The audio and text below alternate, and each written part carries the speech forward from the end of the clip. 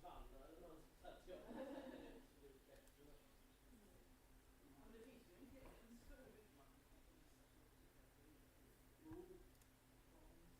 Det är ändå de tar ju ändå något där i 30 minuter. Jag tyckte det var lite för högt. De tar 95% av väljarna har ju någon form av röster på partiet som vill att man ska sänka priset på bensin.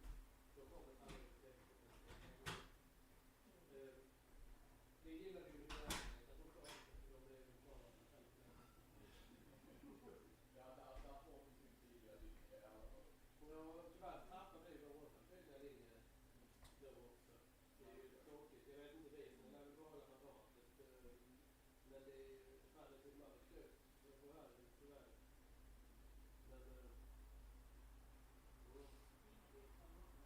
Men nej, men det är farligt att ingen vet vem det är och gör. Alla tidningar reportage om att ingen vet vem det är. Det var ju fått ett hela tidningen. Säger jag, ja, 4% väljer, vet inte vem på här kan vi vara. Det är ju gratis, det här är räknat. Det är andra världskriget. Ja. Men det är ändå så sjukt. Folk vet ju inte heller till vem som är språkare för Miljöpartiet. Nej. Alltså det visste inte alla det för 10 år sedan. I alla fall vilka som tidigare och språkare för hela tiden. Det känns ju så. Jag tycker också att det känns så.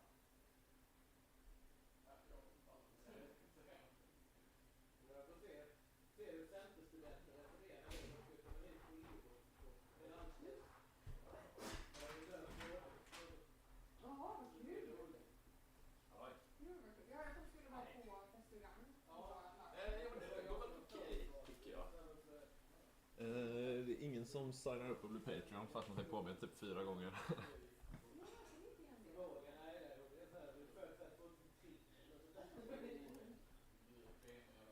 Just det. Har du gött brorsan? Oj, så.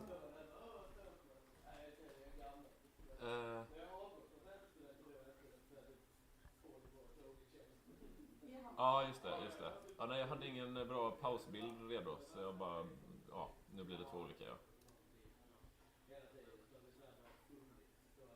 Ja, jag har kört igång det nu.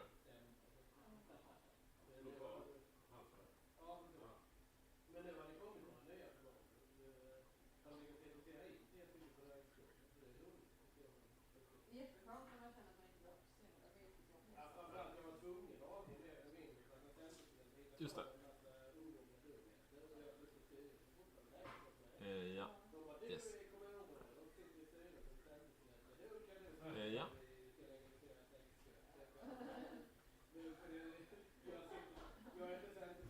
Ja, precis. Vi fick han Matt Wares blev Patreon nu, såg jag. Men det är det när man spelar. Jag känner igen namnet. Ja.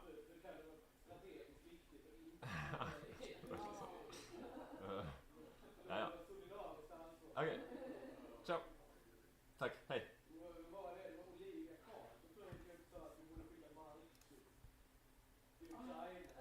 Efter det tredje motorförsöket. Så nu är det dags att passa på. Det är lite större geopolitiska saker. Jag har spelat mycket War Survivor, så det är klart att det hade hjälpt några amerikanska tankdivisioner. Det är ju mycket annat. Det har vi sett i våra grejer. Det hade inte varit bra för att se. Nej, det hade väl inte.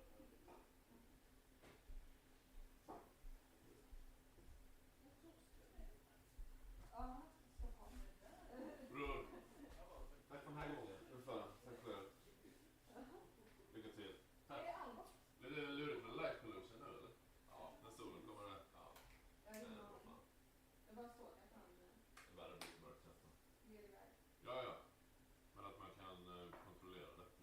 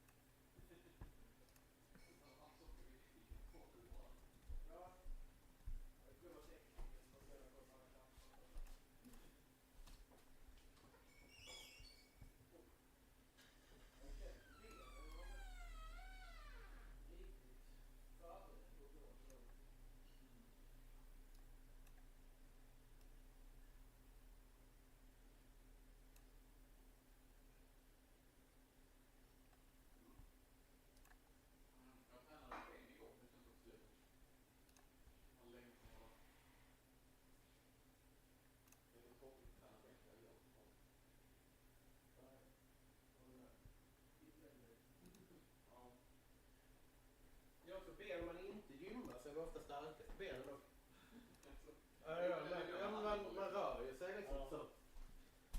Framförallt om man har ett stillasittande jobb så är det triceps liksom. Det tränar du inte. Har man så underarmsmuskler och bara klickar så här? Ja, lite. Jag vet inte vilka muskler det är man tränar minst i sitt dagliga värv. Det är typ såhär lats och sånt. Lyfta tyngd över huvudet gör det sällan. Om du inte är på gymmet och du har ett kontorsjobb.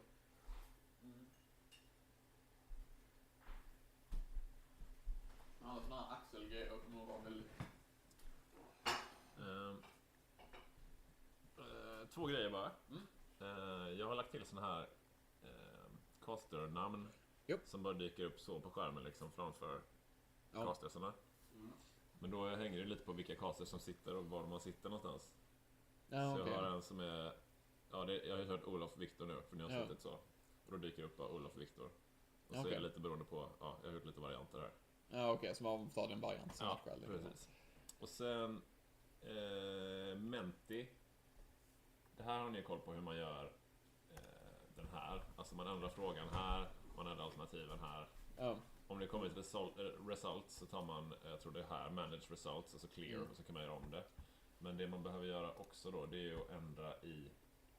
Jag ska bara se så inte byter över. Så. Den här, som är en liten sån textsymbol, och det står Menti. Den måste man ju edita så att frågan blir rätt. Nu har jag tagit den här Would Allies break through in North Africa. Jag tänkte vi kunde dra den sen. Men där behöver man ändra den då. Och annars så har man den bara maximerad så här så dyker den upp när man trycker där. Så kommer den först. Resultaten sen alltså.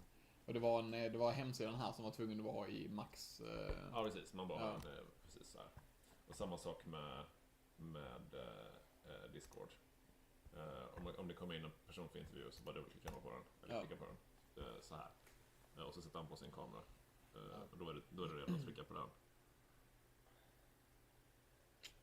Japp. Yes. All right. Det var väl det.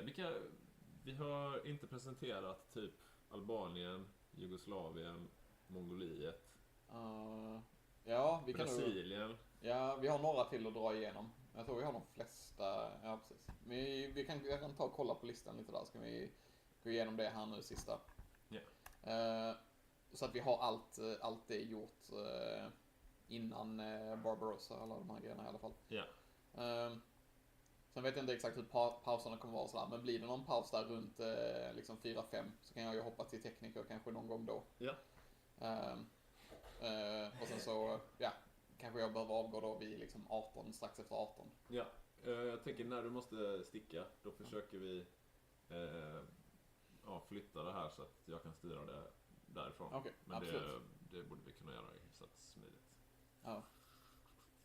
Vända skärmen, ta med streamdecket och så liksom. Det finns ju mycket plats där liksom. Ja, precis.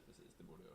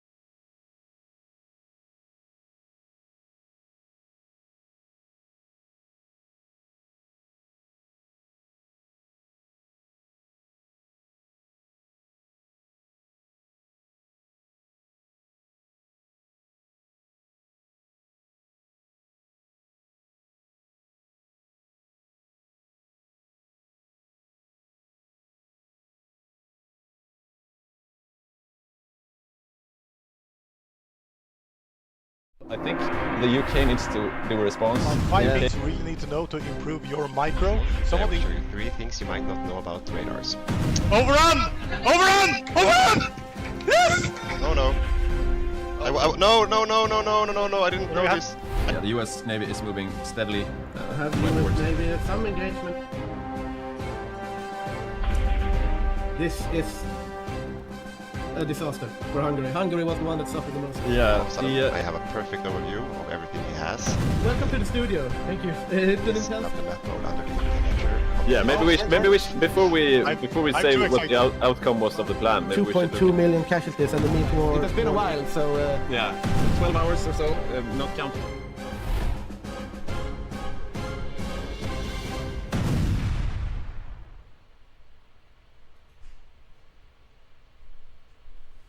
Hello and welcome back to this Hygge Grand game all along the Crow's Nest on this 1st of April 2024.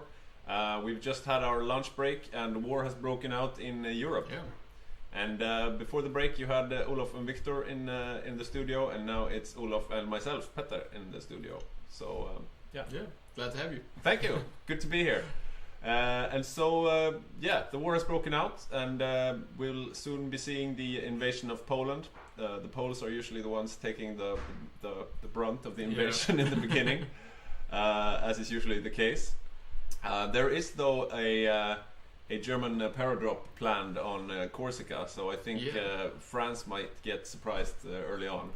Yeah, and that's going to be very interesting to see what they're planning to do with that little strategic tidbit. Yeah, we've seen it sometimes before, because from Corsica you can jump straight away to North Africa, and from there you get to occupy parts of French North Africa before Vichy forms. So you get a small edge that way. Yeah. But before we get into the game, we have a little raffle, a little draw. So from all our patrons, paying patrons as well as free patrons, we are going to draw a name here, and the person that I draw will get a free DLC for Hearts of Iron 4. So I'm going to draw a name right here, and the name is David. Congratulations, David. Congratulations. There's no last name, we only have one David as patrons. We will do another draw later this evening when we have our second break. And that break will be right before the breakout of Operation Barbarossa. So if you want to take part in the next free DLC raffle, just go into patreon.com/HyggeGaming, and all you need to do is sign up as a free member, and you can get to join the draw. Yeah. So the game has started, but not really started. We are waiting for some players to join. I think the Albanian player, very important country, is joining up right now. Yeah. Usually it can take a little bit while to get everyone back in the seat, so to speak. Yeah. So before the break, we heard about the very exciting Allied plans for North Africa. As soon as Italy joins the war, they plan to go on an all-out offensive against Martin's Italy, and it will be very exciting to see what happens. Especially since we have Germany going for the paradrop and then the earlier advance into Northern Africa. Both sides having large plans in North Africa. Yeah. It's going to be a slugfest for sure. Yeah, definitely. We will see the UK played by Algot, who will be joined by Badger on Canada, his tanks, and South Africa played by Oscar Eriksson will also join, I think. Maybe we'll see some Raj troops there as well early on. I think we should do a bit of a vote. How do you think the Allied push in North Africa will turn out? Go to Menti, you will see a code on the screen very soon.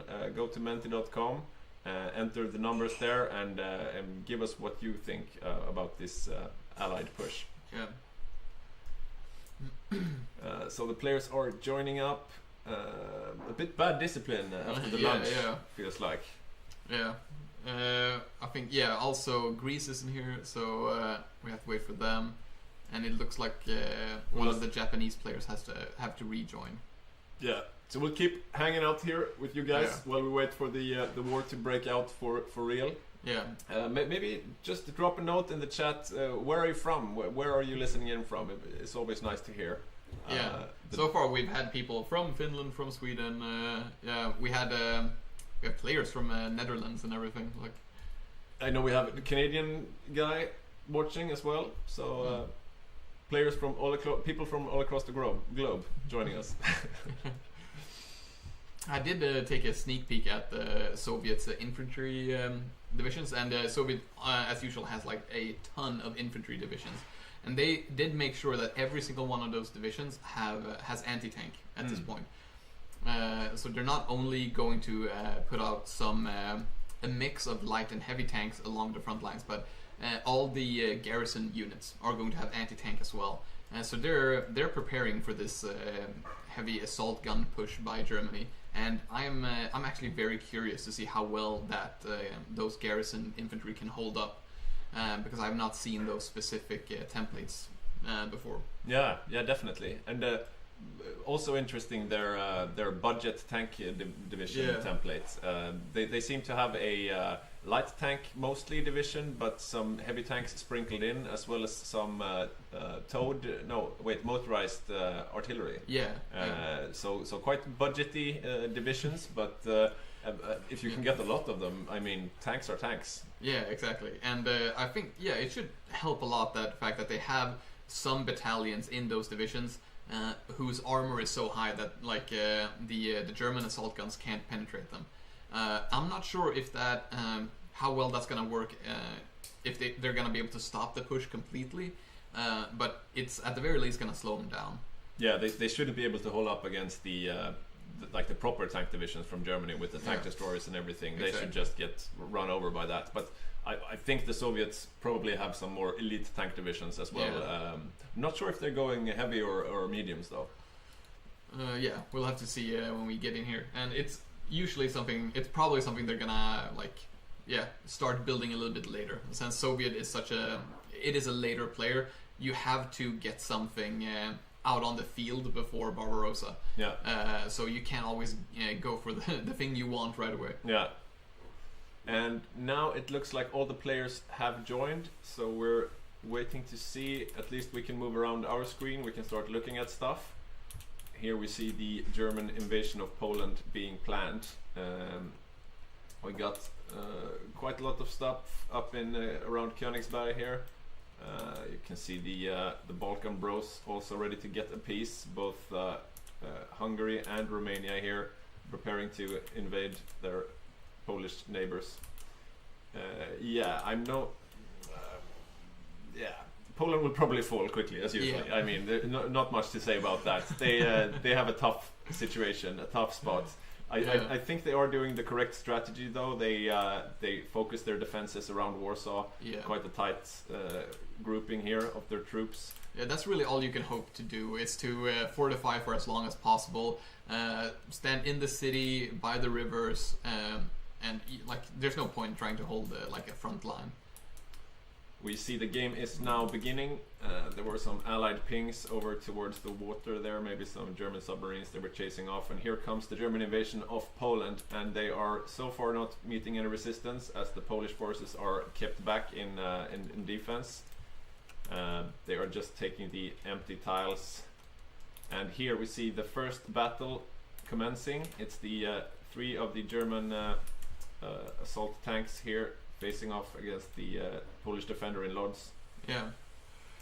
And simultaneously they're moving against the Benelux. Oh, that's interesting. Both at the same time. Yeah. This is a really quick German strategy. Usually you like to do Poland nicely and calmly before you start opening up in the west, but no phony war this time. They do have some assault guns here as well, and we do see, are those the Falklandsjäger up there? Oh yeah. Yes, alright, so they're banking on those being along with just a few divisions of tanks being enough to push through here, which, I mean, they probably are. Yeah, Thomas on Holland is defending all that he can with the little he has, but the German assault tanks are making quick work of his defenses. They have now taken Amsterdam, and his last defenders, I There we couldn't go. even finish the sentence. That's Netherlands gone. But he Yep. keeps fighting, of course, as the Dutch East Indies. So Yeah. he's not out of the game. Far from it. Let's now see what happens to Belgium. I think I can guess. There goes Luxembourg. Yep. And let's have a check over in Poland. Warsaw is still standing. They are Yeah. defending as well as they can, but you can see here from the German point of view, only green bubbles. So The tanks have not really tried to push Warsaw yet, so they're probably gonna just try to do the complete surround and then push in. Yeah. Simultaneously, we see here from the south, it looks like Bulgaria is going for a type of assault tank as well. They seem to be doing well against Polish defenders. Yeah. The real question is, will they be able to get to Warsaw before it falls? Yeah, that's a tall order, I think, because the Germans are right there. Yeah.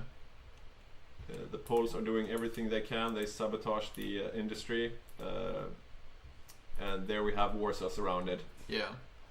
And yep, there they start to push. So we have the results for our poll on Menti, how the North African push of the Allies will go, and we'll see the results on screen in a bit.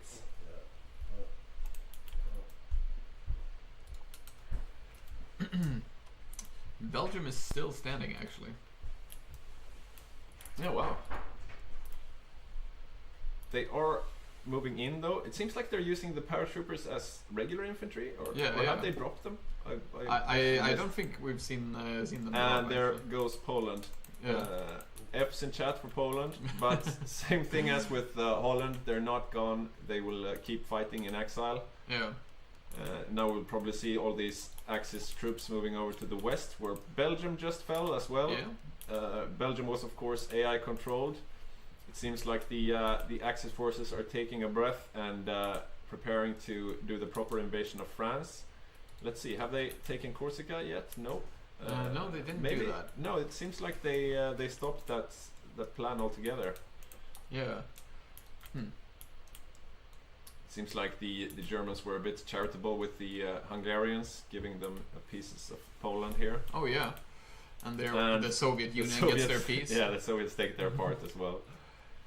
I am curious how quickly they are going to move against France here. Oh right, now we have the results. Will the Allies break through early in North Africa? And the majority of you think yes, they will. That's interesting. We will see when Italy joins the war, and they have to join the war latest 1 year after the war starts, but they are allowed to join the war earlier if they want to. Yeah, and I think it's going to be really interesting. It's going to come down to Canada's artillery there in the northern Africa. If they have enough soft attack and can just have enough supply movement and everything to actually push, because even though you can defeat the enemy, you have to be able to push in North Africa, and that's not always easy. Yeah.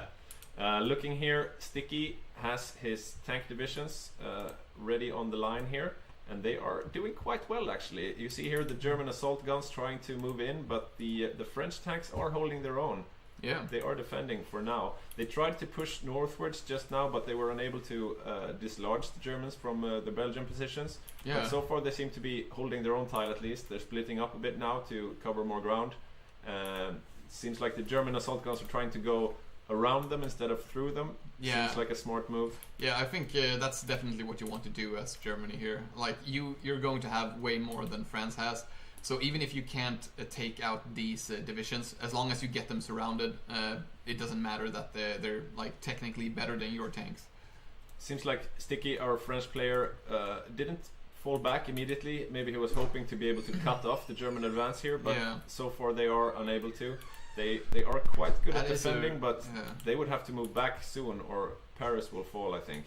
Yeah. But it seems like the Germans are more focused on taking out these tanks than Paris. Yeah, and it seems like they might actually be able to do that, and that would be a huge loss for French. We have 5 of them encircled right here. That is not how you wanted this to go. Yeah, this is the second time. And they're dying. Yeah. And of course, France is expected to lose, but I think he was also expecting to do something more with his tanks before they died. So he still has 5 of them here. Yeah, and they'll be difficult to get rid of. Sure, like unless you can encircle them again, but like even the best of tanks won't survive being encircled. Yeah. And it seems like it's the only troops that he has to use, so Yeah. he doesn't have time to recuperate their organization or anything. They're just constantly fighting and slugging along the border there. So Yeah. Paris is still holding up, but it's mostly because they haven't been attacked yet, I think. Yeah, I think it's the same thing here. They want to surround the city before they actually go. And another surround. Oops. No, I think just 2 of them remain now. 2 of the tanks. This 3 got overrun. I really liked the thought, but it didn't quite work out as well here. Although we've seen France fall faster than this. Oh yeah, definitely. This is not the worst France. Yeah, nowhere near. We're seeing France hold out a little bit against a very strong Germany here. Yeah. And it's sad because I feel like this surprise tank had like a lot of potential. It just you can't get encircled. Yeah, and of course, if you put in a heavy tank into the template like this, you get some more armor, but also your speed is capped to your slowest unit, being the heavy tank. So you make the entire division a lot slower for a few points of armor. So that's the trade-off. Yeah. We see Blitzkrieg ended for Germany there. So if you had at this point had all your armor divisions still left, like that would be amazing. All right. Paris has fallen. Yeah. Paris has fallen. Let's have a look at the surrender limit. Yeah, it shouldn't be too long now. Here we have France. There.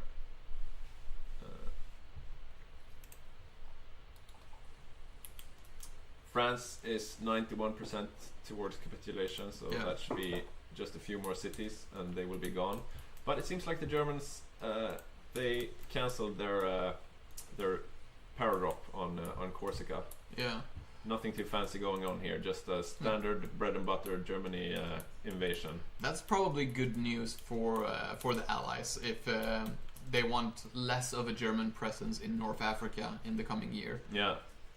Let's just zip over to Asia and see how the China war is doing. It seems like it hasn't moved a lot since we last looked at it. But they should still be on the last wave. Yes. Yeah, 3rd wave mobilized.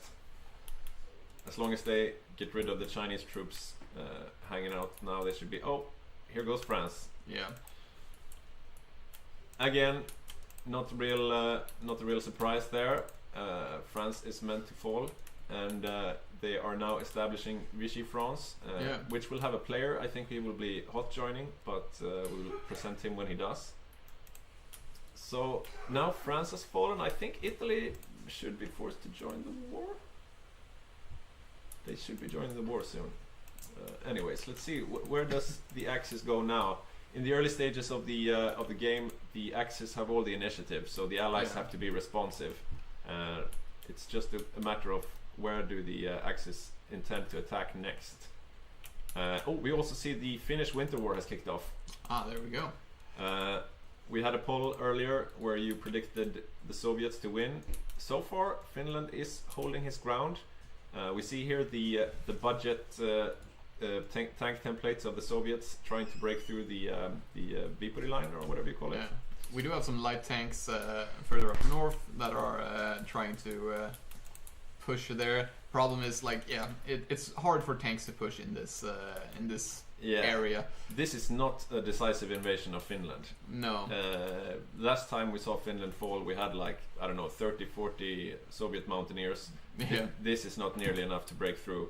The Finnish troops are Space Marines in this mod. They get all kinds of crazy and they're not pushing, so it seems like they're pretty content not to win the Finnish Winter War. They're just going to they're just gonna hold out here. Maybe they were waiting for Mongolia, because Mongolia just joined.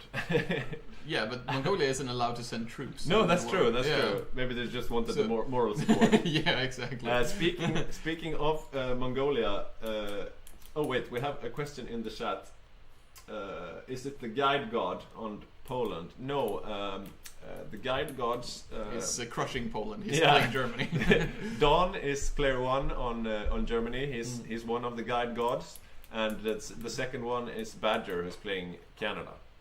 They are the guys making most of the guides. Although Jacob on the Soviet Union has made 1 or 2 guides as well, so he's quite a preppy player as well. Okay, here we see now finally a red bubble up in the north. Will they be able to break through? They're not winning decisively at all. No. So yeah, we'll see how well this actually goes. So far the casualties are equal. And for newer players as well, you can win this war just on casualties alone. So if the Finnish player just amounts to like enough Soviet casualties, they will win.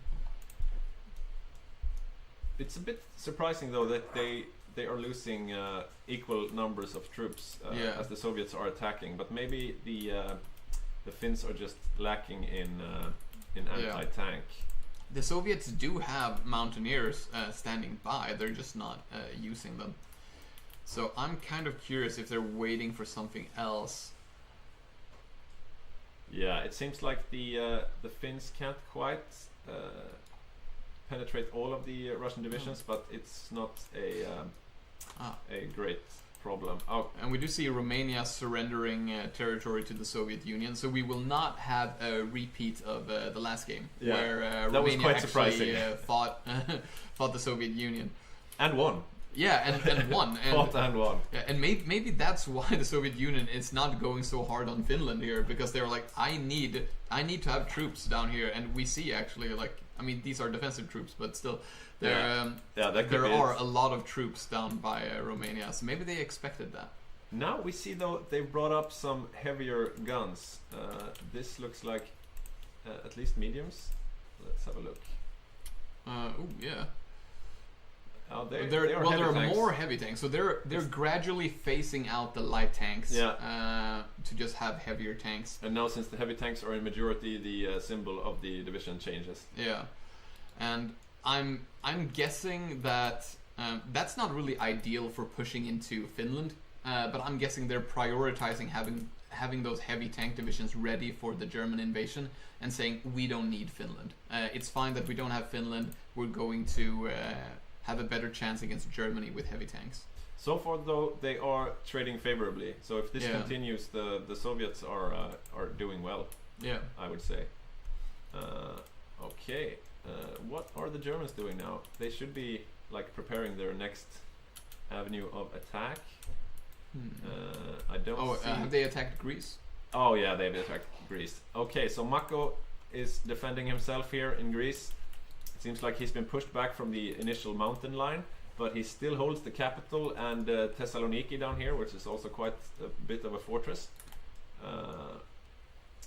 Yeah, you see here most of the Greek army here. We have these skull symbol divisions. Yeah. Quite a standard, what is it, a 20 width, good for defending. Yeah, with some light artillery and And right now they are holding against the combined Axis armies. Yeah, really showcasing the point here that a tile only has so much combat width. So even if there are a bunch of tanks and different infantry and stuff attacking, they can't all attack at once. You can only use so many divisions. And if your divisions are good at defending, a small amount of divisions can hold off really a whole lot of units. As we can see right here, because we have Germans, Romanians, Yugoslavians, Bulgarians, Albanians. Everybody wants to kill Greece, but Greece does not want to be killed. No. Is Yugoslavia a part of that?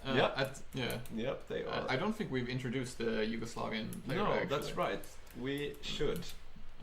So on Yugoslavia we have Ewell playing his third game with us, but it's his first time on the Axis side actually, and I don't think we've seen Yugoslavia really become the powerhouse that it can be in the previous games. No. So it'll be interesting to see if he can accomplish that. Yeah, we haven't really had them as a player nation in a lot of games. Yeah. And when we have, they haven't really made much of a difference. Yeah. Let's see if we can get a clue of what his main divisions are. It looks like he's going for Marines. Quite beefy Marines. Yeah. He's going Marines as well as Romania. It looks like now he's going to do a sneaky naval invasion here on Corinthos. Yes. And I know for a fact that Dan, the guide god here, has specifically said that he has plans for Yugoslavian Marines Interesting. Yeah, we'll see what maybe they're supposed to help Italy, since Italy usually has a bunch of Marines trying to do stuff in North Africa. Yeah. Right now they are having a bit of a headache though, because the Greeks refuse to surrender this tile. Yeah, Mako is doing a good job holding on to Greece. Definitely.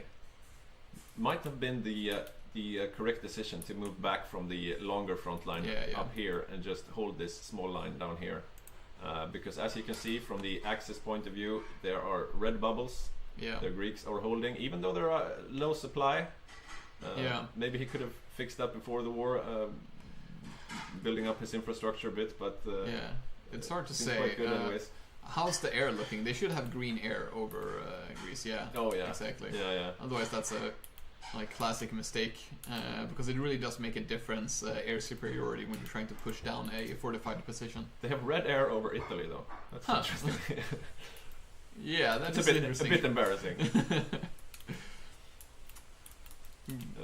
Yeah, he's still holding. He's still holding here, Mako. Let's see if the Yugoslavians could break this deadlock with a naval invasion. They have 3 Marines here that we saw earlier. Quite good templates. They are ready to invade here, and that would split the remaining Greek provinces in 2. Yeah. Finally, they have a green bubble here, but it turns red, yeah, red again. It's not gonna last, and this is the reason it's good to have so many divisions with lower combat width, is that when one goes down, it goes back, but another one can just replace it. Yeah. And the tile is never without troops, and so you never lose the tile because the divisions keep replacing each other. Yeah. In the Finnish Winter War, we actually see Finland's casualties going up. So it seems like the Soviets are content to not push territory, but they probably want to win just by casualties themselves. Yeah. Let's see how the casualties are looking. Yeah, Finland is losing, but although a bit slowly. I mean, he is a new player and he's facing a really strong Soviet Union, so I think he's doing great. Yeah. Really kudos to him. So Italy has joined the war, and that means it may be time for the Allies special advance that you voted on before. It seems like they are holding off for now, but they are standing there by the border. At least some of them. Here we see them moving up. The Canadians and the South Africans. Yeah, they're moving up to the border. And is that Australian? Is that Marines? No, New Zealand Motor Division actually. Okay. Yeah, he was going for light tanks as well. All right. We haven't actually presented New Zealand. We could do that a bit quickly maybe. On New Zealand we have Jonathan Sarge, who is a quite experienced player, funny guy. He knows what he's doing, and today he's doing a light tank build with quite heavy soft attack. I think the plan was. Yeah. Yes, China does still stand, by the way. Yeah, let's have a quick look over here. Yeah, China does still stand. I think.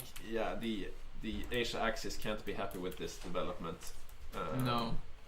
So yeah, especially since the other side of the Axis are having such a furious tempo, and Japan is not really keeping up. Yeah, so we have a quick hot join here. It may be the Vichy player joining. Maybe you could have a chance to see the cat cam while we wait. We have Ulla the cat just rejoining us here. She had a bit of a break from streaming as well. And this is interesting with the Greek situation, because we've had a Greek player maybe once or twice before, but usually we don't have the strongest players playing Greece. But now we have Mako, who is a really good player playing Greece, and as we can see, it does have consequences. Exactly. For the game. And Greece is a tough nut to crack, because even when we've had very inexperienced players on Greece, they're usually able to like hold an island or something, which may not be the biggest deal in Europe, but it's still annoying. And here we see Mako holding on to a lot of his territory. Yeah, and in our mod, as soon as Greece capitulates, the same way as with Poland, for example, they get some off-map factories and they get to keep on playing in exile. Yeah. They also get to keep, unless they are naval invaded, they get to keep Crete. And they are also allowed to save, I think, 4 divisions on Crete. The rest must die defending the mainland. So South Africa did crash. okay, so that's why we're waiting. And that's really annoying for the Allies if they were indeed trying to push immediately in Northern Africa. Yeah. Because South Africa is one of the key nations of pushing there. So yeah, we'll see if they rejoin and start to push immediately, or if this has changed their plans in any way. Yeah, and we're just about to see if their plans will work or not, because on paper things might look great and good and dandy, but you never know if that plan will work until you actually make contact with the enemy. Yeah.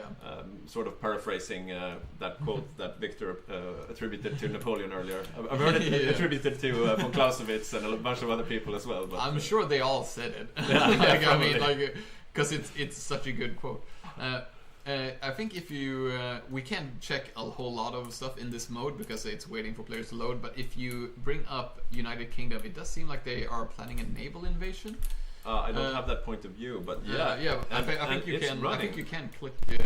You are correct. Yes, it actually is running. Yeah. Here we see 7 divisions, Operation Clipper. This is Algott's plan. So apparently the rest of the allies were like, no, don't do it, just defend. And Algott was like, no, I am the UK, I decide. And he's forced the other miners to join him. So they're going for a do or die offensive here in North Africa, and the community believes in them apparently. 67.5% thought that they would succeed. So I don't actually think we've seen a naval invasion from the ally side to this point of North Africa, at least not in any game I've played. I think but it must have been a long time ago. I think.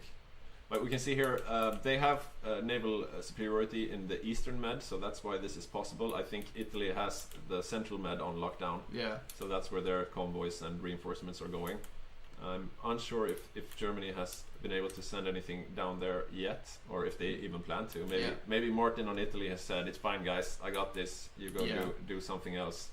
We did see Italy reinforce quite a bit with both railways and ports in Northern Africa, so I'm expecting Italy to put a lot of focus on keeping this territory. We can see he's built up some forts here on the border, and we saw earlier that he has quite the concentration of troops there as well. We're still waiting for a hot joining player here. Not much going on other than that, but the China War. So a long China War means you don't get the Chinese factories and manpower and whatnot until later. But on the bright side, though, you do get more experience and stuff. Experienced generals, experienced troops from just slugging it out with the AI. So I guess that's a plus, but in the main, I think it's not really a good thing. No, here we especially it's kind of boring for the Manchukuo player who wants to get going. Here we see the naval invasion. It's already running, and there are Australian troops and Indian troops, as well as the British Marines leading the way, along with some regular British infantry. This is quite a beefy naval invasion. And a large part of the United Kingdom's navy is here in the Eastern Med to defend this. And they are about to make landfall. They are aiming next to the port. This is a risky strategy. They do have a green bubble on the port, and they are about to land next to the port as well. Yes, and the Axis are reacting in Discord to invasion at Tobruk. Are you hearing the Discord? Yeah.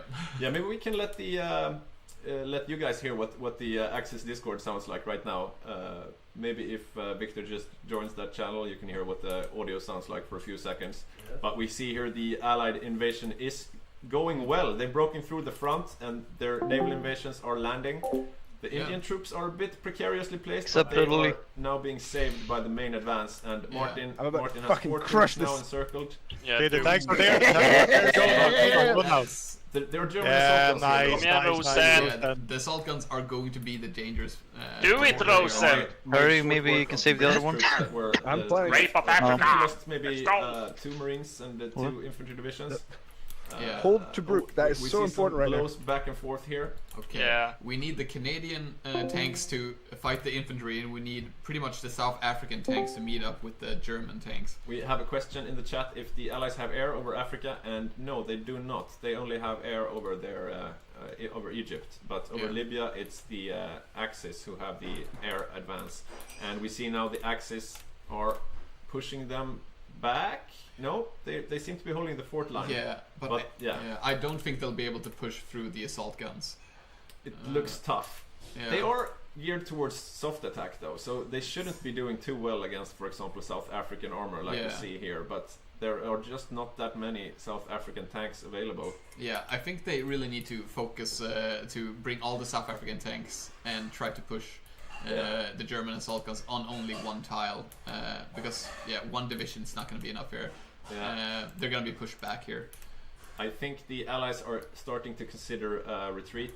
It looks like they are heading back slowly, but they want to do this carefully so they don't lose any tanks. That's the most important thing. You can always recover lost ground, but lost tanks takes a long time to recover, especially if you're South Africa or Canada or New Zealand. Yeah, and while this is happening, the Soviet Union has pretty much broken through in the Winter War. They've pushed the tiles. The Finnish casualties are way above the Soviet ones. Yeah, couldn't the Soviets just press a win button at this point? I think they could. They might be like just wanting to get more experience. In any case, I think the Finns should surrender right now. They are allowed to surrender, which means they will lose a bit of territory, but what they really need to not lose are their troops. Yeah. So they should really surrender as soon as possible because they're not winning this. Yeah. And how is Greece doing? Greece is still standing. The Axis managed to take that tile with the air base, but now they're just stacked here. It's like 40 divisions taking heavy attrition. Mako is just hanging out in the sunny Greece. Yeah. Yeah. This is not well played by the Balkan Bros. That's way too many units. They're destroying each other's supply and making it more difficult to push. And so they're attacking one at a time. Yeah, Mako is loving this. Yeah, he's actually doing a counterattack right now, and he's winning. Let's see here. Yeah, the Germans are pushing the Allies back in North Africa, and there comes the peace in the Finnish Winter War. Well fought from the Finnish player, though, seeing as he is completely brand spanking new. Yeah, absolutely. The first time playing against a human too. Like that's well done. Yeah, yeah. So the Germans just pushed the extra supplies button to get some last oomph out of their offensive, but they are about to run out of supplies as well.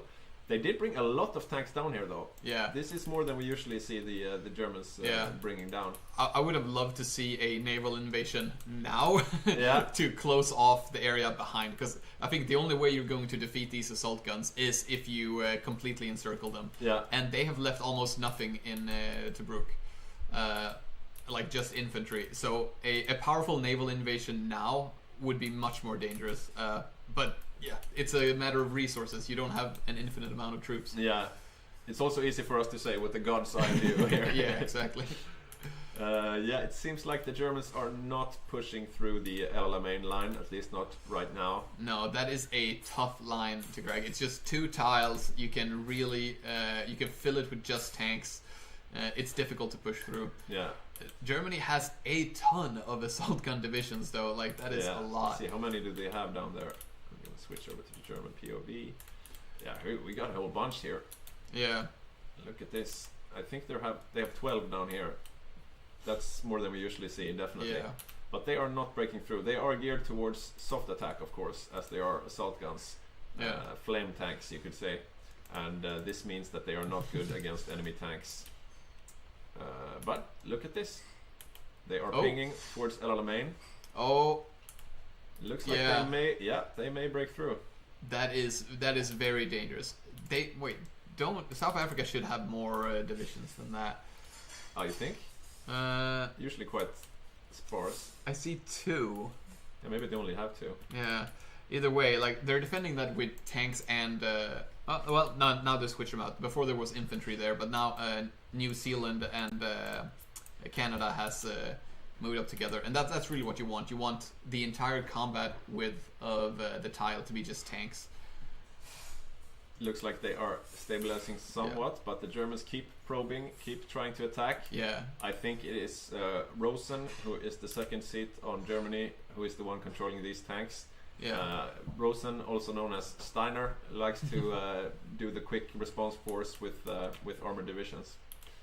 Let's see if Greece is holding. Greece is holding. Yep. I think they need to try something else soon. Yeah. Let's see. Will we see a naval invasion? Either they stop their old naval invasion, or they start planning a new one. Maybe because there is a port here and they need a port. But this is, I think Germany is giving a piece of his mind to the Balkan Bros right now, because they should be able to take out Greece. Yeah. And maybe like he probably could. I'm not sure how good the assault guns would be there. And we see them push into El Alamein. They have El Alamein. Oh, that is that is disastrous.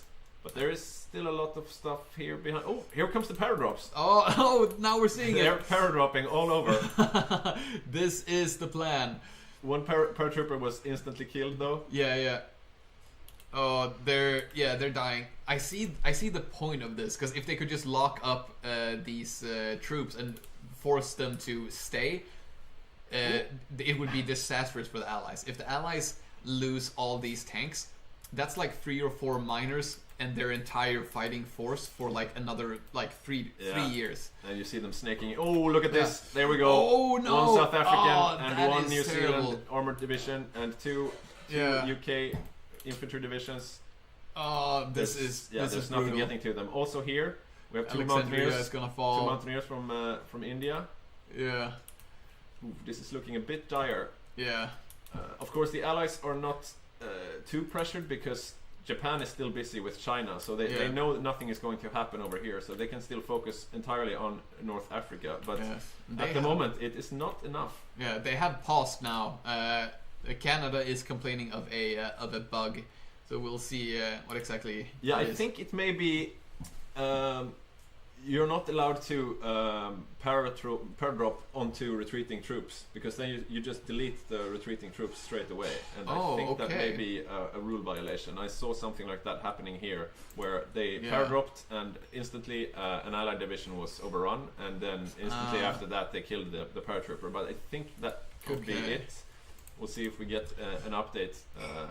I think that would be interesting though, just because Dan is the one doing the paradrops, and he's well acquainted with the rules. Yeah, he's part of the central committee, and he should know better. We'll see what happens here. We usually solve these things quite amicably though. We rarely have too heated rule discussions. We'll see. The next guy they do together will be super passive aggressive. Let's see if Victor can figure out what's going on. Maybe he can give us a hint. And we're waiting for a hot training player in the meantime. They're switching around main controller and so on. So yeah, looking at the map in the east. In the east, the Axis haven't really awoken yet. We'll see how big a problem they will pose to the Asia allies. This is a very late China war, even if they manage to capitulate them tomorrow, which they won't. No, and this is just giving the British Raj like a whole lot more time to prepare. Unfortunately, though, most of his troops are in North Africa right now, dying. But hopefully, he has some still left for later. And same thing with like since we see both like New Zealand over here as well. If New Zealand loses a lot of troops, that's really going to be a weaker Indonesia for Japan to conquer. Yeah. Soviet is available for interview, I think. That would be interesting, actually. We can see what the Soviets are saying, and hear Jacob gloat over killing the new player on Finland. Jacob volunteers for an interview straight away. It's like, great success!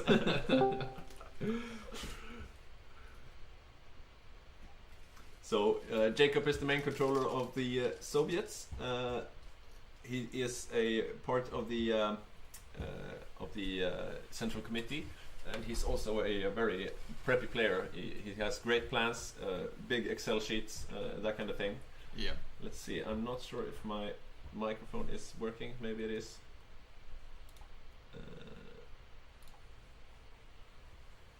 Do I have push to talk or anything, or can I just speak? Okay. Let's see. We're still waiting for Jacob to join for the interview, so we'll keep talking on in the meantime. Let's see. Someone's chatting. No, it's just yeah. So earlier by the lunch break, we had a free DLC raffle, and we will have another one later on before Operation Barbarossa. So if you want to join and get the chance to win a free DLC, all you have to do is go to patreon.com/HyggeGaming, and you can become a free Patreon member, and you will get to join the raffle. We will put your name into this big jar right here, and yeah, you can be a winner. Okay, we're still waiting for some hot joining players. We're waiting for Jacob to interview. There's a lot of waiting going on. Yeah. Yeah. But waiting is a part of Hearts of Iron. It's a part of war, really. It's a part of war, yeah. Hurry up and wait, right? Yeah, exactly. We see here, yeah, the spots you see here that are Germany occupied by Germany. Those are the sacrificial paratroopers who just dropped into. They did not accomplish a lot. They died surprisingly fast, I have to say. Yeah, but I mean, they were the minimum width, like 10 width. They did their job, just so confusion and. Yeah. I mean, if you drop them on a railway line, you can completely break off enemy supplies. Yeah. So it's really a viable strategy, but mayhaps they use them in a non-allowed manner if they drop them onto retreating troops. Yeah. Because would that work here though? Just because they still had Alexandria and they had like naval control of the waters, so I'm guessing they would not be out of supply even if they cut the railroad. Oh yeah, sure. I mean like that. Yeah. But for example, if you cut the railway line from Alexandria, for example, or hypothetically. So the game is starting up. We're still paused, but now we can see what's going on. We see the Allies here in full retreat. They are trying to salvage what they can. Canadians are moving off towards the Sinai. You see here the poor South African division about to get it. But the question is, how many of the Canadians, how many of the New Zealand divisions will manage to get away? Because this is really all the armor that the Allies have at the moment, until the US builds some more later on. Yeah, exactly. So and these are minors, so they can create powerful divisions, but they don't have the resources to just build a whole lot of them. Yeah. So if these die, it will take years until they have these divisions again, and that's going to be a real downgrade in the fighting force of the Allies. Definitely. So here we see, for example, the two tank divisions of South Africa. One of them is guaranteed to die. The other one is not looking too good right now. He may get cut off and killed. We'll see. Yeah. Right now, it's really a matter of covering the retreat so that the tanks can get out.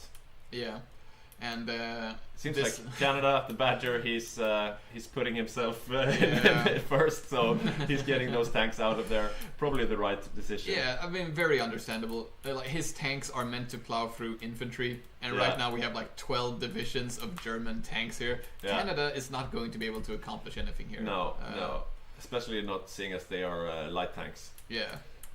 So it looks like Mako on Greece has made a second type of division, even more elite than the first. Greece is doing way too well if he can mess around with making new templates. These are 30 width, so these are for attacking with. He's probably preparing his counter-attack of the Balkans. But what are the Balkan bros doing? Unless they take care of Greece, they can never hope to take care of the Soviet Union. Yeah.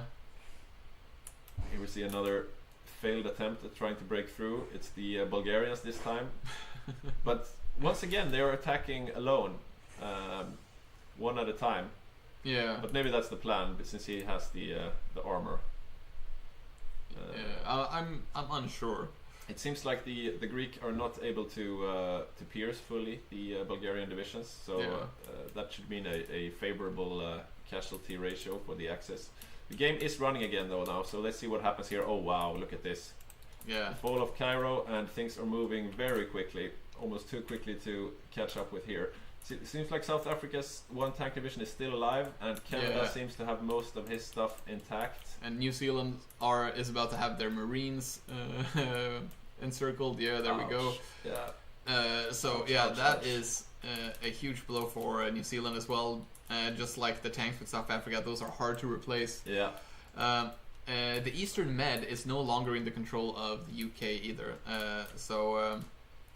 This is a dangerous position for the Allies at this point. Yeah. And I think it's pretty safe to say they're going to lose North Africa. Yeah, I think it's very safe to say. The question is how many troops they lose on the way out. You see here again, the Germany is dropping paratroopers just to cut off the retreat of the retreating Allied players. And wow, this is a lot of Allied forces. This is what they wanted, and that's a lot of Australian troops as well. So this is going to be great for Japan. They might have had a slow start, but their primary opponents in Indonesia are going to be significantly weakened by this. Yeah. So I'm not sure if we have Jacob for an interview yet.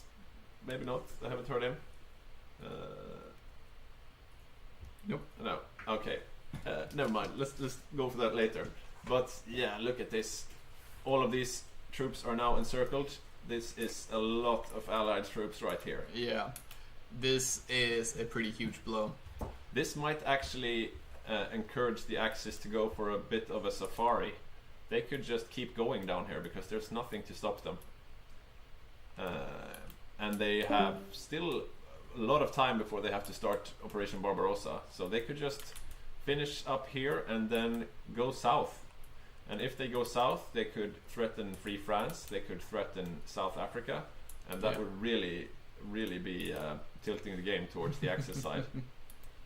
Ouch, we see here New Zealand. Yeah, more divisions. He's still alive though, but he's out of supply, so he's not moving very quickly. He's not gonna last. Yeah, he's not gonna make it. This is rough for Hygge on New Zealand. I think everybody now in the Allies is cursing Algot in the UK for his offensive plan in the beginning. It really backfired, you could say. Yeah. So the Canadians and some Indian troops, as well as the remainder of the UK troops, are retreating towards Iraq, which is still in Allied hands. And this is a good corridor to hold, because this becomes Vichy France, as you see. But Vichy has not joined the war yet. They will join later on, so this is neutral territory, which means the only way for the Axis to pursue is through this little corridor here. Oh, and we are paused again. We have a hot running player. Yeah. Not sure who it is, we'll see. They did manage to take Athens in Greece, actually. Oh wow, that was a naval invasion. Yeah. Nice. So that was Romania coming to the rescue here. They finally figured out they couldn't beat him head on. Yeah. Yeah, let's see. We have some hot running there. Okay, yeah, and they've taken Thessaloniki as well. Yeah. Okay, so Greece should surrender any second now. Yeah, and Mako has done a terrific job holding this though. Yeah. So we should let's see which divisions he has on Crete here. It would have been fun to see him hold out though, as the last Allied outpost in the Mediterranean, surrounded completely by Axis. But let's see how long he holds out on Crete, because that will be his new capital, I think, if he capitulates here. And he is allowed to save at least 4 proper divisions here, so maybe we'll see him just hang out a bit more. He would be completely isolated though if he does. Let's have a look at the map of China. It looks, they are making some headway, I think. I mean, a few paradrops now could probably push China over the edge. They can't have a whole lot. No, the last wave is mobilized, so and it has been mobilized for a while. They should be approaching victory here any month. Yeah, they're not getting a lot of new troops now. We should get the cat cam up so you don't have to look at the ugly multiplayer lobby screen here. We'll get that sorted for you, so you can watch Ulla the cat, who is the stream mascot.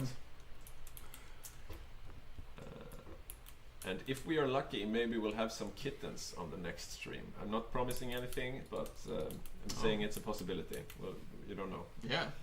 You never know with these things. Yeah.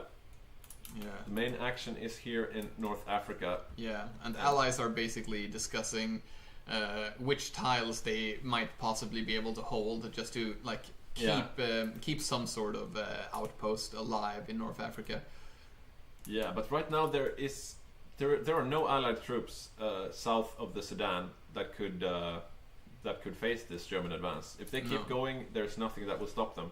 No, I think they need to go back, regroup. They will have to come back here later with a lot more force and like take it from the beginning. They'll have to get rid of Italy from Ethiopia and then just push up slowly. Yeah, I mean, imagine if Japan was done with the China war now. Yeah. Then most of the allied troops here would need to start looking at Singapore and Burma and so on. So they are really lucky that the Japanese are so slow. Otherwise, the allies would be in deeper shit than they are now. Yeah. I wonder how it's going for the US. I would love to see exactly what they had going on right now, because it's always a question of how fast the US is going to be able to join. Yeah. And like we said before, we have slightly newer players on the US and on Japan. You could say they're not new players, but compared to Europe, I think Europe is quite stacked compared to Asia. So it'll be interesting to see what Ivan and who was it? Ivan and Quirkrona. How did they do on the US? Because if things are going bad for the Allies, all eyes turn towards the West. Yeah, it's always come on, United States, you need to come on right now. We need a D-Day now. Yeah. 1940. Yeah. Yeah, way before the D-Day, we're going to see the clash of the United States Navy against the Japanese Navy. And since Japan has been having a slow start here, yeah, that's one hope for the Allies here. Look at this. Here is the big surround that's about to be closed. I don't see them getting out of this. We see here the Spanish volunteer tanks that we talked about before. They've shown up. At the completely wrong moment for the Allies. Yeah, I mean, these 12 German assault guns together with some Spanish volunteer tanks. I mean, what could stop them from going just all the way down to Pretoria? Yeah, just space. Just the fact that it's really freaking far away. that is the only thing that could possibly stop them. But they've been so aggressive here. It is a while until they need to do Barbarossa or anything like that. Oh yeah, they have like a year. Yeah, so they could push through the entirety of Africa. Yeah. And ironically, we actually saw South Africa earlier building forts in Cape Town and Natal because they wanted to avoid being navally invaded. And that is right now not where the danger is. No, he didn't expect the danger coming from land, from the north. Absolutely not. So just looking here at this surround, this is a lot of troops here. If we look at the total number of Allied casualties now it's a bit skewed because in the beginning France and Poland loses a lot of troops, which are not really indicative of how the game is going. But since then they've lost about 500,000 troops, and I think we will see this meter go up significantly in just a bit. Yeah, as soon as this pocket gets eliminated, that's a lot of casualties. Yeah. So the game is still paused, but we are able to look around a bit. We haven't talked about the Albanian player. Let me pull that up here. Who is now Greater Albania. Of course. And that is Alexander B. Has played 5 games with us before. And has played Albania before, actually, which is probably like one of the few people who's played Albania multiple times. Yeah, I guess. Let's have a look at what he's building, though. He's got some infantry, and mountaineers seems to be his weapon of choice. They are just 20 width, though, perhaps meant for the defensive in the east. Was he the para-dropping Albanian player? I'm not sure. That para-dropped Moscow. I'm not sure, but that was a glorious move. Yeah, and it would be fitting for this game where apparently everyone is going paratroopers. Yeah. You see here Greece is 98% towards capitulation, which is close, but on the other hand they only have like 3 tiles to lose. So if they hold those, but they have no supplies left since they lost Athens. So Greece should be falling soon. But very well fought. Yeah, and very well fought of Mako in Greece. We see here the allies soon to be last outpost in the Med. There's actually some Malayan troops. I think that's the AI. Who went over there. But Algot has managed to evacuate some UK troops to Crete as well. And the pocket has finally been closed, so the allies' casualties should have been. Let's have a look. 0.3 mil, pretty much. 0.4 almost. That so is 400k allied troops, a lot of them tanks as well. Looking now at the allied tank miners, how much do they have left? South Africa has 1. It's okay, we have Irish infantry in North Africa. There we are safe. They're going to save this, absolutely. So I'm trying to see what troops New Zealand has, but New Zealand has no divisions. They have no divisions right now? Yeah, they actually lost all their divisions. Oh, that is painful. That is such a long way to come back. This is a nice name for their division, Herder. They do love their sheep on New Zealand, or so I hear. Absolutely. Right, the last tank miner is Canada, and he managed to save at least 3 of his divisions. I think that might be what he started out with. Yeah. And they are angling to defend here in Iraq. Now at this point they're just hoping to hold on to the Middle East. So that they don't have to push that also by the time they do their North African push. Because make no mistake, the Allies will be looking to push North Africa again. It's just a matter of when they're able to do that. It seems like the Axis are a bit conservative though. They chose to not continue south. They stopped right there and went back north. Which I don't know, if they saw what we saw, I think they wouldn't. I mean, what will they do here? Yeah, I'm not sure. Defend against what, really? Yeah. It seems like they will try to break through in Iraq, but this is the best defended tile right now. and there's no supply there. It's so hard to push. You see, just moving up, they run out of supply instantly. Exactly. So that's going to be an uphill battle. We do have a question from chat about Brazil. No, Brazil is not an AI. That's a good reminder. We have not presented the Brazilian player. Yes, Brazil is being played by Andreas E, a longtime member of the community. A dependable player, has played Spain and France a bit, but second time playing Brazil for him. And I'm not sure what he's going for here. It looks like Marines is his weapon of choice. So far, pure Marines. They are Marine Commandos, which means they can land and disembark without the port. Nice. So they are not very strong since they have no artillery, but they are incredibly annoying because you never know where they're going to show up. Yeah. So and they might play a part here in Indonesia, especially since the other miners have been weakened there. Yeah. See what he does. He does have a small navy as well, like fair amount of destroyers actually. So not and 1 submarine. So not going for a full-on submarine strategy. Rather a counter submarine strategy. So we'll see how that works. Probably just to defend his marines as he does naval invasions, I'm guessing. Probably we'll have a look here at these look like anti-submarine warfare depth charges and the like, which is good. You want the miners to either build submarines or stuff that kills submarines, basically.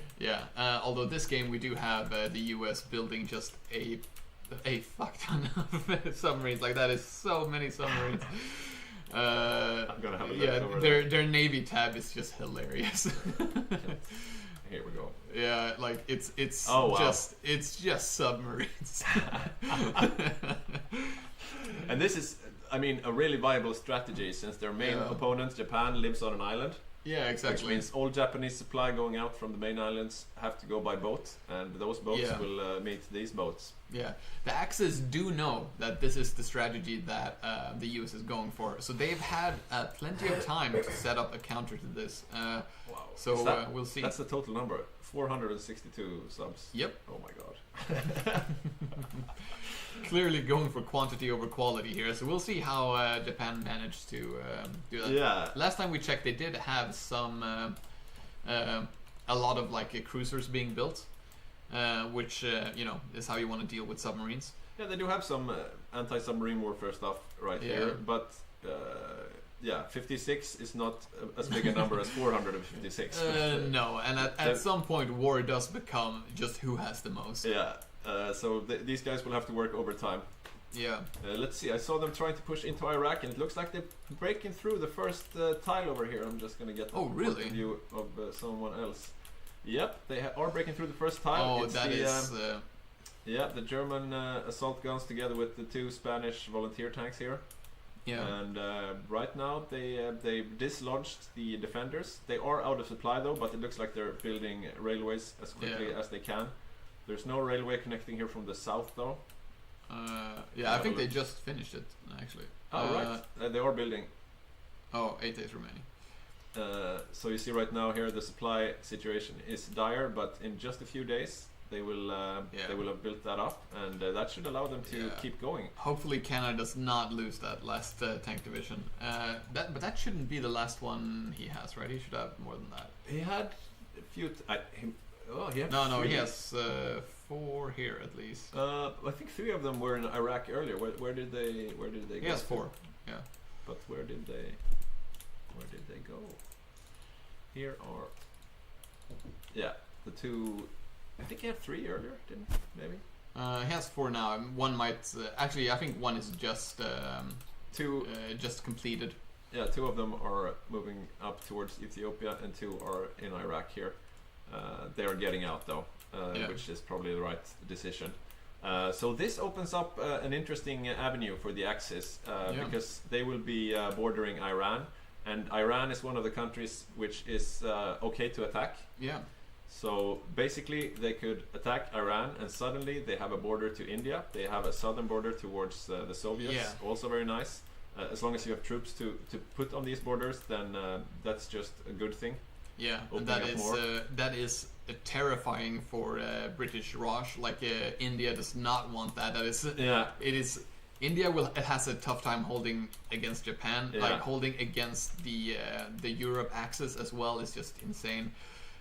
Same thing with the Soviets, really. Like you only want that one front because it's huge and you're going to have trouble filling it out. So this is the one thing to mention though is that the Axis has to man all this territory as well. If you're pushing into Iran, you're leaving the north part of Africa open to be pushed by the Allies. So that is a risky move. And we see the Allies slowly regaining ground here. They are coming back in force. This is an army that's supposed to at least hold for now. But we see the Axis are not interested in pushing too far south. They just have a few infantry here. Most of their troops are still up in the north, and it looks like they are able to mop up Iraq since Canada left. Yeah.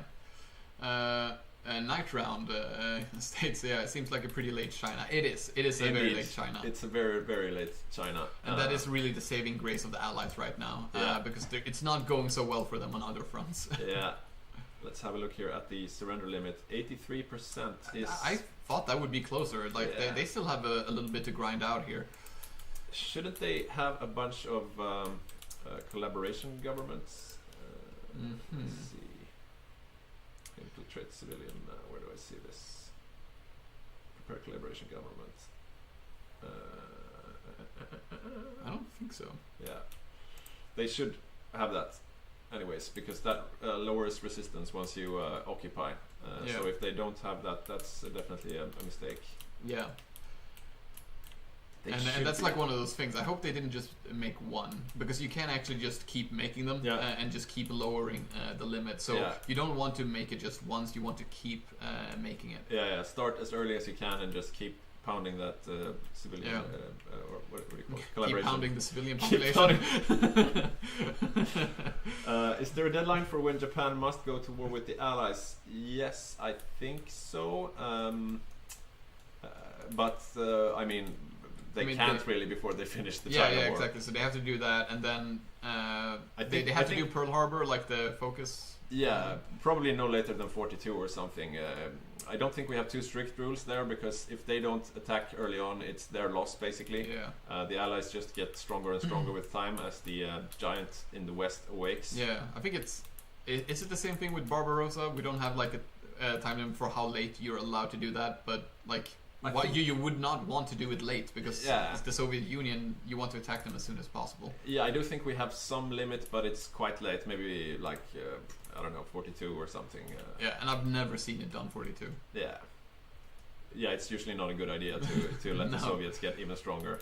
No. So once they've taken Iraq here, what's the next move? I'm very curious to see, because they're still in the driver's seat, and they're still a long ways off to Barbarossa. I mean, they could kick it off early if they want, but they don't have to. I really want them to take Iran, just because even if they don't actually push India or like the Soviet Union with anything through here, just the fact that Iran is gone, it's fallen, forces the Allies to have troops here, which just is so annoying. Yeah, definitely.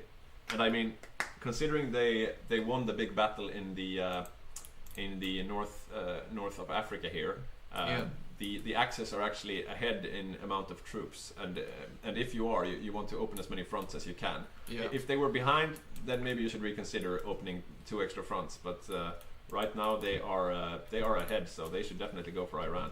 I wonder if we'll see someone justifying. Let's see, where do we see the diplomacy stuff? Decisions? No, hang on. This is good content. Yeah, I'm not sure from the observer's point of view where I would check that actually.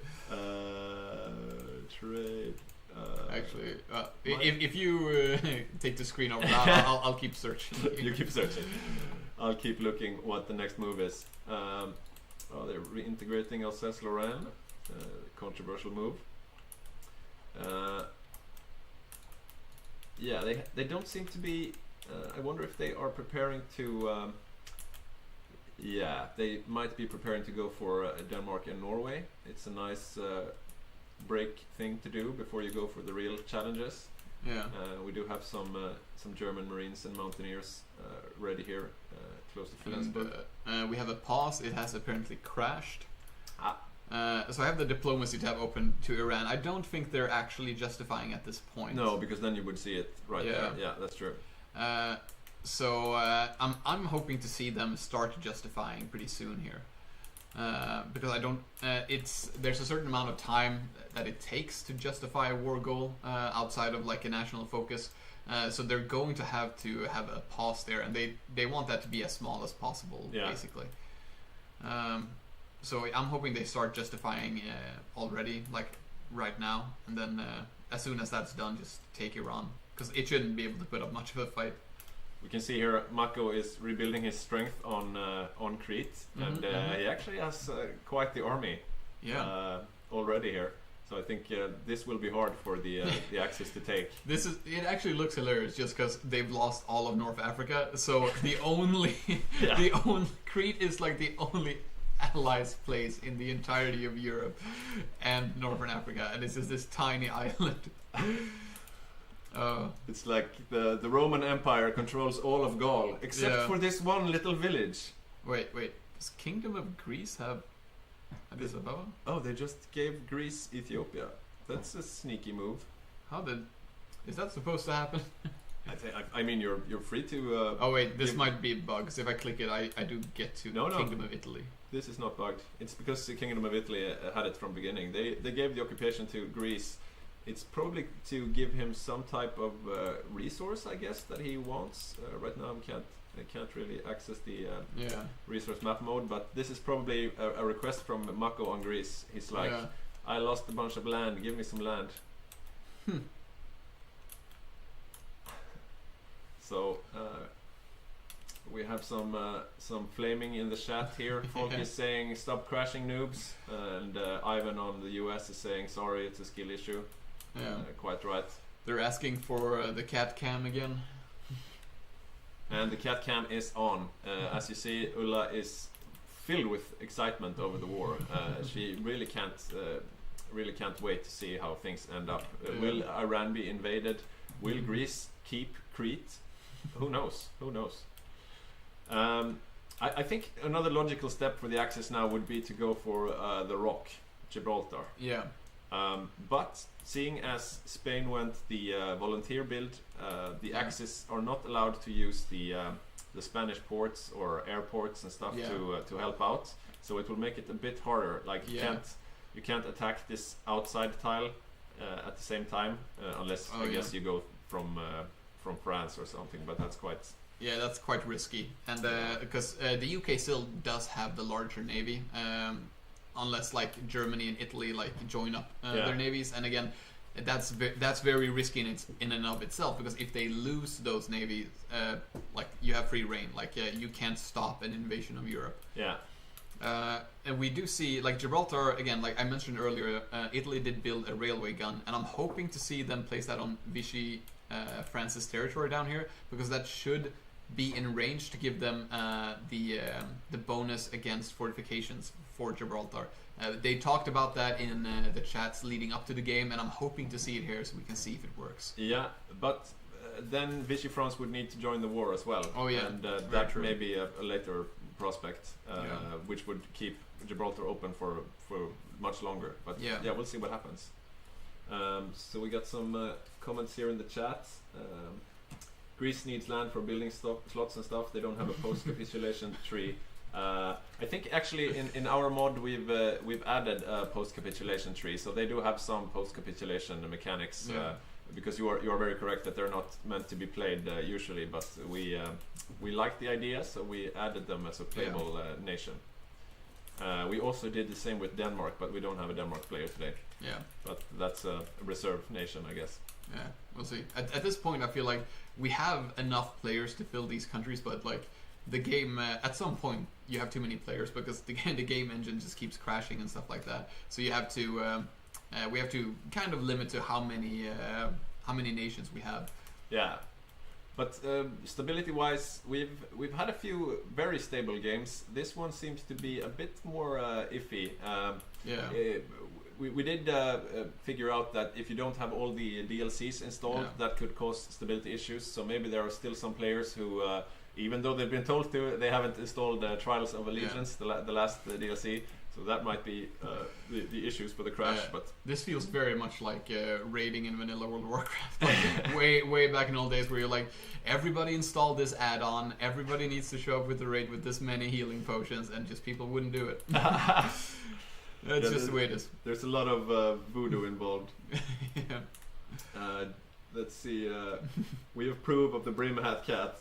Thank you. Yeah, we also love the cat. German puppet Denmark with the new tree works, similar to exiled Norway, but Greece and Albania, really odd ones. Yeah. Huh. Yeah, we haven't tried that one.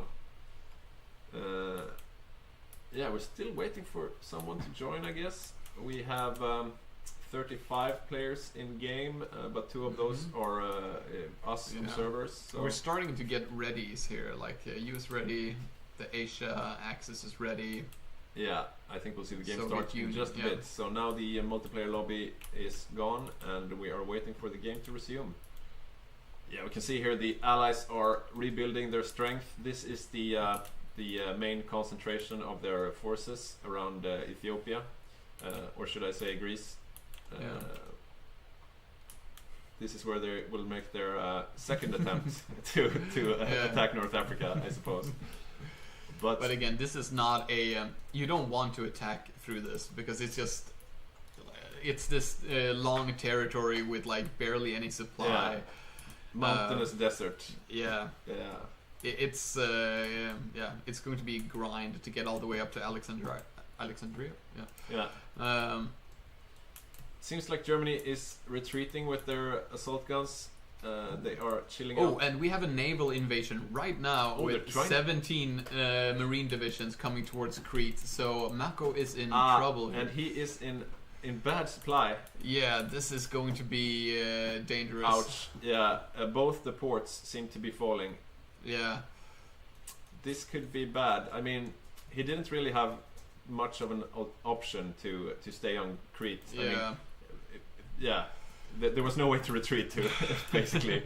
Well, okay, so there we go. Axis' next move was to actually get rid of the last bastion of allies in Europe. Yeah. Crete is going to fall, and yeah, we'll see if they start working towards Iran here. Yeah, but like I said earlier, Mako is not completely out of the game still. He still has some off-map factories and surrender mechanics, that kind of thing, so he's not completely dead. There are some allied troops out in the water here, but... Is it British Malaya again? Yeah, British Malaya tried to get out, also Mako's troops, but yeah, that was the last of Greece in Crete. Yeah. See, doesn't he have any troops? He's got one guy in the med here, running for his life. Those poor convoys getting raided like crazy. Let's have a look at Japan. They are making a push towards the inland to try to get these last crucial victory points. Where is the Chinese capital now? Here in Kunming. But they are very, very late. They are very, very late. Which makes the game more interesting, because the Axis are having a grand old time in Europe. And it usually is like this. Like, usually you're winning one front and then just completely losing the other. Yeah, look at this. 98% towards capitulation. Okay, so they're finally gonna get there. But yeah, this is like, it's almost 41. Like, yeah. We've seen Barbarossas earlier than this. Yeah. Yeah. So, looking at the Allied defenses in the east, no surprise here. Raj is defending the British Raj. They are taking a bit of a more defensive stance along the Dhaka line, as we like to call it. But another common tactic is to protect this line from Rangoon north in the mountains. They are choosing the more defensive version, but it also leaves you open to naval invasion, because you're leaving this port completely open in Rangoon. And you are there are limits on what you're allowed to naval invade for India, but you are allowed to invade from that port. Exactly. Yeah. We have rules against, because in the beginning of the war against India, between Japan and India, India is quite thinly stretched, and a common tactic is just to take this little strip of land, build a port, and then naval invade over on the Indian coast. And there's not a lot India can do to stop it, so we've disallowed that in the rules. But if you just walk into Rangoon, which is undefended, you can do the same thing, and you are according to the rules. So. Yeah, and then you have to spread out like defensive navies even more to protect from naval invasions. But India probably taking a more defensive line, just because they might be fearing what's happening in the west for them. They have just Iran between them and Germany at this point. Yeah, doesn't seem like they're going for Iran just yet, though. The Axis are strangely defensive, I would say. I mean, what are these 12 assault guns doing in Alexandria when they could be in Pretoria now? Yeah, exactly. No idea. They also have a bunch of medals that they have earned, but they haven't been given yet. So far, at this point, they're setting up defensive troops in the ports in Basra and Kuwait, and that seems to be what they want to be doing. So they might skip Iran completely. Yeah. I would have liked to see them open it, but I mean, it's still a threat from the Allies' point of view, because they don't know if they're going to attack Iran or when they're going to do it. I think what we're seeing, though, is very reflective of the players and the player types. I mean, both Don, who is the main controller of Germany, and Martin, who is playing Italy, they're towards the conservative side, you could say. They rarely do something completely crazy. They like to take low risks and just... exactly. If Algot was playing Germany right now, Iran would already have been invaded. If Algot was playing Germany, you would see Germany is starting to try to attack the Americas, I think. Yeah. He would be pushing Iran and South Africa at the same time. But yeah, all-out aggression is not always the right tactic, as we saw from the early Allied push into North Africa. Axis is going for Gibraltar, we see. Yeah, here we have a battle plan ready, and it consists of 17 Italian Marines and 3 Yugoslavian Marines to support. Yeah. They seem to be having a bit of supply issues there, though. A lot of troops in Sardinia. They're still inside the cap, though. Shouldn't that give them no attrition, or at least they shouldn't be completely out of supply. I mean, it's just 16 out of 40. Yeah, I'm not sure. Yeah, I'm no supply wizard. That is a complicated system, if anything. Yeah, Night Round is saying here in the chat that this is a big move. If they can make it, then the Italian Navy can come out to play, and you're completely correct. I mean, they still have time to, if they manage to take Gibraltar in a timely fashion, they could go for a Sea Lion. And I mean, the German tanks are still unhurt. They seem to be moving backwards to go safely back towards mainland Europe right now. Defensive perimeter is being set, but Germany is the one manning it. It seems like Italy is doing something else, because usually it's Italy's job to garrison the south. Italy seems to be more spread out towards North Africa, but yeah, I don't know. It's a lot of potential here. I mean, these guys could be down in Pretoria now as well. Yeah, so I feel like they weren't prepared for it to go this well. Probably. No, I don't think so either. So yeah, a little bit of a stall here, and you really don't want that. War is about like being faster than your opponents, and not just like having fast troops, like making decisions faster than your opponent can make decisions. Initiative. Yeah, initiative, exactly. You keep doing stuff, and you keep forcing the enemy to react to what you're doing all the time. So I don't like to see them stall here. I would like them to push some front. They're not even going for Denmark and Norway, which I find a bit strange, because that's usually very easily done. Yeah, exactly. And what, like, China still hasn't fallen. I actually expected. They were at 98. Yeah, they were at 98. Like they. You just need to, push them with a finger, and they fall over. Exactly. Let's see. I'm not gonna see it here. And they're encircling some troops here, so. Yeah. 99%. Isn't that just like one tile away? Yeah, like I think when like any second here, when these troops fall, I think we're going to see this over. Yep. There we go. Oh wow! Did I just get capitulated since I was at the China point of view? I actually did the exact same thing. Like we were both in the Chinese view. What happens if you press observe then? Oh yeah. Okay, I went back. Although okay. Okay, so I will need to hot join. Let's see if we can get us on the full screen. Okay, that's a good. I had no idea that would happen. I didn't know. So don't observe countries that are about to capitulate. It will bite you in the ass. We are joining now. Let's hope they will let us back in.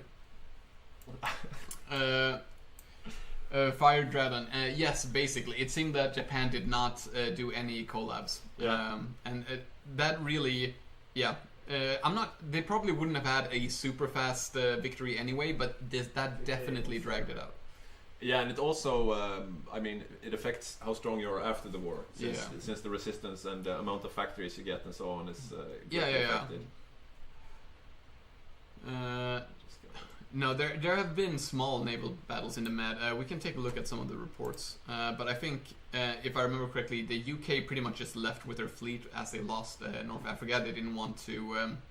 They probably didn't want to risk it fighting the Italians right there. Give me a moment. I'm just gonna get the chat back up. Here we are. Yeah. Okay.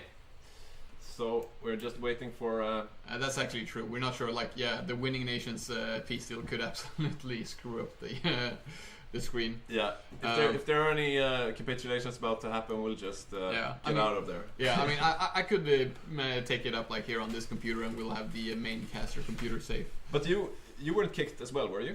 No, I wasn't. But I did click observer instead. So you click observer instead of quit. That's might have been skill issue. Yeah. Okay, so let's see if they can let us back in.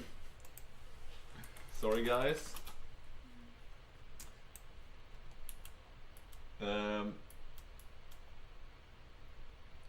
Assault trooper. The Germans have, it looks like they have some kind of divisions using mountaineers and Marines. Huh. Can't really see from here. Or maybe it's just different divisions. Yeah. We'll have a look later. 12 assault guns. They haven't built any more assault guns, it seems like. Maybe they are going for more hard attack stuff. Yeah, we should take a look at the German production after this. I'm assuming that they've stopped producing assault guns just to do the tank destroyers. Yeah. Heavy tank destroyers, or maybe no medium tank destroyers. It should be to counter heavy tanks. We can see the naval invasion on Gibraltar going off right now, as well as a paradrop from France. Oh, that's optimistic, but maybe they can do something. I don't know. They will probably just drop and die immediately. But there are also some naval invasions planned. You can see here the Axis are planning a naval invasion a bit further down towards Jeddah, and they are also taking out Cyprus, of course. Cyprus would fall quite readily. I'm not sure why we're not connecting to the game. We don't know, but while we wait, we could do an interview with the Soviets actually. Okay, so we get some. We're going to have an interview with Jacob, who is the main controller on the Soviets. We can listen to him gloat for in a bit, I think. Let's see if my sound is on. Bear with us for a moment.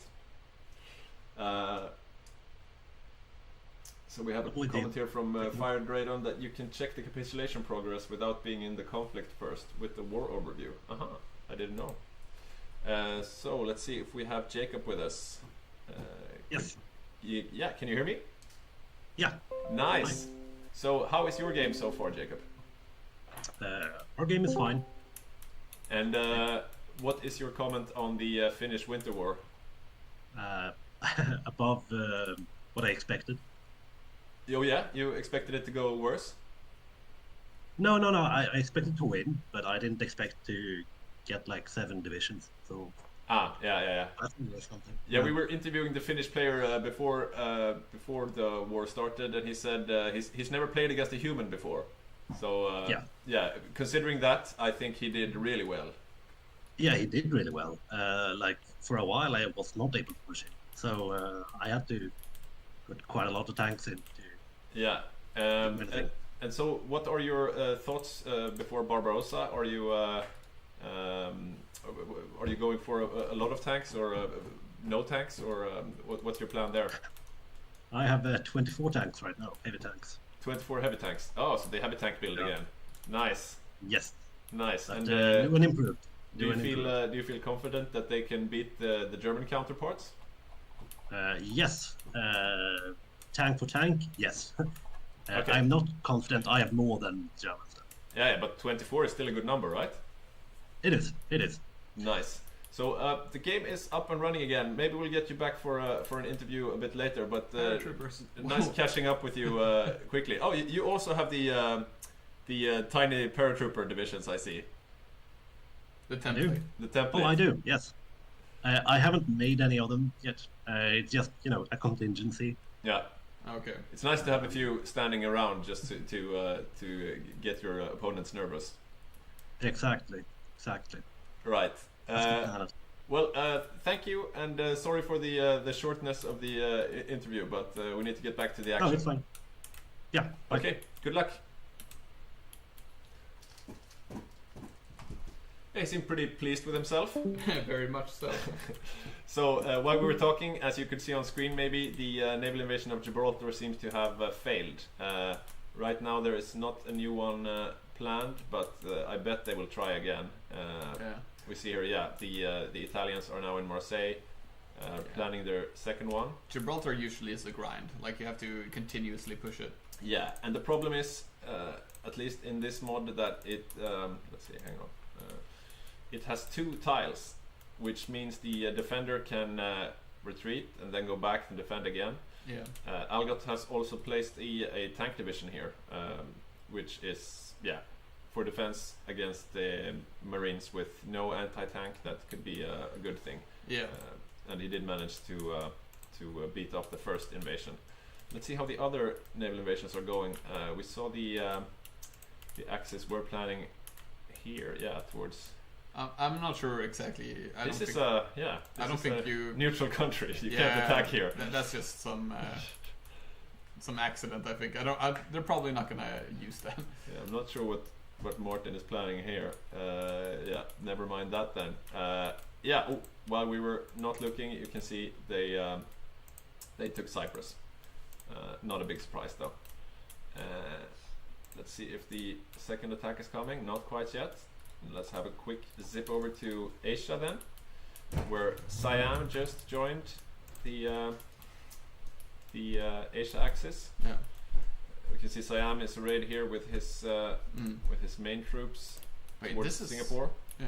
Wait, this is not Greater Manchu though, right? No. So they have deviated from the original plan here. Yeah, I think when Ville said, I think I will go Big Manchu, but the guy who decides is really Japan. So maybe Japan said, no, you're not. You're a small Manchu. I need all the manpower I can get right now. I like my Manchu small and cute, he said. This is... we have a good question here in the chat. If they manage to bomb out the forts on Gibraltar, that is a really good question, because that's almost a prerequisite to be able to... Yeah, it's very difficult to take otherwise. They were just out of supply just now, which means they probably got some... they're 5 out of 7. Yeah, we see stuff is being bombed here. Oh, okay, those are the actual levels.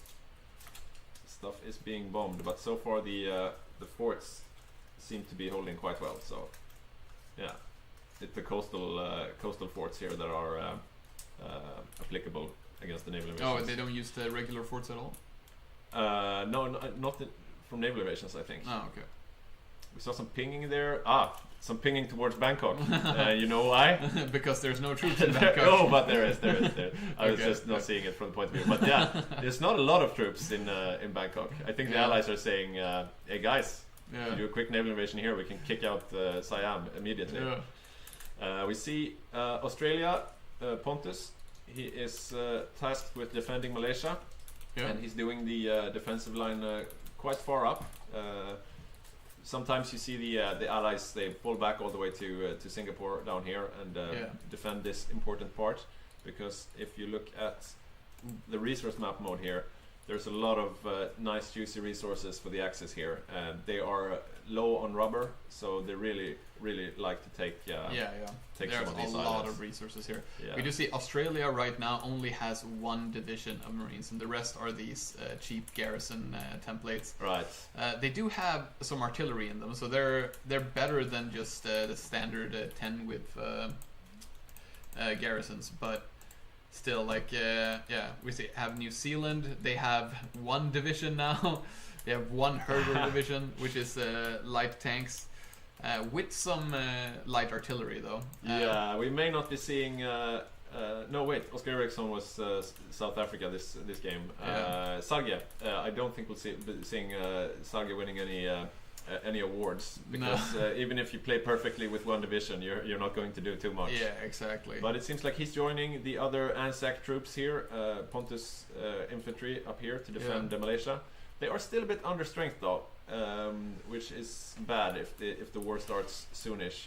It just goes to show the losses in Africa, they have an effect here. There's so few troops from the Allies here. The Netherlands do have some, but those are pretty much standard infantry. Germany went and took Norway. They're taking Norway. But at the same time, the Brits have landed in Narvik. All right. Which is quite a sneaky strategy. It's quite easy to do as the UK. You just send some over, and then it's a real headache for the Axis to dislodge you, because up here it's just a bunch of mountain provinces. You just have this small corridor to get through, and bad supply and everything. So Norway lives on up in Narvik here, with the help of the UK. Hopefully, the UK can hold that from for the Soviet Union, because if the Soviets have to deal with Finland being reinforced by Germany, suddenly you have an even larger front to try and defend, and that is something that Germany will like, because Germany wants to spread out the Soviet over as large of an area as possible, and then just choose where their assault guns attack. and yeah, it's pretty hard to predict where the assault guns are gonna show up. Yeah. So we see the second invasion of Gibraltar. Only a red bubble so far, though. Oh. Yeah, there's a lot of Italian Marines trying to break through, but so far the Brits are holding. We don't see the paratroopers here joining just yet. No. Nah, so far they don't seem to be breaking through.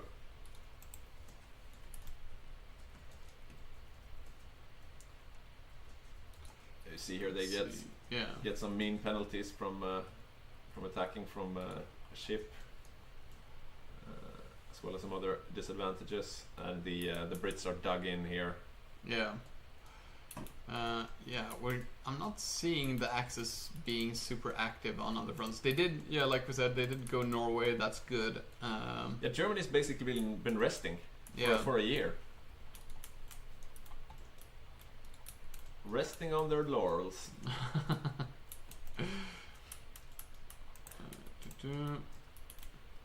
Doesn't seem like they're particularly interested in defending down here. Yeah, they're absolutely holding Alexandria, but I mean, they could have a defensive line in the mountains, but instead they are like arrayed around. It's just strange. Oh, but look at this. Special forces? That is... You asked what Germany is doing. Yeah. This is what Germany is doing. This is a big army. This is a big army of infantry. Let's see what type of... This is some special infantry right here. Let's see. Yeah, they seem to be mostly garrisons, but with a lot of... anti-tank and pack artillery. Yeah. Okay. These are some proper line infantry. The question is where they're going. They're not justifying against Iran. So I don't know. Can they naval invade India from Kuwait City? They would need to get boats from somewhere. Yeah. I mean, they would need. I can't imagine they have control of the waters here. This feels like a Dawn move, though. Dawn really favors garrisons. Yeah. Garrisons have the same amount of defense as regular infantry, but they're a lot cheaper, so you can get more of them. So this is typical Dawn to put garrisons, even in quite fancy divisions as this one. Yeah. A bunch of artillery and anti-tank, but also garrisons. You can just having a lot of troops in an area is always pretty much always a good thing, as long as you're not taking supply from yourself, right? Yeah. So it'll be really interesting to see what he's gonna do with these. I mean, this would be the perfect army to invade Iran with. You have enough to take Iran easily, and then you have enough to cover the front lines that results in. Yeah. So maybe that's the plan. You see Italy moving some troops up to support the Germans. Let's have a look what kind of troops those are. Oops. Just gonna push the right buttons for once. Let's see. Also some medals here that need to be awarded. They're very cheap with their medals, the Axis are. Yeah. Yeah, Martin's troops that he brought up here, the Italians, they are 30 width, so these are more attacking troops.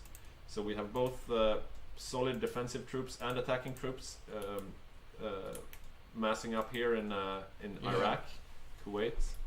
I'm really curious to see what they'll do with it. Yeah, I think that's and we see the same troops on the French coastline here. So Dan making use of these garrison templates.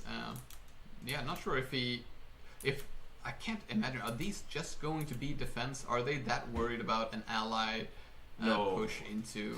No, for sure not. I mean, if they were there for defense, I think half of them should be over in the Sudan. Oh or yeah, something. Exactly. Actually, wait, we have a railway there. Yeah, that's the only thing defending. It's just this big gun. Okay, that is. You start advancing and then you just see shells dropping next to you, and you're like, oh, we better move back. Are they trying to bait with that? Are they hoping the allies see that? Oh, look, there's a railway gun just standing there, push. We see Martin moving down some troops down to the Sudan now, though. I mean, because why would you have a railway gun standing by itself? Proper troops. 30 width, full stack of artillery. Yes, good. I like this. Keep pushing. Force the allies to send troops back here, because the allies have just diverted a whole bunch of troops to Indonesia because Japan is ready to start the island war right now. Yeah. So this would be a great time for Italy to just start pushing in Africa. Yeah, definitely. Let's see here what the Allies do have in Africa. It seems like the UK's bulk of forces, as well as the French, Algot and Sticky, respectively. They are the ones tasked with, for now, defending Africa, but they will probably make up the main part of the assault later on. Also, Oscar Ericsson's South African tanks are here. There are 3 of them now. Okay, yeah. I mean, I'm guessing he's just building more. Yeah, he's going to have more of them soon, but yeah, he doesn't have enough equipment really to build many more. Because again, after you've built a division, you also need to have the equipment to keep supplying that division. So you really reach a cap for how many divisions you can have at the same time as a minor. Yeah. So we got a comment here from Night Round saying that they can't pierce the tank. They're not going to get it, which I think you're completely right. That's why even though the bubble was at like 80 or something, it was still red because they can't pierce the tank. And now we see they've just been reinforced by a Canadian tank as well. So I don't think they're going to take this. And this is of course the drawback of playing Volunteer Spain. Yeah. It means Spain is basically protected from attack, but also Gibraltar becomes much harder to take. Yeah. So I think we have an interview. No, never mind. We don't have an interview. Let's see now. Do we know yet where the Germans in Iraq are going? No. They're still just hanging out, training a bit. Hanging out. We do have naval invasions from Japan here. So here comes the Japanese octopus. They're at least planning them here. No, they are. But they're activated. They're activated, yeah. So they're going for the Philippines and Sumatra. No, not Sumatra. Borneo first. Yeah. Let's see here. They're not at war with the U.S. Let's see here. Seems like they're still waiting for naval supremacy. No. Oh, they have it. They have it. But why aren't they launching? Are they not at war? No, maybe they're not at war yet. They're just. Yeah. No, they are at war. Look at this. And Australia just started training. Ooh, that's... No, they're not at war. Never mind. Sorry, my mistake. They are at peace, but Oscar should really stop training his troops. Yeah. Because the Japanese are poised to attack any moment now. We see the Riku Sentai preparing their attacks on Philippines and Borneo, and main bulk of the Asia Axis forces are on the border to Raj as well as Malaysia here. Let's have a big look back here.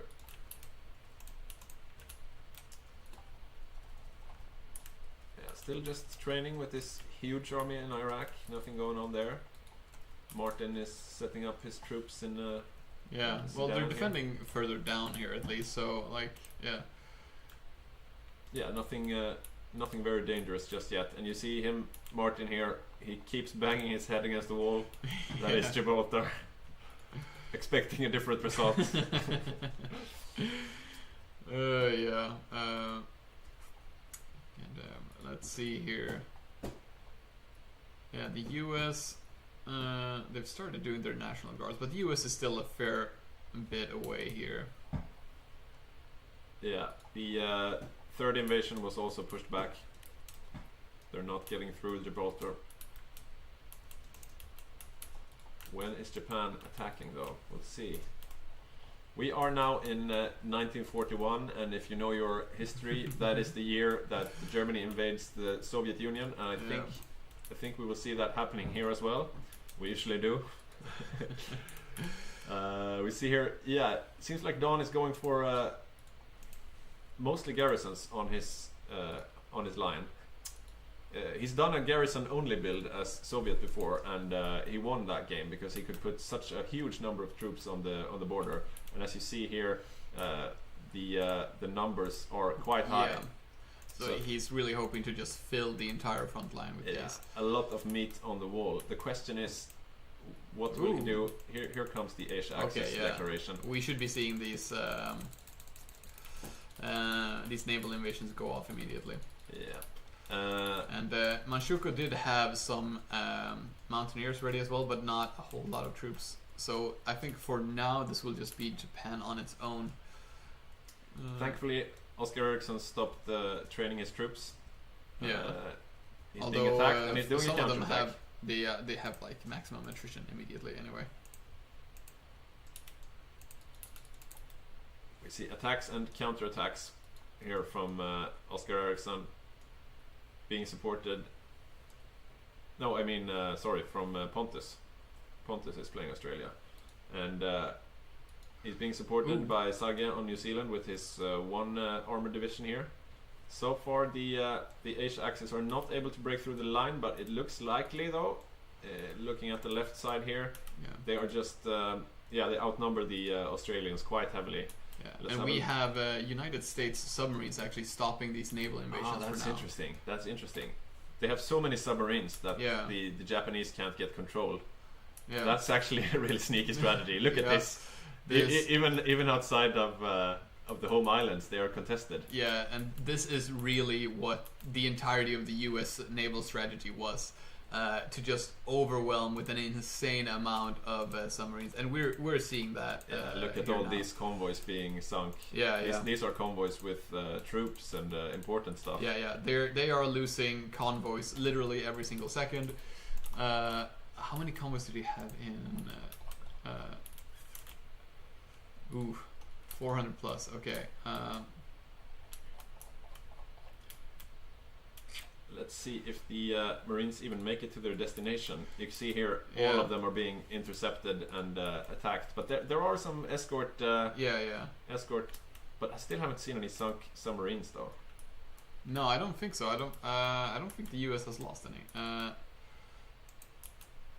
This could be a painful game for Japan if they don't find a way to counter those submarines.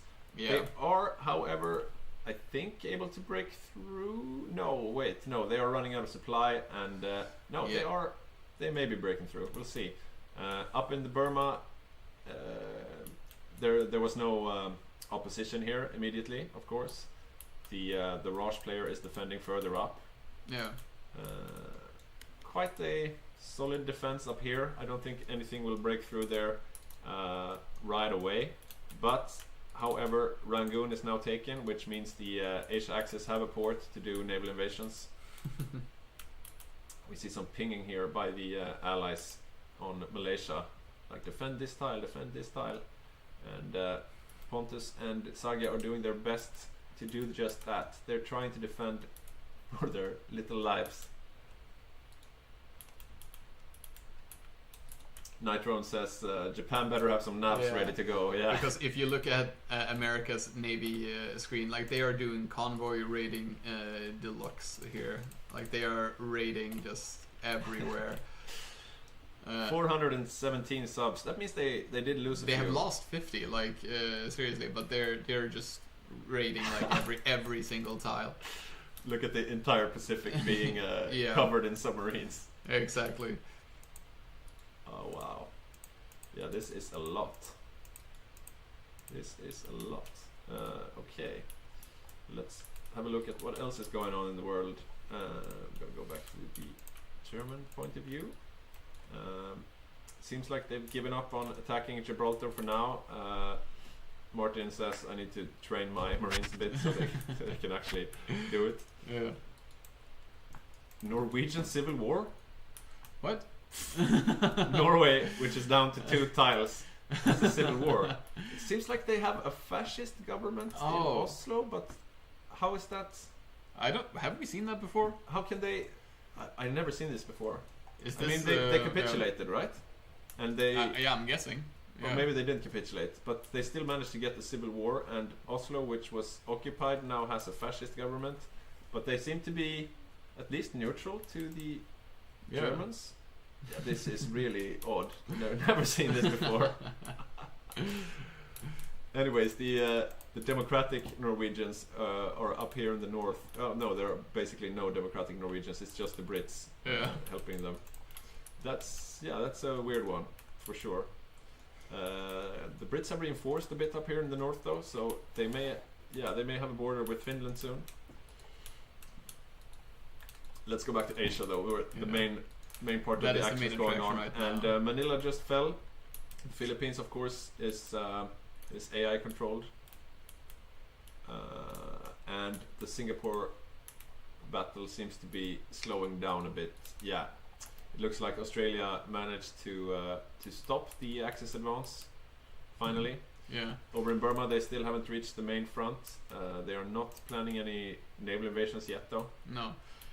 We see the Soviet Union is actually not producing any divisions right now. Wow. I'm pretty sure they have their number of garrisons they want. They have their heavy tanks. They're just producing extra equipment right now, so that they have a longer period of time where their divisions are actually supplied. Yeah, yeah. You see them. They have 16K infantry equipment, which might sound like a lot, but it's really not if you're playing the Soviet Union. No, you're gonna need way more infantry equipment than that. And they are not producing a lot of it, actually. Night Round is saying they were low strength Marines that landed in Manila since the subs took their toll. Yeah, definitely. Absolutely.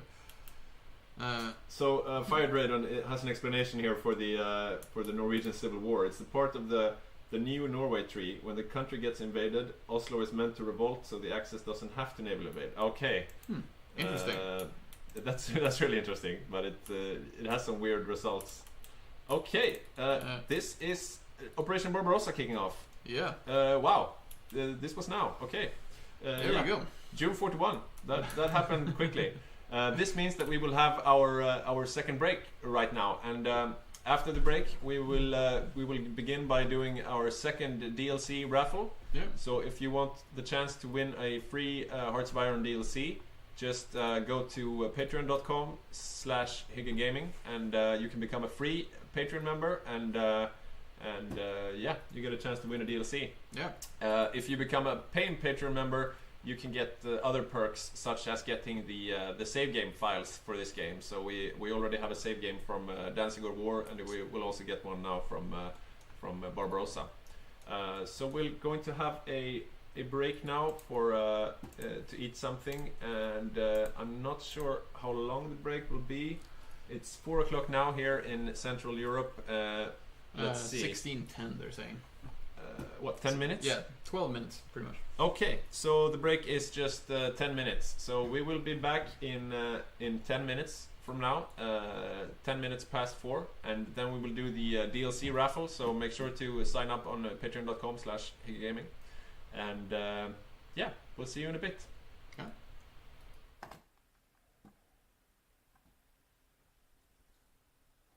Yep.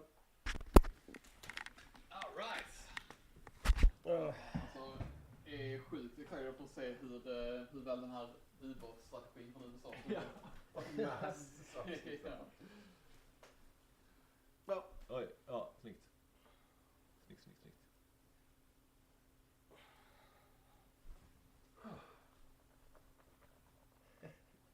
Ja, satte du den på henne innan? Nej, jag gjorde det. Det var det de kommenterade om. Jag var Witches hat. Ja, jag gjorde det. Det var roligt också när hon var där borta hos er och jag lyfte bort henne. Ja. Så kom du upp på streamen, sen för det är lite delay mot den.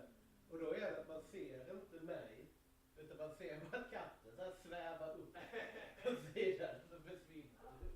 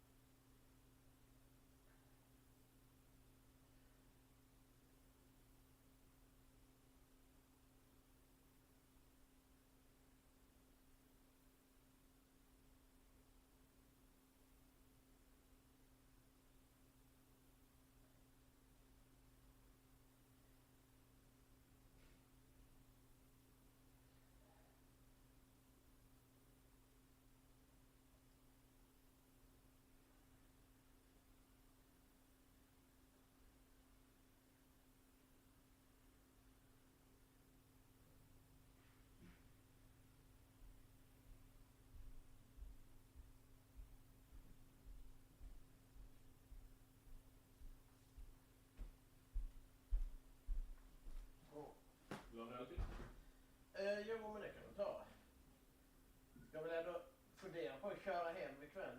Ja. En till kväll om veckan.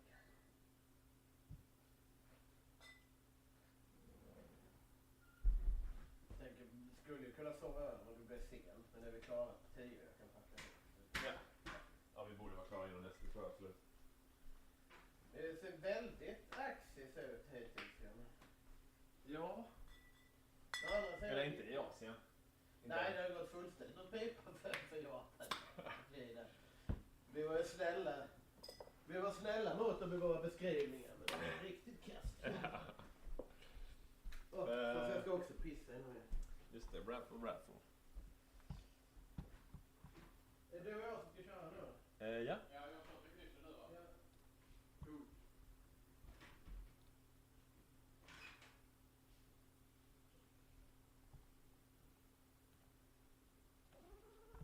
Jaha.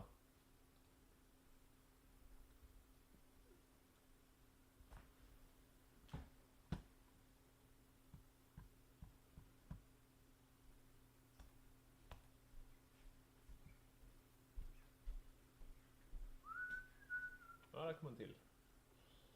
One more guy.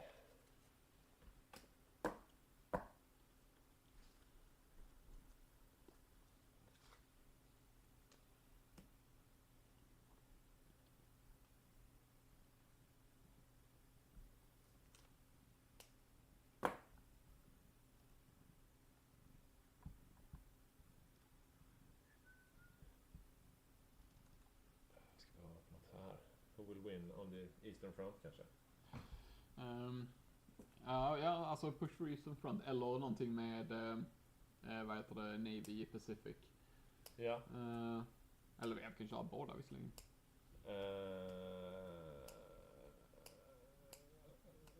Mer specifikt Navy in the Pacific. Ja, vi har det specifikt. Vill du ha en ginger beer kanske? Det hade varit gött. De är väldigt så här mysiga.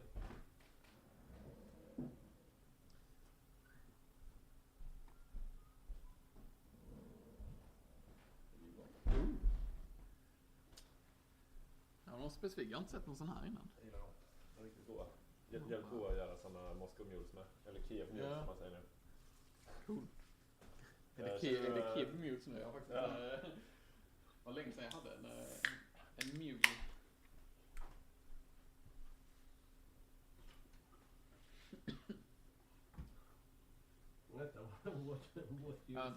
Will US submarines be able to stop Japan in the Pacific? Ja. Det är svårt att avgöra bara, eller så, när det är... Ja. Det blir så alla så. Will Japan be able to sink all of the US subs? No. Alltså det är jävligt många av dem kvar. Fast ändå, alltså 50 av dem nere redan. Det är ändå... Ja. Kom ihåg nu att vi är i studio mode, så du måste klicka på övergång på... Just det. Ska vi se här nu. Jag tyckte om att ha det så jag kunde se. Där är Twitch-chatten, här är YouTube-chatten, här är OBS. Så har man liksom, här är man snackar med dem. Och så YouTube och Twitch. Ja just det, nu är vi i studioläge. Så du klickar på övergång så går du över till den här. Ja. Och sen... Just det, vi kan börja med... Ja, vi bara kör igång så här. Så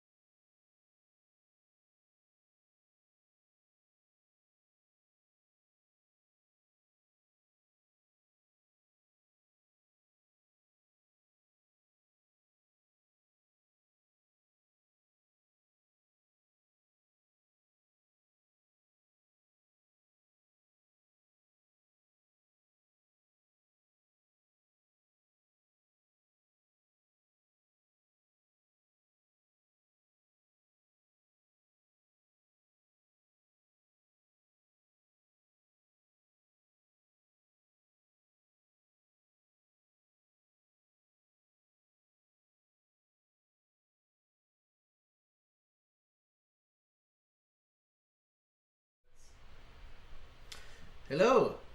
Welcome back. Welcome back to the stream. We heard that we might have left the mic on during the pause, but I tested on my phone and then we didn't, so I guess we might have fixed something or broke something.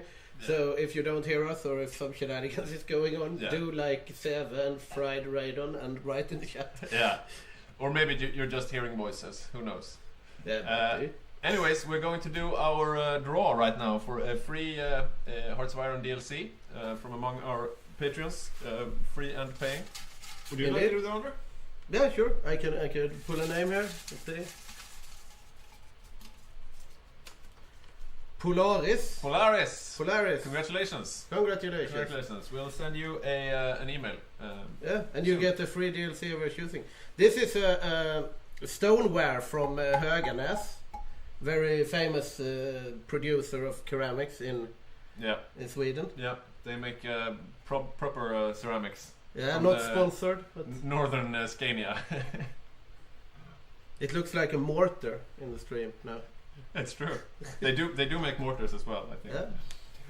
Okay. Back to the game. So when we left off 10 minutes ago, Operation Barbarossa had just kicked off.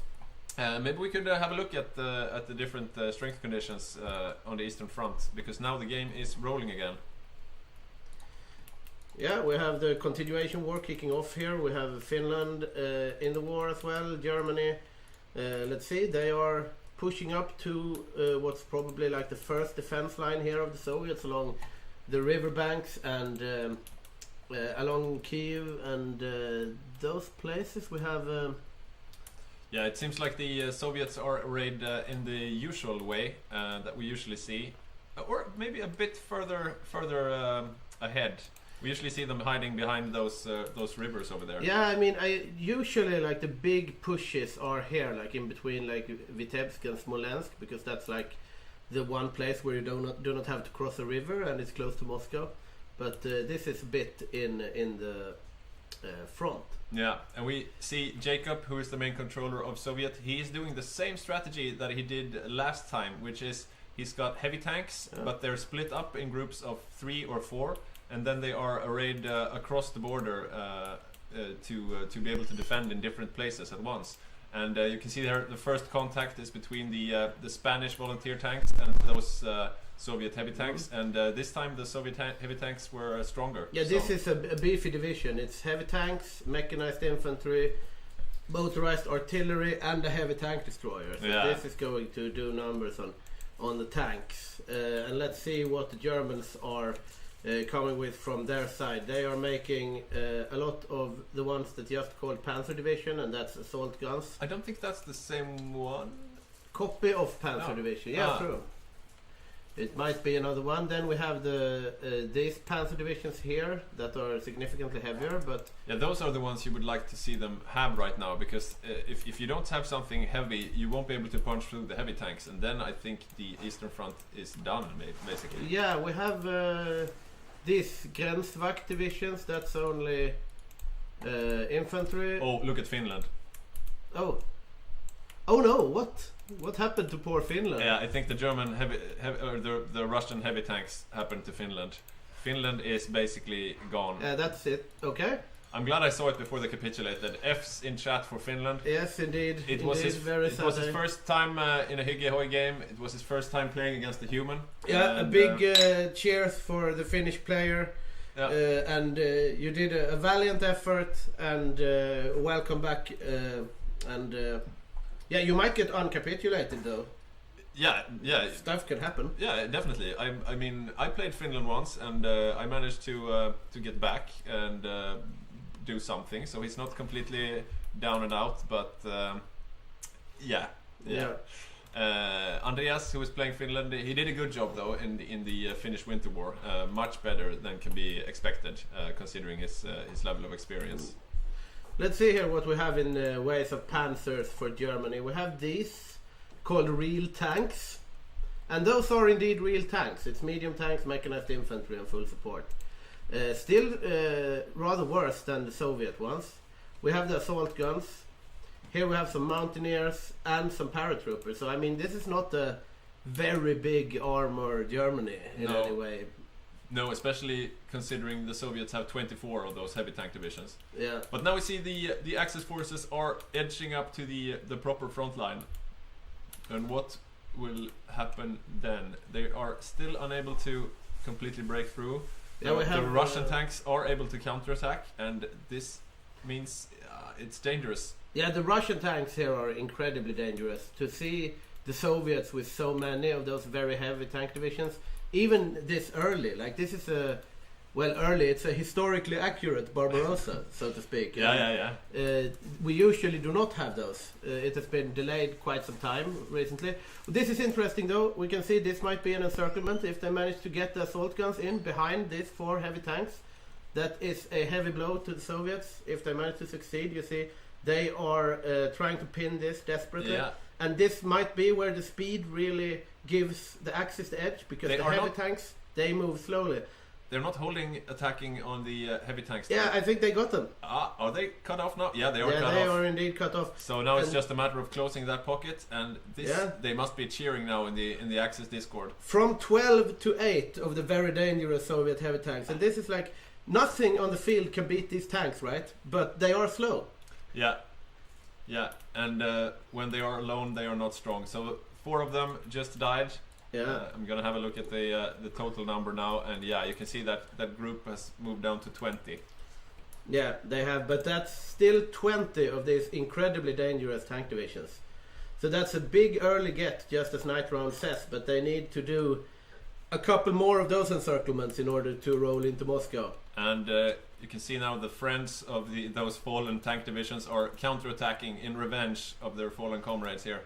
Yeah, definitely they are pushing them back, and as you can see here, like nothing can really stand against these tanks. Nothing that the Germans have can really take the tanks out, but you can surround them. If we look at this template here, we have a speed of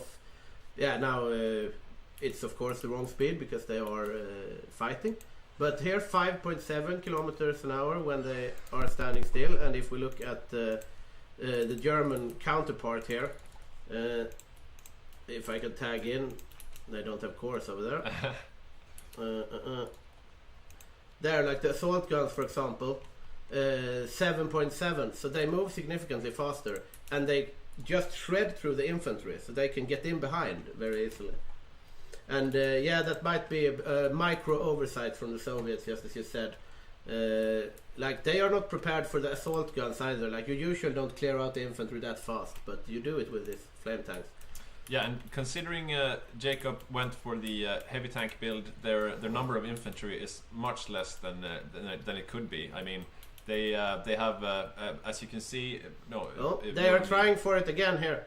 You can see here 4 overextended Soviet heavy tanks again. Oh yeah, and they are just shredding through the infantry behind. Like, and it doesn't look like the heavy tanks are trying to retreat yet. They should have been doing that for a while. I see now. No, that's the Axis. I don't see any Comintern pings.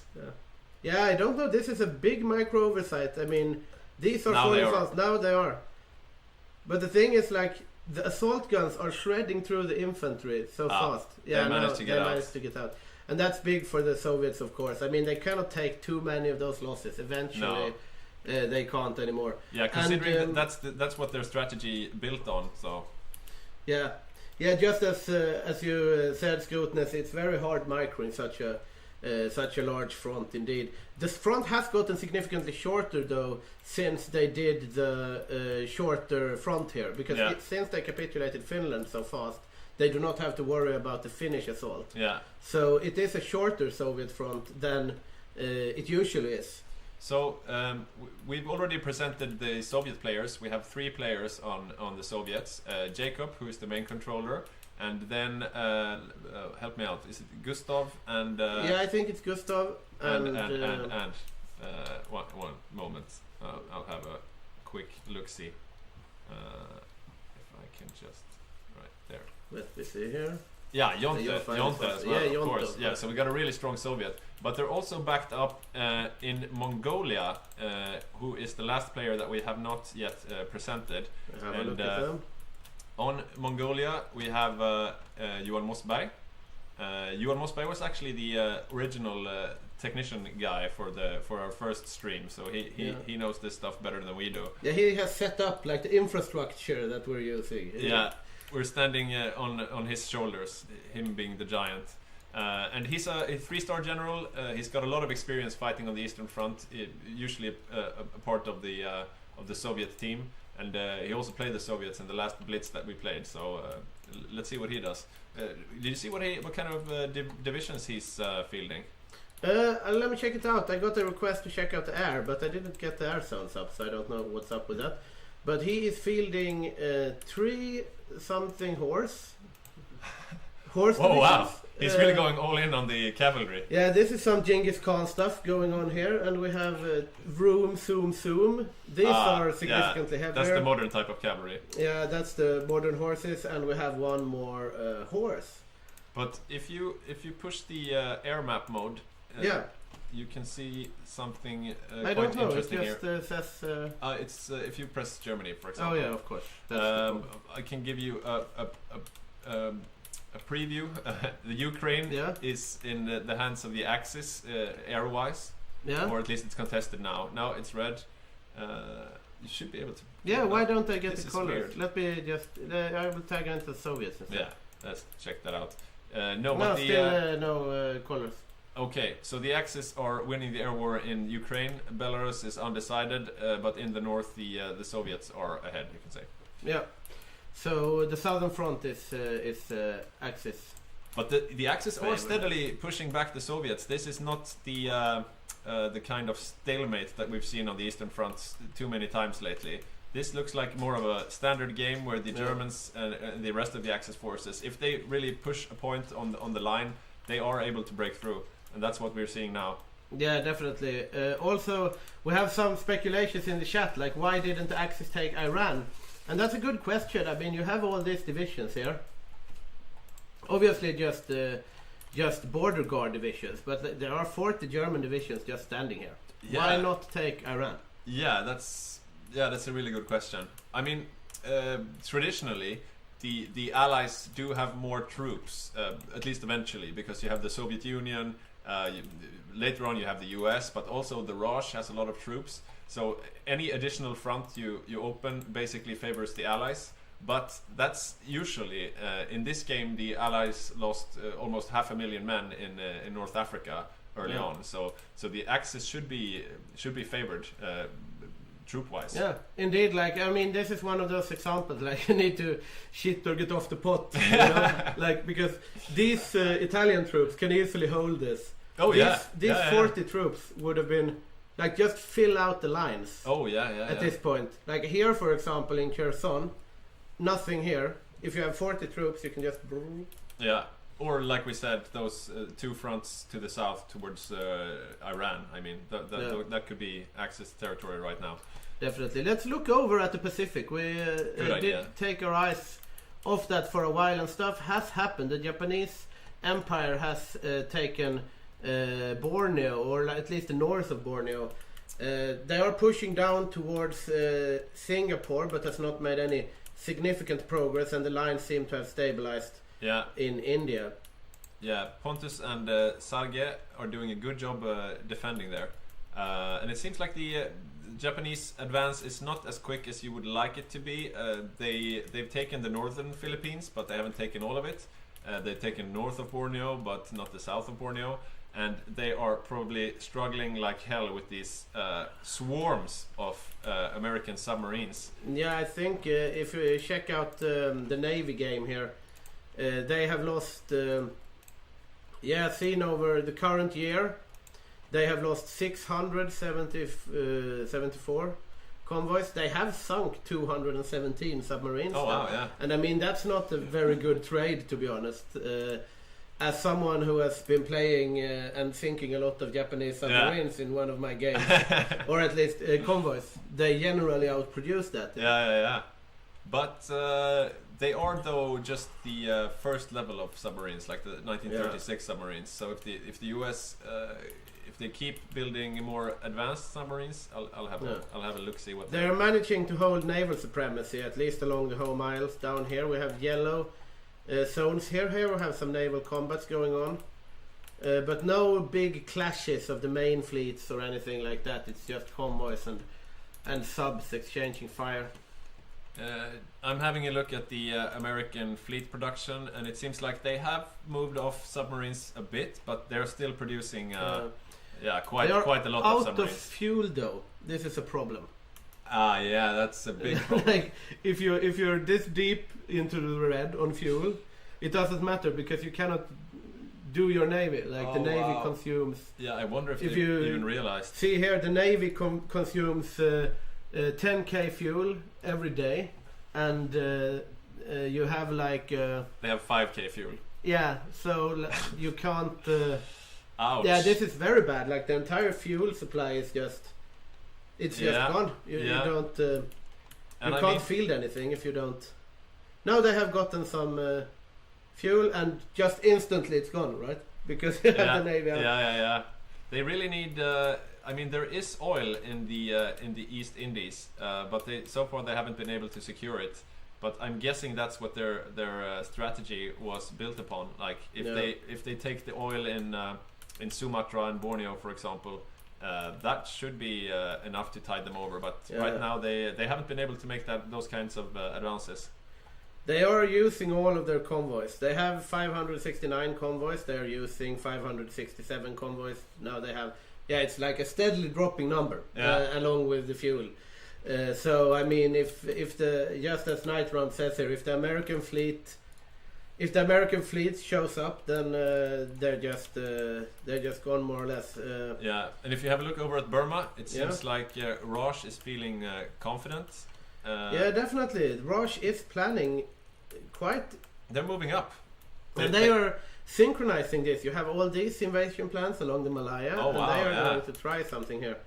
They are sick of waiting. They want to go on the offensive. Yeah, I mean, this is not looking good at all for Japan. We have we saw a bit of a struggle in the Chinese war, and this might be dangerous. I mean, the fuel situation is disastrous. Oh, there is a big encirclement of Axis troops on the eastern front. There is? Yeah, it's mostly. I barely saw it, but it was mostly German garrison divisions, I think. So nothing major. But Jacob and the other people on the in the Comintern, they're definitely biting back. They're not rolling over and dying, and you can see the borders are about where they were pre-war, except for Finland being in the red. Yeah, I mean, that's the thing. They have gotten some nice encirclements, the Axis on the Soviet heavy tanks, but the border is pretty much where it was. Like the Germans, okay, they've gotten the Balkans, but they've lost Finland as well, so the front is quite stable. I mean, they haven't even gotten Ukraine at this point, so it's they are preparing some paradrops here. I wonder what this is. That could be what this is for. That might be a thing. I mean, these are in a bit of a danger. If you get the assault guns to just shred through this and you drop some paratroopers. Yeah. I mean, if you get the timing right and you take a few tiles using paratroopers, that could complete the surround. Yeah, Dawn has a plan, probably. But like you said, Jacob has only lost 4 out of his 24 heavy tanks, so there's still a bunch of fight left in the Soviet Union. And they need to lose them at a certain rate as well, because they're producing more also. Yeah. And at this point, we also have the German Reich has suffered more casualties. Like the casualties are not that high for the Soviets. Then again, like if these are heavy tank crews, it's obviously a good trade. That's true. Because the Germans have gone like with all these big garrison divisions. But I mean, the manpower, they only have 500,000 manpower. Yeah. And they just have these 40 divisions here sitting down here. And I mean, they cannot afford to like lose 200k manpower in big encirclements. No, that's the Soviets that can afford that. Yeah. So, yeah, we're seeing a bit of a change of roles there. Usually, Germany is the one with the big tank number, and the Soviets are the one with the garrisons built. Yeah. But we're seeing the other way around today. Yeah, it's interesting. Soviet has less meat on the front than the Germans. Yeah. And even less if you count the 40 divisions that Germany could just move up there, really. So we'll see here. There is doesn't seem to have come much of the invasion plans here. We see No, but they have managed to take back Burma, so now they are almost at their starting borders. Yeah, it has stabilized. Looking over at Japan again, still the fuel situation is a problem. They have managed to eke out a surplus of convoys at this point. So it's not zero anymore, but it's ticking at a dangerously low number. Oh yeah, this is really bad. I mean, this is early days in the war, and Japan is out of fuel and out of convoys. Yeah, and well, now I got the green air tile for some reason. I don't know why I don't get the color. No, but I don't. It's weird. And I don't get the same colors you do. Oh well. Sad. The magic of computers.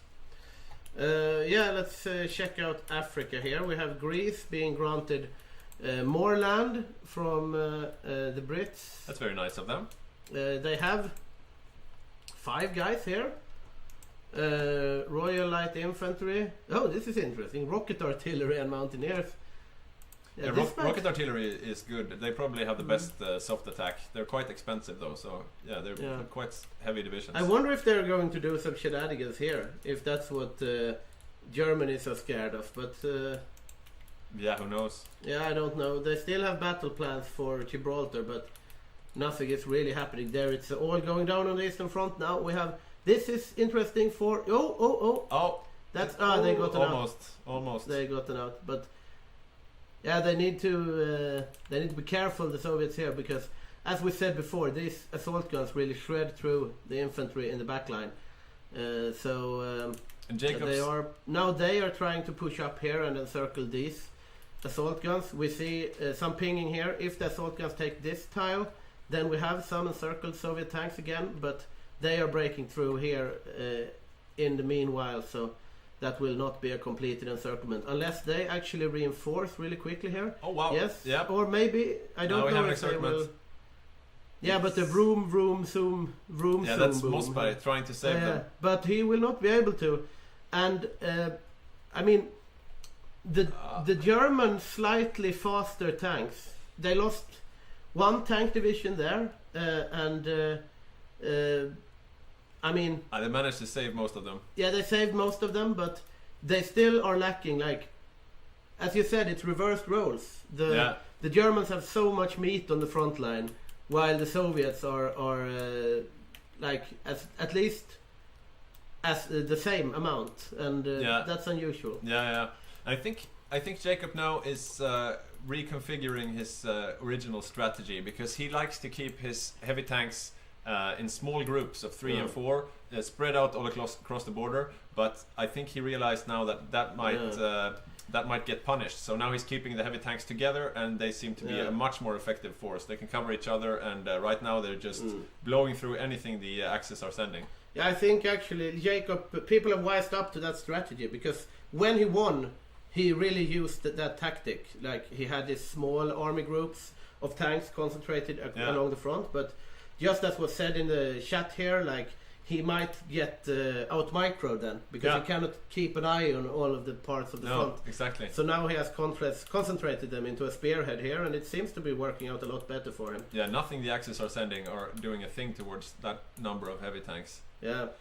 Meanwhile, the 5th or 6th invasion of Gibraltar was beaten back as well. So Martin keeps throwing his Marines onto Gibraltar, and they keep being thrown back. We see here the assault guns are trying to go for a very big and risky encirclement here, trying to push up behind Kiev. And he's got some of his newer tanks there as well. Yeah, that are built. That's a real tank versus tank battle. You see there on the screen. And we have the Yugoslavian infantry coming up as well. I mean, there is a lot of troop mix here. It's some Balkan Bro tanks and some Mountaineers from Albania, and it's really not any. It's really not a coherent, because you lose the supply, right? And do you really want like a lot of fully stacked infantry divisions from Yugoslavia eating your supply when you are encircling with the tanks? Yeah, probably not. This is also looking rather dangerous. It looks like the Axis are about to lose some troops there. Yeah, I mean it's nothing big except for the poor Albanian player, because I don't think he has that many divisions, but. This is probably going to fall, right? And they should really be getting out of there. Let's check out our poor Albanian fellows here. They have 7 divisions total, so that's more than half their army if they lose this. I mean, what? No, they have... In the grand scheme of things... 11. 11, okay. I mean, in the grand scheme of things, these are just regular infantry divisions. But I mean, they are not trained, they're just experience level green and just regular infantry divisions. And while that's okay, it doesn't really work against heavy tanks. So, yeah. But they managed to get them out. I wonder if they're going to do something with all these paradrop plans. Like here we have 8 heavy tanks from the Soviets, and they're pushing. If they manage to like land the paratroopers here, this could be really dangerous. I guess they have a plan here, like assault guns here and paratroopers here, and you have to time it just right because the paratroopers won't stand up. Yeah, for an attack, I mean they will die if they just click them with the heavy tanks. Dead. Click them with anything basically. But no, the game is sort of stalling on the different fronts. In the east, the Singapore-Malaysia front is steady. Raj is slowly pushing into China or Indochina, but very, very slowly. So not much happening in Asia. I think Japan... They have managed to get fuel now. They have fuel for 1 year and they are building up their capacity. So they are having a fuel surplus. But their convoys are still at 0, which means no naval invasions. Yeah, convoys at 0, and I mean, even if they are gaining fuel, the stockpile is very low. I mean, you can see here that low green. So, yeah, that's not many days. And Americans are arriving. Let's see what the US is up to. Yeah, they already have some divisions on the Philippines, so they managed to get to the Philippines before the Philippines fell, which is not something you always see. And these are garrisons. Like the United States has sent a lot of garrison divisions over to the Philippines, and they are winning the naval war. We haven't seen like any grand like Battle of Midway type of deal, but I mean they are definitely ahead. It might not seem like much when you look at like 248 submarines versus the convoys, but if the Japanese go down to 0 convoys and America loses old submarines that they can just build again, then it's definitely worth it. And looking at the American templates here, it's infantry, standard, quite stacked with motorized artillery, but otherwise it's just infantry guys. Yeah, they haven't built any marines so far. Yeah, and it seems like all they are producing right now. They are doing Amtracs. Okay. Yeah, but I mean, so far it's worked out well. Now we see the Raj naval invasion plans kicking into action here. We have British Marines landing, and they have managed to encircle these divisions here. They don't have a harbor yet here, so it's a bit dangerous. Yeah, this is a big blow. Yeah, if they manage to get them though, because they need that harbor tile. Otherwise it just won't work out for them, because these are in the open. They don't have floating harbors yet. You can see them racing towards a harbor here, but this might actually be some dead UK Marines here. Yeah, and this is true to form. This is Algot on the UK doing his normal aggressive maneuvers. Maybe if they manage to get into the Hatya, now this is... Yeah, they're hoping for Pontus, the Australian player, to be able to save them from the south. Yeah. But they're down to just 2 tiles now. Yeah. Still holding out, but yeah. Didn't land port, rip. Nitron, yes, indeed. That's nine marine divisions. It does indeed look like they didn't land port, and hence rip. But they are desperately trying to push up. Yeah, look at that. New Zealand and Australia are really trying. He's telling his minions, come save me, now, please.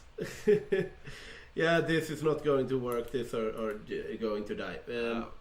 Well, I mean, the Allies, they are winning in the Pacific quite handily at the moment, but I mean, it's not like you could go throwing away those numbers of Marines. But I do say, Nitron has a point there. Like, they know that Japan is weak, and they just want to go for some big stuff. And if that costs you 8 Marines, if it had worked out, we would consider him a tactical genius. Definitely. Now enough at him instead. Yeah. The thing is, nobody remembers the times Algot do these things and lose. Like when he succeeds, he gets the medals. So yeah. Yes. Friskt vågat, hälften vunnet. Exactly. I was looking for the English equivalent. Yeah, it didn't come to me. Nothing ventured, nothing gained. Yes. Nothing ventured, nothing gained. Indeed. Nothing ventured, nothing gained. Yeah, that's the one. And the Japanese are still trying their Philippine venture, but it seems like they're having troubles. Yeah, the sea zones outside of the Philippines are contested, so they haven't even been able to. Yeah, they don't get their naval invasions off at this point. And I mean, if they don't do it now, when will they really be able to do it? Because I mean, the Americans are here in force at this point. Like, and that's not even that's not the American Marines even. That's just regular infantry divisions that they are just shipping over because nothing is challenging them at sea.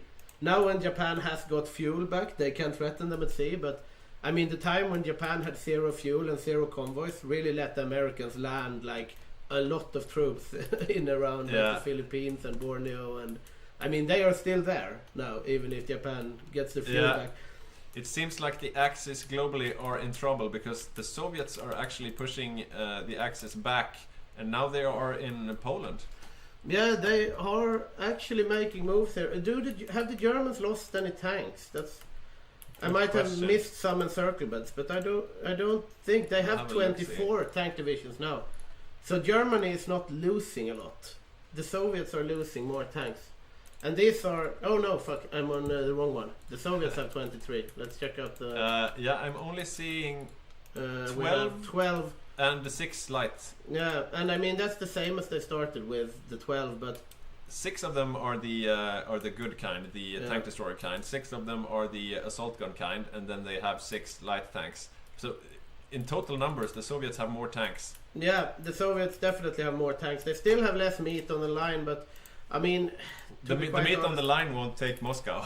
Yeah, exactly, and the Germans are actually losing more troops than the Soviets. So.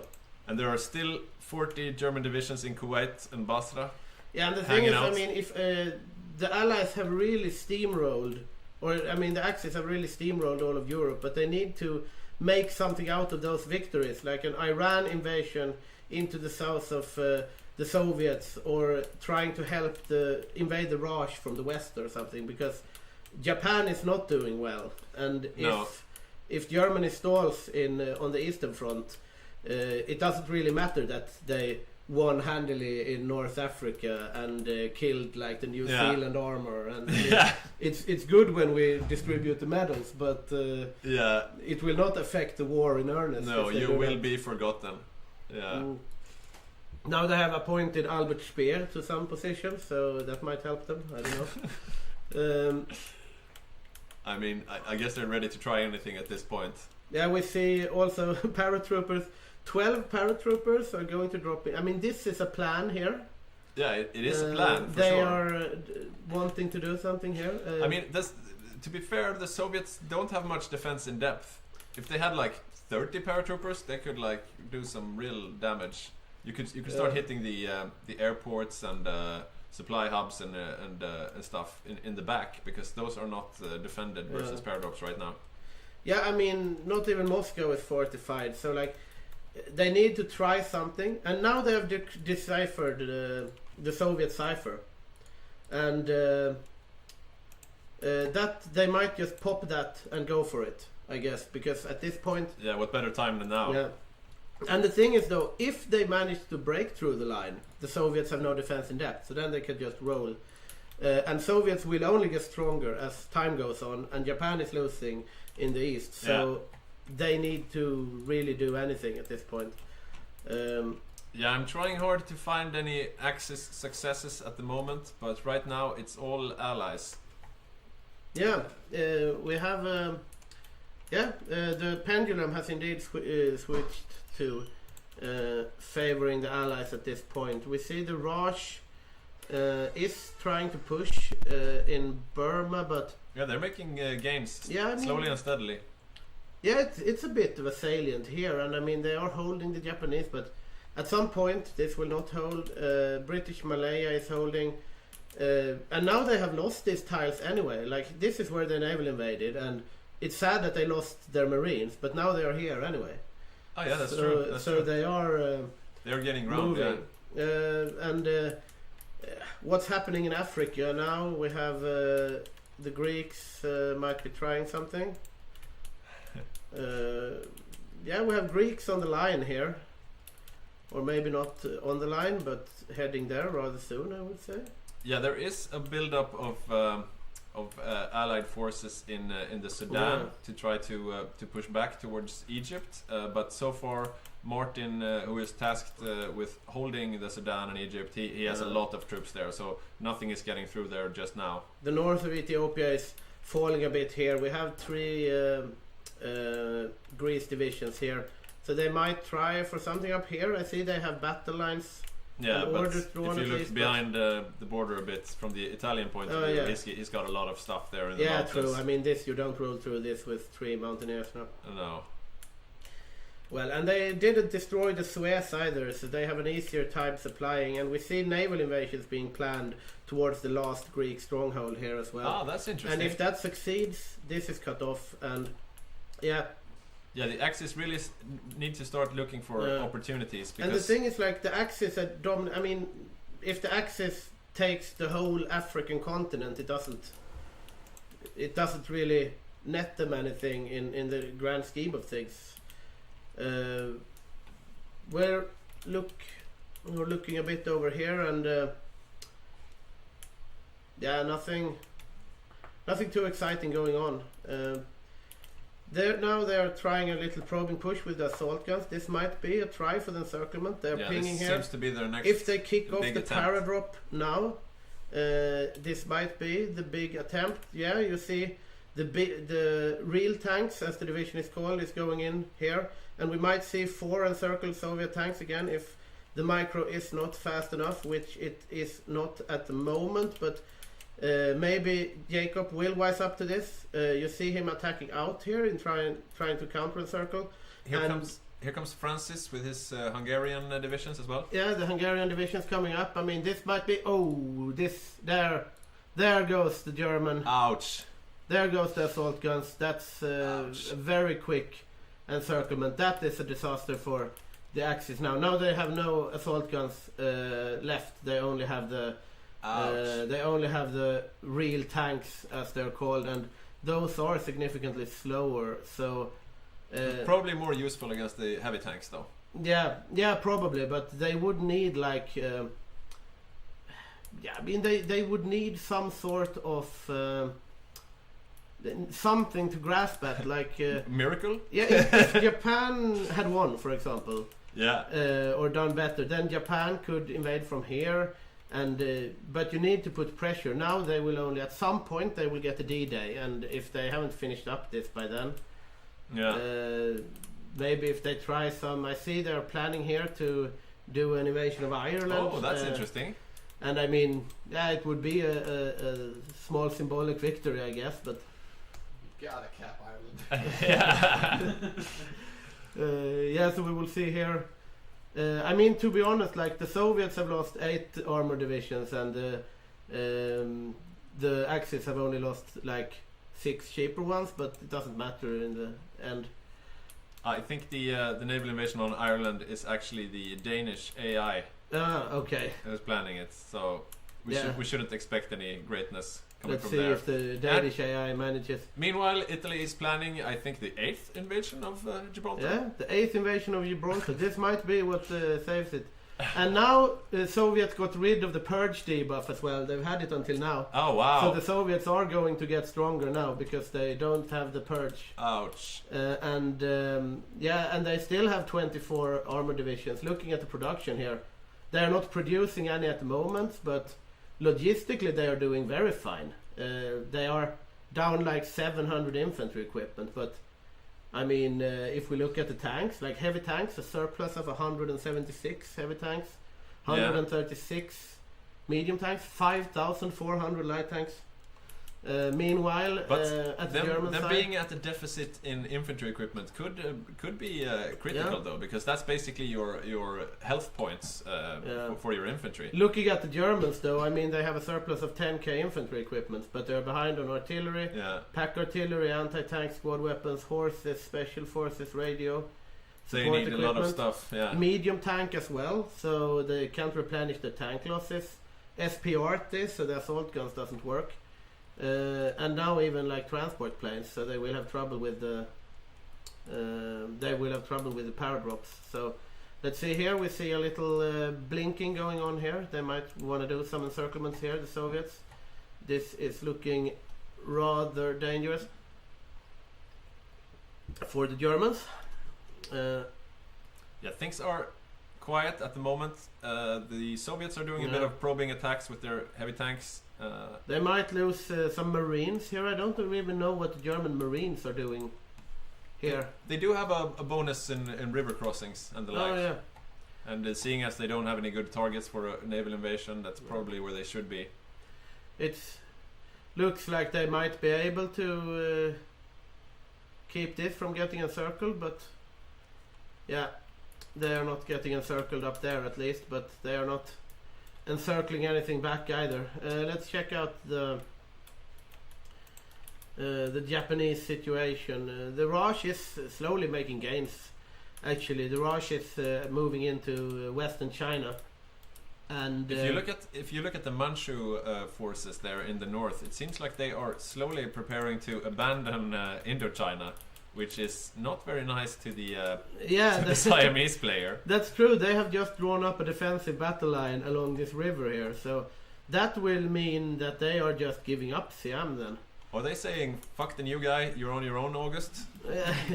Seems like it, to be honest. Like if they actually retreat to this line and fulfill these orders, then the Siamese Empire will not be long for this world. Yeah. And we're also seeing like the Americans are starting to move up here. They are thinking convoys, they are thinking more convoys.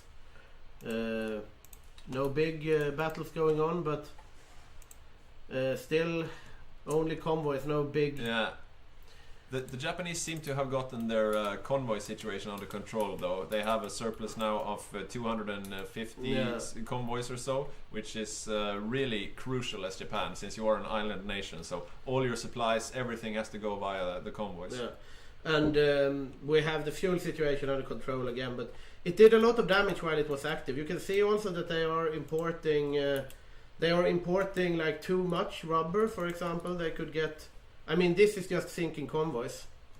They are importing 899 rubber. So they have a surplus of import. Like, why are you importing 4,000 steel, for example, when you don't need it? Those are just convoys going around with stuff that you don't need, and they get that's sunk. very true. And so, yeah, they rectified it now. So that will give them some more convoys. But it's a lot of those small oversights that is problematic in the long run. Looking at the Germans, they still have managed to keep a hold of the 7 tank divisions that they have left. Meanwhile, the Soviets have produced 1 more tank divisions. They are now at 24 tank divisions for the Soviets to the Nazi Germany's 7. So it's not looking too dandy. I wonder if they still have the 40 divisions here. Yeah, they do. Wonder if they're going to try something in Iran. They probably should. They probably should. Those guys have been there for quite a long time. They could have been... Yeah. They could have been somewhere else. Yeah. Let's check out the United States and their Marine Corps. Yeah, it's green all along here. Yeah, the Amtraks that they are building are quite beefy. If you have a look at these templates of the Amtrak divisions, I'll check them out. We see that they are losing some submarines, but nothing to be too afraid about. No, they're probably trading well. If you look at is this? Yeah, there they are. So you see they have light amphibious tanks as well. These guys are hard hitters, and these are Japan killers. I mean, if they are let loose on the Japanese home islands, that could be it for Japan. Light amphibious tank battalions and Amtrak battalions, and they have prepared a naval invasion of what's this, Saipan. So they are preparing to naval invade Saipan. There is nothing there to stop them, probably. The US I'm are a saying bit... without looking, but I mean this will fall. 3 garrison divisions of Iwo Jima, Oh, yeah. and then it's just. The US is quite slow on the island game because in this mod there's a modifier. So if Japan holds most of the Pacific key islands, then the entire allied team get a debuff. And right now, if you have a look at take a look at any nation basically. I think as you see here right now the Axis are favored because Japan still holds most of the key islands. And this is something that the US really should focus on because you affect the entire team. You affect the battle on the Eastern Front as well. But this is only going to go worse for the Axis because as the island hopping increases, now the Axis, Germany specifically, actually has a 2.5% attack bonus against the Soviets and all of the allies in Europe. If they lose all of the Pacific islands, then they get like minus 10% and minus 10% attack and like a fourth of the tank divisions and worse tank divisions at that. It will be very, very tough not to crack in order to win here. Again, like the defense in depth, I mean here you have 2 infantry, like if they just manage to punch something through, they could do a lot of work, but it seems unlikely at this point. It's the heavy tanks. The heavy tanks is the only weapon that the Soviets have, but it's a really strong weapon. And they have quite a lot of them. Yeah. And we got like the assault guns. The assault guns were really important in encircling the early tanks. Like in the beginning, when the Axis were winning on the Eastern Front by encircling these amounts of Soviet tanks, it was always that they pinned the tank and they went around them with assault guns that ripped the infantry to shreds fast. And then they could utilize the lack of defense in depth in order to quickly surround Soviet tanks. Yeah. But now when the assault guns are gone, they can't really go around the tanks either because you don't have anything to really... I mean, Jacob will have time to react. See, here is an example of that. You see the exact same try here. We have the Soviet heavy tanks on this little thing. Now they moved out. And they're just sending in on the tiles behind. If these had been assault guns, they would have been able to do a lot of more work. They probably wouldn't have gotten it anyway, but the concept. Yeah. I'm having a bit of a look at the casualties here, and how are we looking here? It's Germany has lost 1 million men to the Soviets, while the Soviets have only lost 280,000. Yeah, and only 150k to the Germans specifically. Not really going well there. Now we have Vichy France called into the war. They might be able to tip the scales in favor of the Axis. And I think on Vichy France we have a player that we haven't presented yet. Yeah, let's see. Actually, who it is. No, actually we have no player here at the moment, so maybe he didn't show up. So never mind then. But the Vichy France is called into the war, which means there are more places to attack for the Allies as well. So Northwest Africa is suddenly in contention. Siam has fallen. Sad for them. Oh no. FC chat for Siam. The new player joining us today. He was left unguarded by Manchukuo. They did the best here, and unfortunately, no shade on Siam. Siam did what he could with what he had, but if you're losing the seas as Japan, the island nation, then you're not doing very well, and they're also losing on land, as we can see here. Yeah, now they are sinking some convoys, but I mean at this point, if you look at the navy, I mean it's not that much left. 126 destroyers, but like 50 submarines. If the war is between submarines, you have 50 submarines on the Japanese side, and you have 227 on the American. They have managed to kill half of them. Yeah, they that's have. Good, but at what cost? Yeah, indeed. I mean, they will get outproduced. America at this point has 166 stockyards and 351 military factories in comparison to Japan's. Some military factories, but they have significantly less stockyards. They are expected to lose in the long run, but we didn't Looking see at Germany here, they are panicking a little bit here. They are trying some... Yeah, they might, if they break through here, might be a little boon for them. But I can see that Jacob is running his heavy tanks down there to defend. They are running out of fuel as well, Germany. Oh wow! Which is a problem. Then again, like I mean, if they are doing the meat wall, but yeah, but the meat wall won't save them. They will need fuel to succeed. Yeah, I mean the only thing they can succeed here is by some bigger panzer offensive. But the defense in depth might still be an opening. Like this one guy, for example, you see there is just one guy here, like 3 guys here. It's a fort though, but yeah, they still have to do something. I mean, also they could break through, but once the Soviet heavy tanks show up, they need to have something that could beat them, and so far they don't. So they only have 7 panzer divisions, and I don't think one to one they even stand up to the Soviet divisions. I wonder if they're changing something. If we look at the real tanks template, that's still medium tank and mechanized.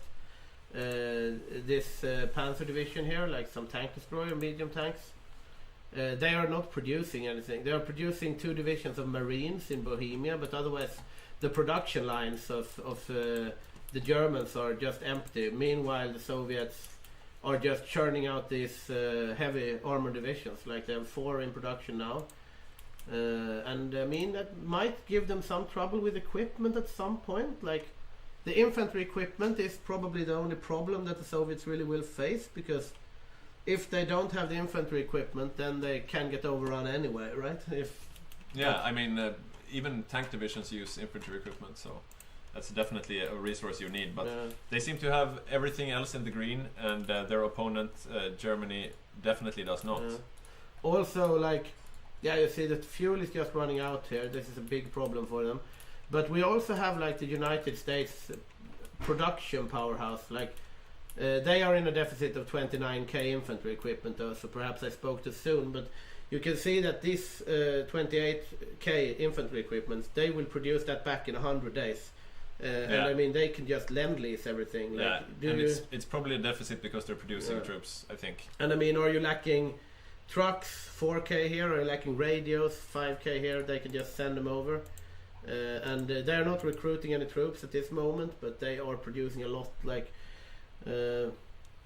this light amphibious tanks, 7 light amphibious tanks every day rolling out of the American factories. That will be their main weapon, those really nasty Amtrak divisions with amphibious tanks as well. There is a small embryo of a D-Day forming. There is? Let's check it out. Okay, now it's gone. Okay, it's gone. There were some American Marines who were preparing a naval invasion. Are they actually? I'm gonna have a look-see. Where are they heading? Oh no, it's Brazil. Yeah, what is Brazil up to? Brazil is actually landing in France.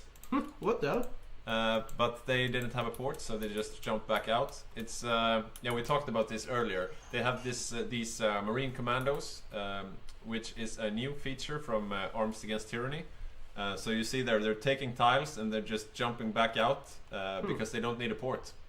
But on the flip side, they can't carry any artillery, so they're basically useless in a fight. So seems like interesting. Yeah, Brazil is just being a bit annoying at the moment. Let's see here, Allied pinging going on around the Netherlands, or what's left of the Netherlands.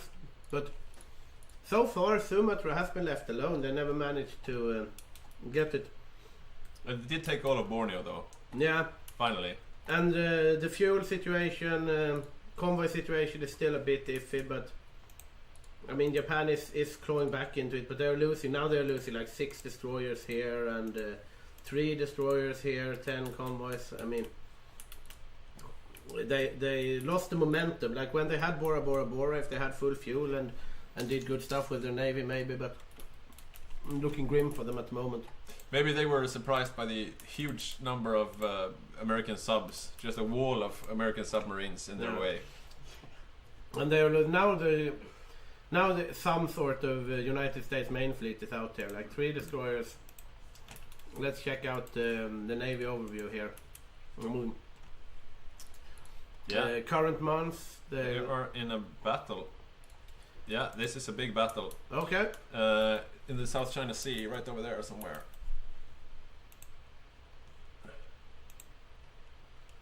South China Sea. And the Japanese fleet is getting sunk, or at least beat. Here. Now they are in a battle again. South China Sea. No. Here. This is a big one. Yeah. They lost a bunch of screens and some heavy cruisers. The Japanese are the ones with 5 destroyers. They have naval bombers in the air, but it doesn't seem to be enough so far. Yeah. They're in a battle again. They're chasing the Japanese fleet out of the South China Sea. Oh, and there they sunk a super heavy battleship and 4 battleships. So that was probably that was probably the Japanese main fleet now sunk. Yeah, that's the Japanese Navy more or less gone at this point. Yeah, I'm having a look here at what they still have. They do have some capital ships left, but not much screens to guard them with. They are down to 27 anti-submarine warfare ships and 46 subs. Yeah.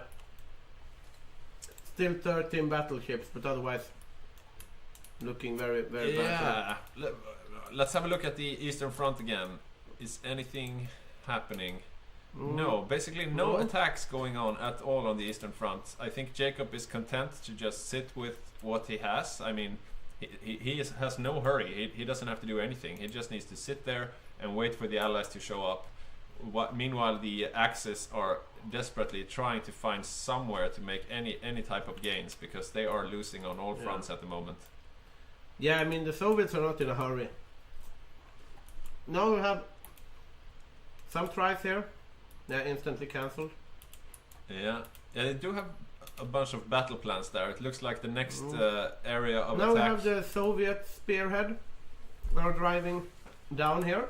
Yeah, they are attacking in the same area where the Axis are trying to make their advance. You see around Kiev there, they have had most of their battle plans. Now they are gone though, because they realized they probably couldn't break through there. We'll see if they... Soviets attacking a bit on... up in the north there, up in the north. But this is not a serious attack, I would say, but... I wonder if they're planning to do something with this 12 paradrop divisions. But yeah, they've been sitting there for a while.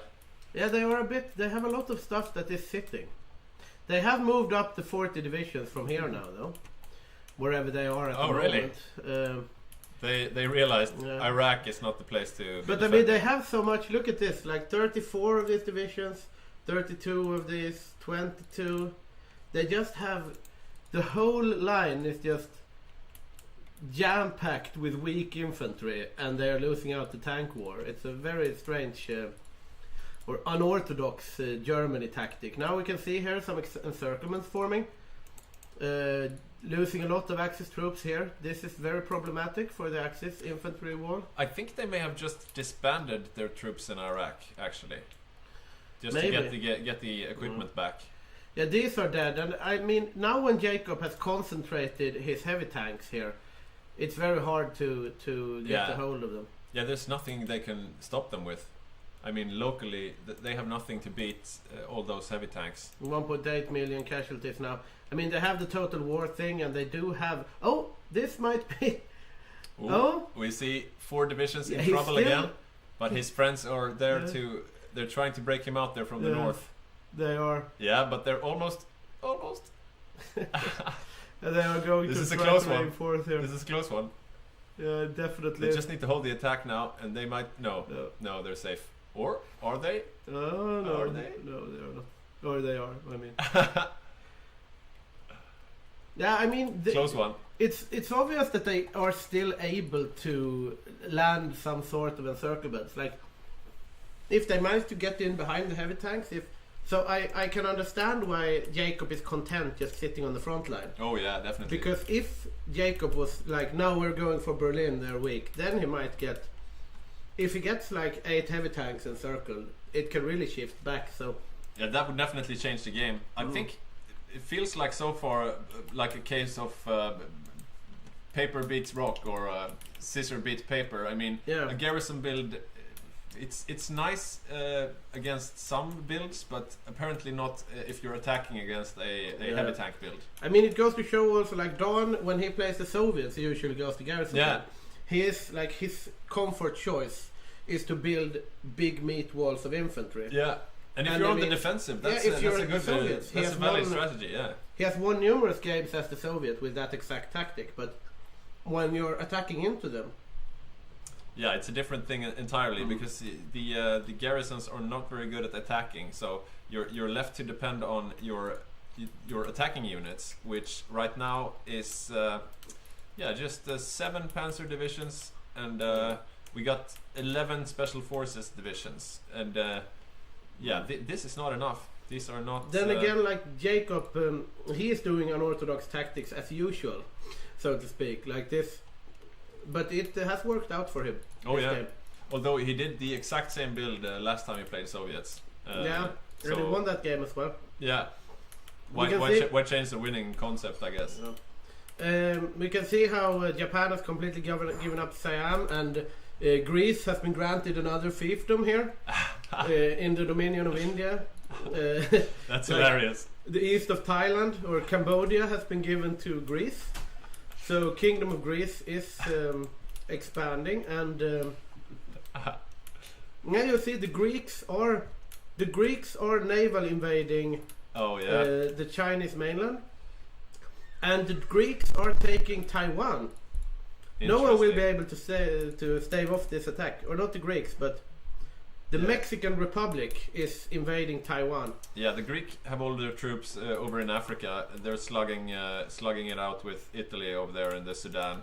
No big gains made on either side. It seems to be a quite stabilized front. The northern part of the front actually moving in favor of the Germans for once.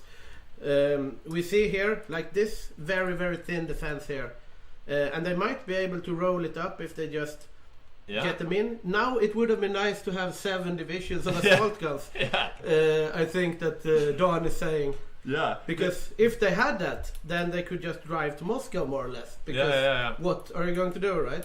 This is the weakness of the heavy tanks. I mean, they're really strong, but they're very slow. So they were down in the south, and the Axis, they used that opportunity to attack in the north, and they did manage to make some gains. Now the heavy tanks are showing up, though. So this is where things usually stop. But look at this. They're attacking the heavy tanks, and they have a green bubble.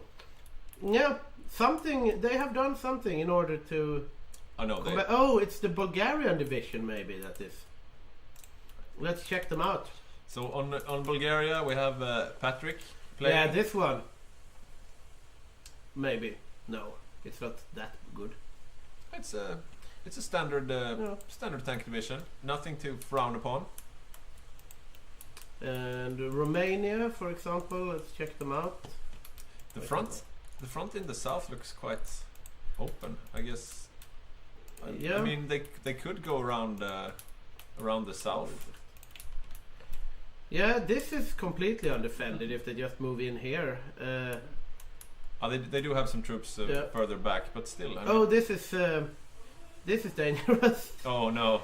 Oh no! The Hungarian another triumph armor turned to tears. Oh, look at that! It's Francis leading the charge over in St. Petersburg. It's the try again nation. Yeah, the Hungarian army is encircled, but they might just be able to just drive to Leningrad, I guess. Who is there to support them? Is that the entire Hungarian army? More or less, but they can just drive in. No, they have 2 mountaineers in Leningrad. Francis, no, not again! Or they can probably take this, or maybe not. We'll see. So it's at least half the Hungarian army. They have 4 tank divisions in total, or tank division. They have it's tank divisions. They're quite beefy tank divisions, but 2 of them are about to die. Two are still safe over in Estonia. Let's see if they can try to counter encircle these 5 heavy tanks. Probably not, though. Like they're just driving around. Yeah, they would have to go around the entire lake there. Now they are trying to push a bit in the middle here when the heavy tanks are occupied in the north, but nothing. Here dies the 2nd division for Francis. So he just lost half his armor there. They may have gained a bit. But they are having green bubbles here. Something is able to kill the, or not anymore. But they have upgraded somehow. like this Bulgarian divisions can, because it pretty much has to rely on the minors now. Like they need to do some work here. Oh, I don't know. I think they are quite exhausted at this moment. I mean, like I said, Hungary just lost half of what they had. Yeah. I'm gonna have a look at Bulgaria. Bulgaria has 2 divisions that are good at fighting. Can Italy they are help? also up in the north. I think Italy is just holding on to the Sudan. That's his area, and yeah, he still has his main force, 22 Marine divisions in the south of France, continually attacking Gibraltar over and over. Maybe they could have done a difference on the Eastern Front. Yeah. Hard to know. They're not anti-tank units though, so. Yeah, we see some snaking going on like around the front, but here is a little mini encirclement. Maybe an infantry division died there, I don't know, but we have some comments here in the chat that who knew Greece was such a colonial superpower. Taiwan has always been Greek clay. They're just finally making that physical reality too. Yeah, this is the wet dream of Alexander the Great. Greece has the empire where the sun never sets. Not in Greece though, but in Ethiopia and in south in Indochina. Yeah, Greece proper belongs to Italy, but they have their capital here in Addis Ababa, the capital of the Kingdom of Greece, and then they have Saigon as their second city. And you can see here now the naval invasion of Taiwan is going, and it's a Norwegian. What? Oh yeah, that's the AI. So AI Norway is invading Taiwan. Yeah, interesting. Why not? Why not? I guess. The Americans, meanwhile, are making progress towards the home islands. Looking at Japan, they don't really have the initiative anywhere, but looking at the boats, it's just steadily going down. Yeah, they're out of convoys again. Yeah, it's just steadily going downward. It's the deficit is just increasing, and I mean it's the same on the Eastern Front here. Germany has 7 Panzer divisions. They have another one coming out rather soon, though. The Soviets have 24 Panzer divisions, and they have 4 of them coming out about the same time as the Germans. So that's going to be an issue. Still a deficit of infantry equipment, but I mean, I think it will be tough. Having a look at one of our newer players, Morten, who is playing Mexico. His Mexican Marines are leading the charge into China. They are taking Hainan, and they're moving inlands. They have a harbor here as well, so it might look like it, but they will not die. At least not like immediately now. They might still, but there is nothing holding here. Like the Mexicans can really take the entirety of China. Yeah, there is no Axis counteroffensive coming because they are stretched thin. It seems like mostly Manchu troops holding the border down towards Indochina. Manchu was doing a retreat, a fallback a bit earlier there. The Philippines never fell. The Philippines are still standing even though Manila is occupied, but the Japanese have all evacuated back towards the mainland or the home islands. The few poor Siamese divisions still left are left in Borneo. No supply, no equipment, slowly dying of starvation and malaria. Grim for the Axis on all fronts. We have a Belgian division now doing a try at Taiwan. Seems like the AI is the most aggressive right now. Yeah, definitely. Japan has wised up to it though and placed 3 garrison divisions on Taiwan, so I don't think the Belgians will land. Should be fine. In other news, Norway is liberated, if we forgot to say. It's allied again, and it looks like the... Why is Vidkun Quisling... Yeah, why are the nationalists in charge? This is really buggy. Yeah, but they have joined the Axis. What? What the hell? So but they switched. They were invading Taiwan just now. Were they liberated and then... So they liberated Norway and then just elected Quisling. Declare war against allies. This is... Yeah, this is peculiar. Yeah, the Axis have gotten a small victory. They seem to have gotten Norway for free for some reason. But there are British troops in Norway. Perhaps their population was upset with the failed invasion of Taiwan. I'm really unsure of what's going on. I guess... No, Norway is liberated. Controller Norway. Norway is liberated. The fascist Norway is gone. Sorry for the confusion. Never mind. On to more important things, like the 10th invasion of Gibraltar. No, I'm just kidding. They're not moving out. I think Martin finally got the hint. So his troops are hanging out in Marseille, just sipping on some drinks, learning their French. Germany still 7 tank divisions, so they haven't lost anything out. They don't have a field marshal, or no, it was a bug. They do. We see a new offensive though down towards the Ukraine.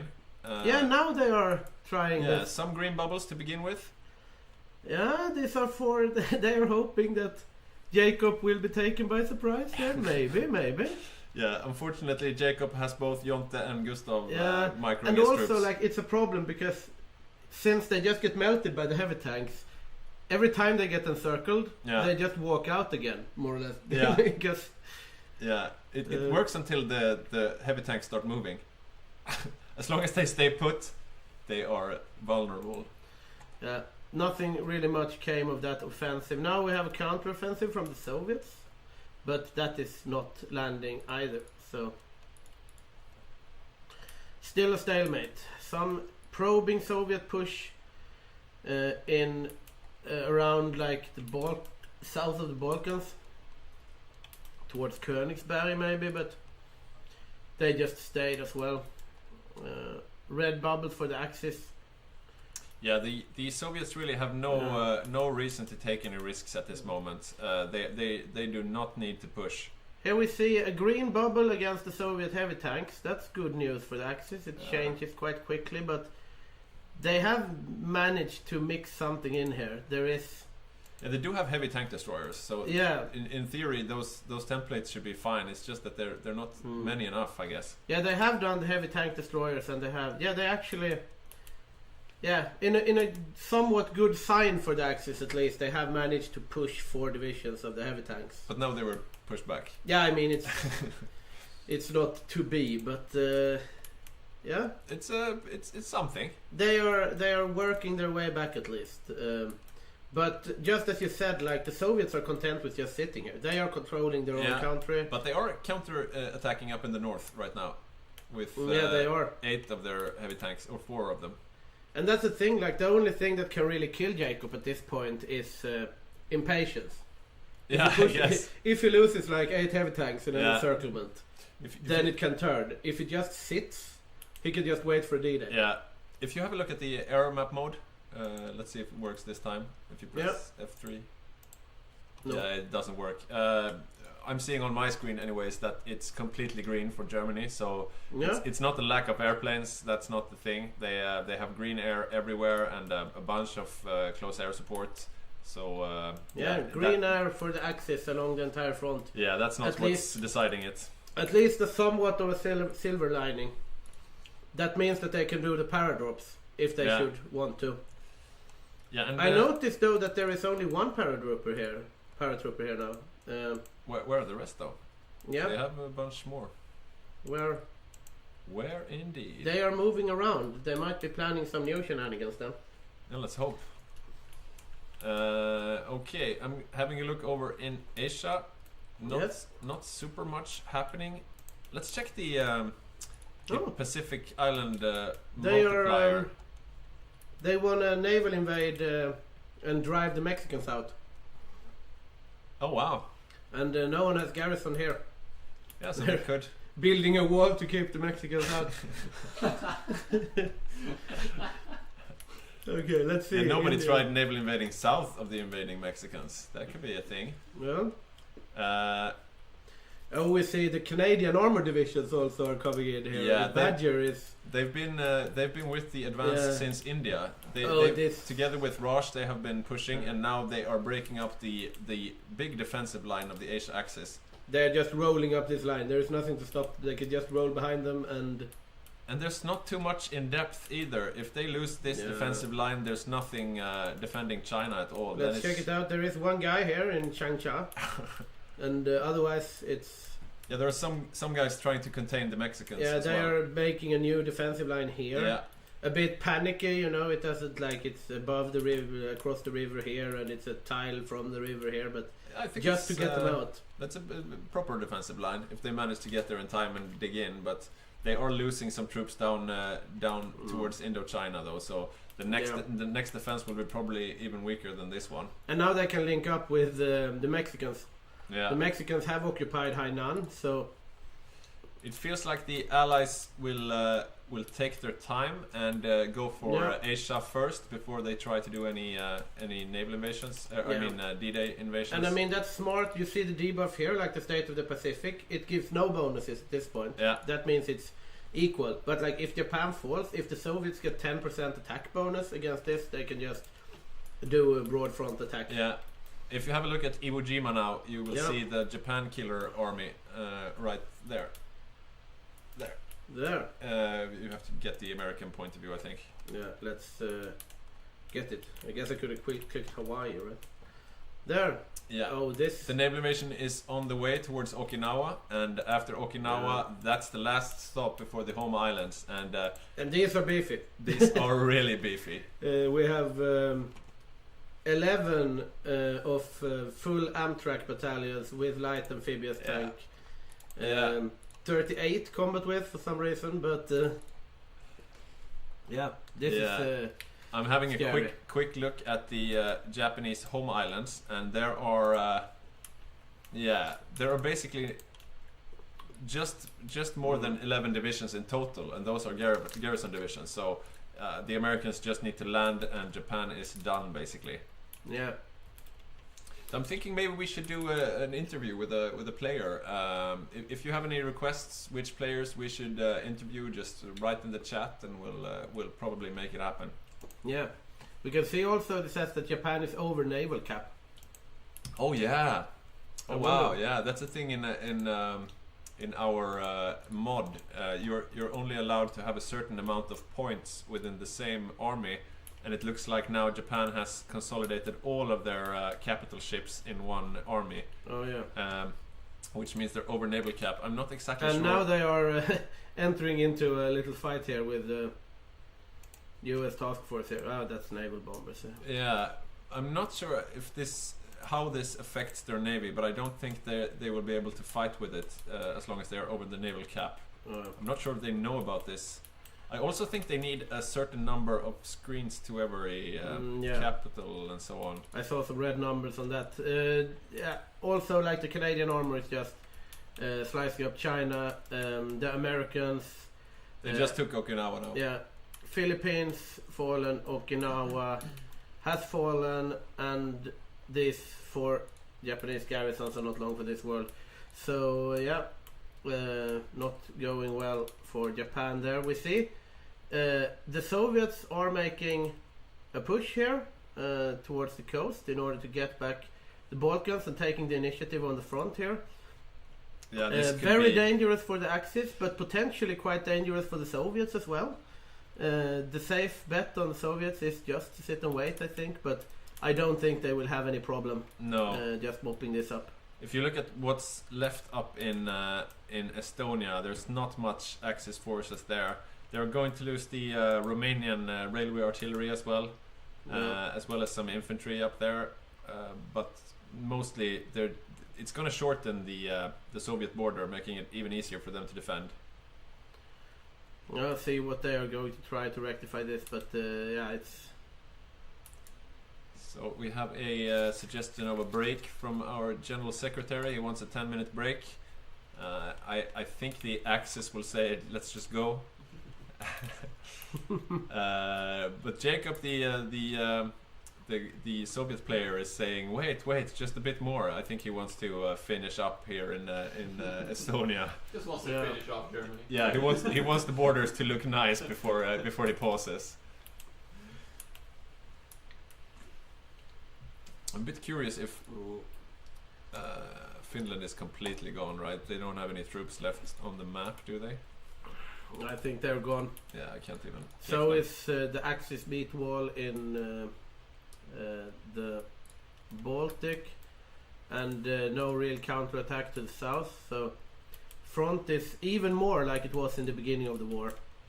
The Germans are at this point only controlling like 2 towns that they didn't have after the partition of Poland. Green bubble here, trying to get the one tank in Riga encircled. Yeah, they're not attacking the tanks head on though, because they know they can't. And as soon as they move, we're going to see some red bubbles coming their way, I think. No. We'll see though. So far, the Soviets haven't reacted. They're trying to close that pocket up next to Pskov. You see some pinging there from the Axis, like, hey, he hasn't moved yet. He hasn't moved. Pin him. And he has no org going in there. Yeah, Bulgaria wants to join the fight. Patrick is rearing for a fight here, moving up towards the front, almost breaking through across the river there. The Soviets still haven't reacted. Yeah, they have not really seen this yet. At some point. Keyword being yet. Maybe they've seen it. Yeah, no, they moved some tanks. They moved some tanks, and the offensive is stalling. Let's look over in Japan. Things are looking grim for Japan. Especially, they didn't go big Manchu now, so that means Japan will lose the industry here. Yeah, that's true. Very true. I think Ville on Manchu has had a pretty good game, though. I mean, he still has troops to fight with, which is not insignificant considering the beating they've been through. Looking at the Germans now, 2.4 million casualties in Operation Barbarossa, and 592 manpower left. Still limited conscription though, and Germany has some like national focus to get some army. So I mean, they can hold for a while, but they need a big swing in initiative in order to do something. And that's hard without the Pacific, because that's like the other place where something can happen. I'm looking a bit at the Soviet manpower as well as the Soviet losses, and earlier the Soviets had about 8 million men in reserve. Now they have only 7 million men in reserve, but the losses haven't gone up so much, so it just means that their armies have increased. They're just beefing up their defenses even more. And if you just zoom out over the Eastern Front, you can see, zoom out a bit more, you'll see here like 43, 40... the thing is, like, the Soviets have equalized. Before, when it started, we said that the Germans, while behind in armor, had much more like big meaty infantry just covering the line. That is not the case anymore. It's pretty much equal at this point. Romania has still quite a decent sizable army, 30 divisions, a fair amount of anti-tank in them as well, so they've been able to hold their side of the border, but of course infantry is not the best thing to push with. They are slowly being pushed back, picked apart by these Soviet heavy tanks piece by piece. We see this is bad for the Axis potentially. They have 3 real tanks here. If the real tanks get encircled by the Soviet heavy tanks, that is very bad. That's like the last they have. Maybe. They will probably. They're probably able to. Oh no! Is Francis going to lose another one of his divisions? No, he. Yeah. Oh. Yeah. Yeah. Francis lost the division. Very sad. Or does he? They are trying to break him out, but no.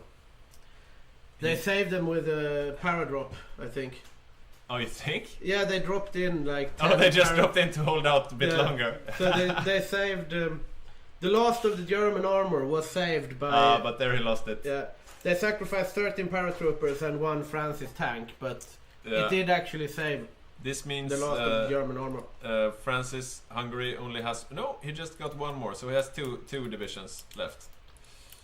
Not huge numbers in 1943. You would want to have more than 2 divisions. Yeah.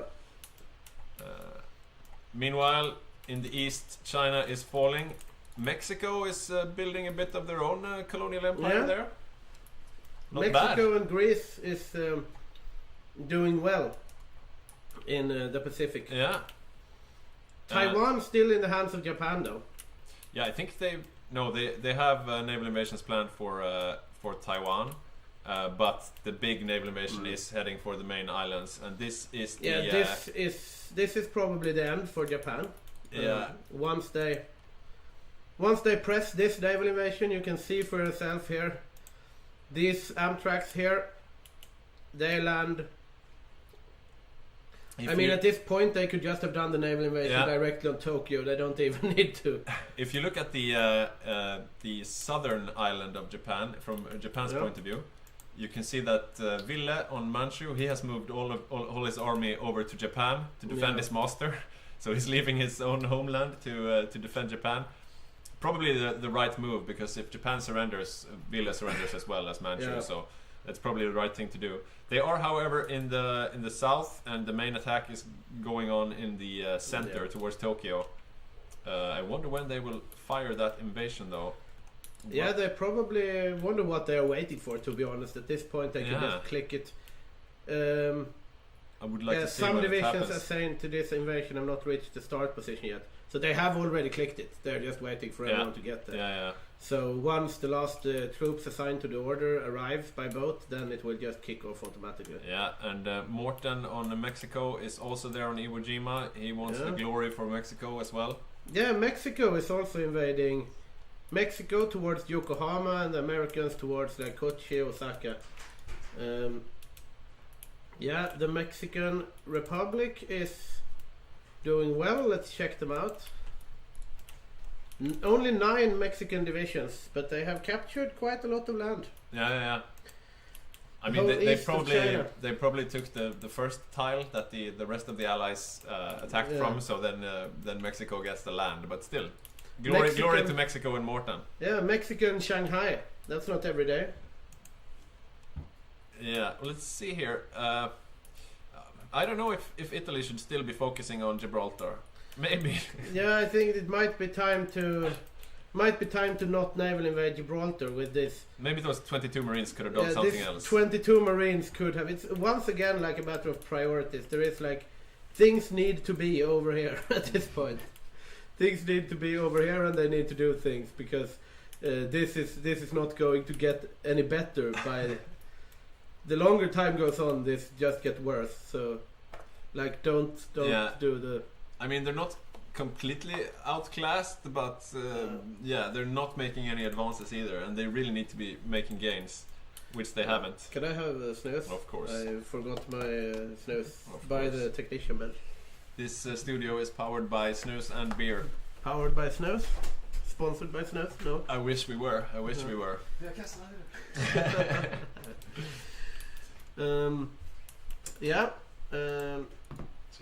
Oh, thank you. We got some more snooze, more supplies in the logistics tab. Let's see, these real tanks are getting actually holding. But yeah, those tanks, there's nothing wrong with them. It's just the amount of them. Yeah, that's the big issue. If you had focused more on those types of tanks and less on the garrisons, maybe we'll probably do a proper after analysis of this later on to see what went wrong, really. Because at the beginning of the war, the Axis were really dominant. I mean, the way they mopped up North Africa, it looked like they were walking away with it. Steamrolled North Africa. They won the civil war in a good manner. Yeah. Especially like these encirclements in North Africa was insane. Oh yeah. Killed so much armor and took out a lot of the bigger opponents. But the thing is, it weakened the opponents in the Pacific. Yeah. Like we said that, this is going to be very good for the Japanese player, but since the Pacific War didn't go in Japanese favor, anyway, it didn't really work out, because like, okay, you killed New Zealand and South Africa's tanks, but that doesn't affect the Eastern Front. Yeah. So Grand Mexican Pacific Empire. Yeah, indeed. We're going to pause in June of 43 for the next break. So then we can go cat cam or something. I think, nothing new on the Eastern Front now. I mean, the borders have pretty much stabilized to right after the partition of Poland. There is a slight favor to the Germans in amount of territory held, but That Very does not, slight, yeah. That does not speak to their favor at this point. No, because I mean, anywhere the Soviets decide to attack, they are able to attack. They just need to concentrate their heavy tanks, and there's nothing the Axis can do to stop them. I have a question in the chat. What is this? Well, that's a very broad question, but we are casting the grand game of Hygge HOI here, where we are now seeing Germany losing a lot of tanks potentially on the eastern front, but they managed to get out, or will they get overrun that's here? Disastrous if they do. Managed to get out, yes. Yeah, but basically this is a World War II strategy game where we have a lot of players playing different countries, and we do it all day. Seems like a HOI4 news channel. Right, you know what HOI4 is, then I don't need to explain that. But we are the Hygge HOI community, and we are casting these grand games like every second month or so. Yeah, we do basically two things. We have these grand multiplayer games where we also commentate from the studio, and we also have a bunch of useful guides on YouTube. So check us out at Hygge Gaming on YouTube. Yeah, like and subscribe and so on. Like and subscribe, and if you want, you can become a Patreon. What the hell? The Fall of Tokyo. Fuck, we missed the big invasion. Oh yeah. We still haven't surrendered yet. Oh, they didn't. They just invaded Tokyo. yeah. It's what we were expecting. Yeah. Here comes the American Amtracs, and like also we expected, they are steamrolling it. There's nothing. There is nothing they can do at all that can stop them. From the Japanese perspective here, they're just getting a green bubble. Yeah, if you look to the south, the Brits want a piece of the pie as well. Yeah, the Brits are moving in. Here comes the revenge of Algot. Yeah, definitely. Algot is back with a vengeance, and I think he will move towards Osaka here, and this is Japan capitulated in short manner, I would say. The Japanese, that's the wrong word. These are the most successful British Marines so far, because you might remember the Marines from Malaysia, or the Marines from North Africa. All of them dead now, but these guys are doing a good job so far. The Americans are doing the heavy lifting though with their amazing Amtrak divisions. Yeah. And Osaka is holding, but only for now. The Amtracs will reach there. So it's a giant MP game with a news channel. Yeah, you could say that. Yeah, pretty much. pretty much. Glad you're joining us to watch the game. You're joining us at the tail end of it, though, I would say, because the Japanese Imperial army is losing on all fronts. They have lost China, and their last stand now on the home islands is not going very well. So in a short amount of time, we will see Japan capitulating and the Allies turning their attention to Europe. There are no collaboration governments though, so they might need to actually go towards Korea, which can delay them somewhat. We have the only one that is not down a bit. The surrender limit is Germany proper, the countries, and also the German protectorate of Denmark, which appeared somehow. Yeah, the Danes won't surrender in the first while. And we have the Germans on the eastern front. There is a push here now. They have executed some sort of wide front order here, where there are not that much defense from the Soviets. But I mean, they have the defense a bit back. So they have drawn battle lines though towards Berlin here. So they are going to click that off. Rather soon we will see the Soviet tank front just driving towards Berlin. I wonder if we even will have time for a D-Day. I don't know. It depends on how feisty Jacob feels. Let's see. There is. I mean, this is only garrison division, so there is no build-up apparent preparation for a D-Day. No, the big Allied build-ups of concentration of forces are in Asia, of course, killing Japan at the moment, and in Africa, where there are quite a number of Allied troops down in Africa. So we're going to have a short break before we see the exciting conclusion of this game.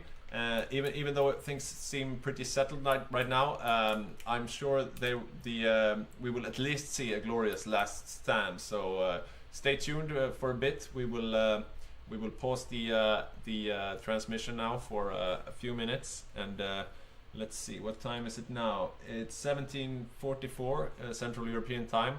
We will be back in 17:53. Yeah. See you in a short while, and we'll see how this turns out.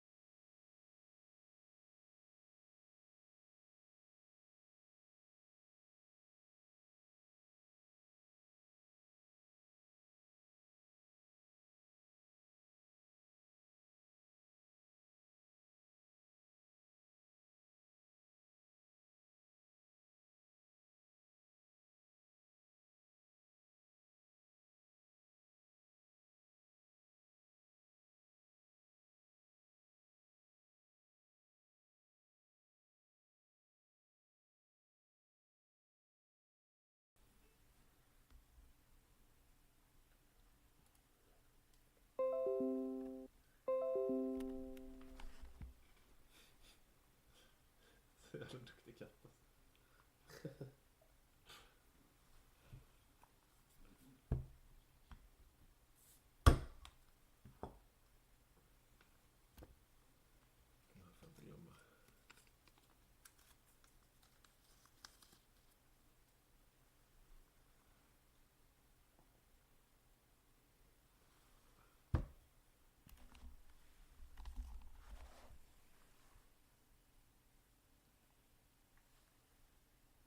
vinklar in den lampan lite mot greenscreenen så den inte lyser på ditt ansikte så mycket. Så. Det är bättre.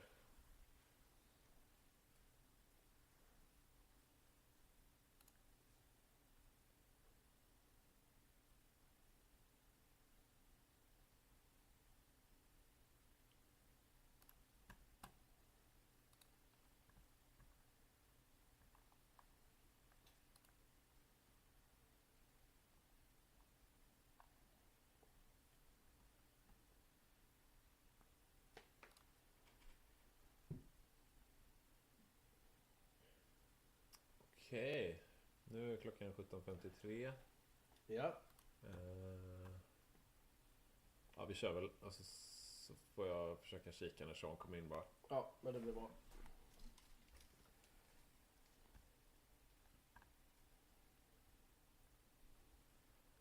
Okej. 3, 2, 1. Hello. And we're back. And now we're back with the OG casting bench, and also Olof has had to leave us, so we are doing the technician. We have moved the technician bench to like over here, so we are Multitasking. Yeah, multitasking. Now I see we have a Japan player in the interview room, so yeah, Japan has not formally surrendered yet, but they are, well, you could say they're quite close. So let's have a look-see. We're going to talk to Sean, the Japan player. I'm just waiting for him to get his camera running, and then we'll see what he has to say for himself. I mean, they had a good plan, I guess. I think the issue was that he missed that the US were building like an offensive number of submarines, because you really need to counter that strategy. If you don't, as Japan, then you're just starved. Oh, we still have a mic on. Oh shit. Hello, sorry. Hello, welcome back. Sorry, so we've been talking to ourselves for a while. We're back after the break. And now we have Sean. Yeah, we have Sean here who is playing Japan. We're gonna see what he has to say. The game is also running, so maybe you can just keep an eye on what's going on with Japan there in the background. Let's see here. Hello, Sean. Are you with us? Could you put your camera on?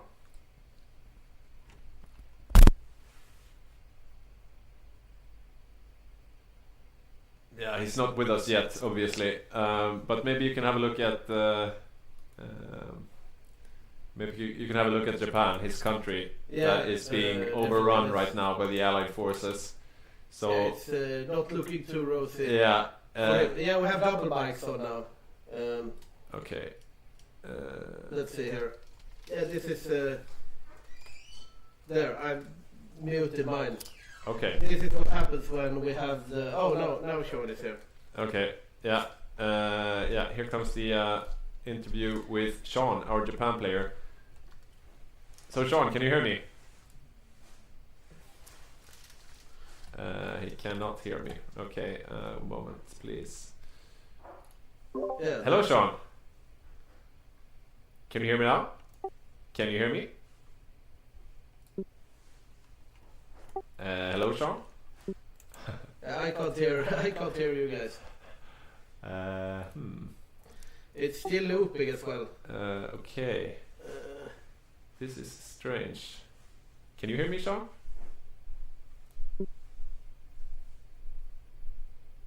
Yeah, we seem to have some technical difficulties. So Japan just surrendered. No surprise there. Can you hear me? 1 2 1 2. Mic check. I'm Am I? Have you muted him? No? I don't think so. He seems to have muted himself though. Hello? Can you hear me, Sean? Yeah.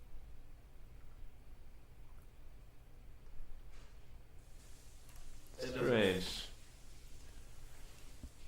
Does it seem like it, and also we still have looping sound? This is okay. Yeah, we're just gonna have to shelf this interview, I think. I can't really figure out why we have double sound though. It's probably because we have the desktop sound there. Yeah, but I can't hear you through the desktop because you're muted. So why are we hearing it doubly? Maybe it's the... no. No. Yeah, let's see. Do we still chat? Yeah, still loops. I am too stupid to figure out what's going on. Try to turn off this one. Yeah, I Does could it- turn that off, but... Does it still loop? Yeah, what are you guys saying in chat? Do we still have the looping sound? It said F. I don't know if that still means we have the looping sound. Press F to salute. I guess we'll postpone the interview. I don't have access to the chat with the Steam chat here.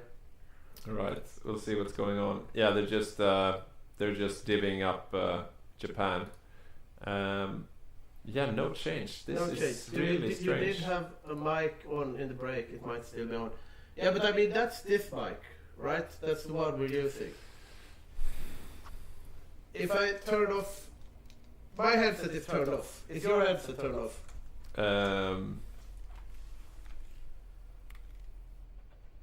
I mean, it is now. We'll have to postpone the Sean interview, I guess. I'm just gonna write to him. Yeah.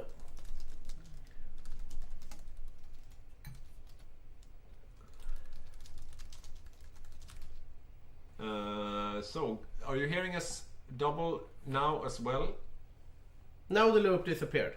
Okay, so it was somehow my mic being running into the cast. Yeah, I guess get the OBS thing up again. Yeah. Let's see, like... This is like the only source that's giving us anything. Oh well, never mind. Yeah, maybe because I speak into your mic. I don't know, we don't have a technician anymore. We are technicians at the same time, so that's the issue here. This is what you get. So, anyways, we are in the peace negotiations for Imperial Japan. Sean and Matthias, they had to surrender because they were navally invaded by the US Marine Corps and the UK Marine Corps, I suppose. Yeah. And the Mexicans. And the Mexican Marine Corps. Yeah, never forget. Yeah, Morten playing Mexico, he's probably had a good game. I think we'll see him back. Andreas, who was playing Finland, who also played his first game, I don't think he had quite as fun a game. No, it was a quick cap of Finland, but he did well considering what he was up against, and that is what his first time in a multiplayer game. So definitely, I am impressed with the Finnish performance, and also I am very impressed with the Axis performance. In the beginning, it stalled somewhere through the middle. Yeah. That's the thing. I mean, they had a very resounding victory in North Africa. It was like Axis across the map. And then they stopped. Yeah, they stopped. And the thing is, once they met on the Eastern Front, it was quite obvious that Soviets had the advantage in tanks, while the Axis had advantage with infantry, which is usually the other way around. Yeah. And we saw like 2 encirclements of the Soviet heavy tanks, and we were like, well, they can just run around them, right, with the assault guns. But once the assault guns died, they couldn't do the encirclements anymore, because the whole point was that there are heavy tanks in the front and there's weak infantry supporting them, and then they go and they pincer around the weak infantry and kill the tanks. But that only works if the tanks are staying still. But if they start moving or attacking, then you need something that's actually able to beat them on the field. And so far the Axis haven't had that.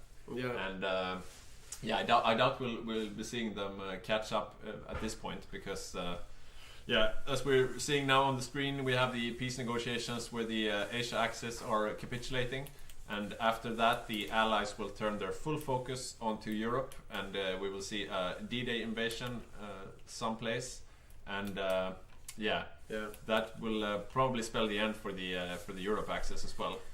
Yeah, I do believe so. We can see here in the victory points, we have the United States that has contributed the most. India, the second most. Now my game crashed. Very sad. Oh, wow. There you go.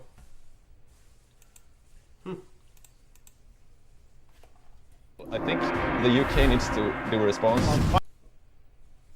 There we go. Sorry about that.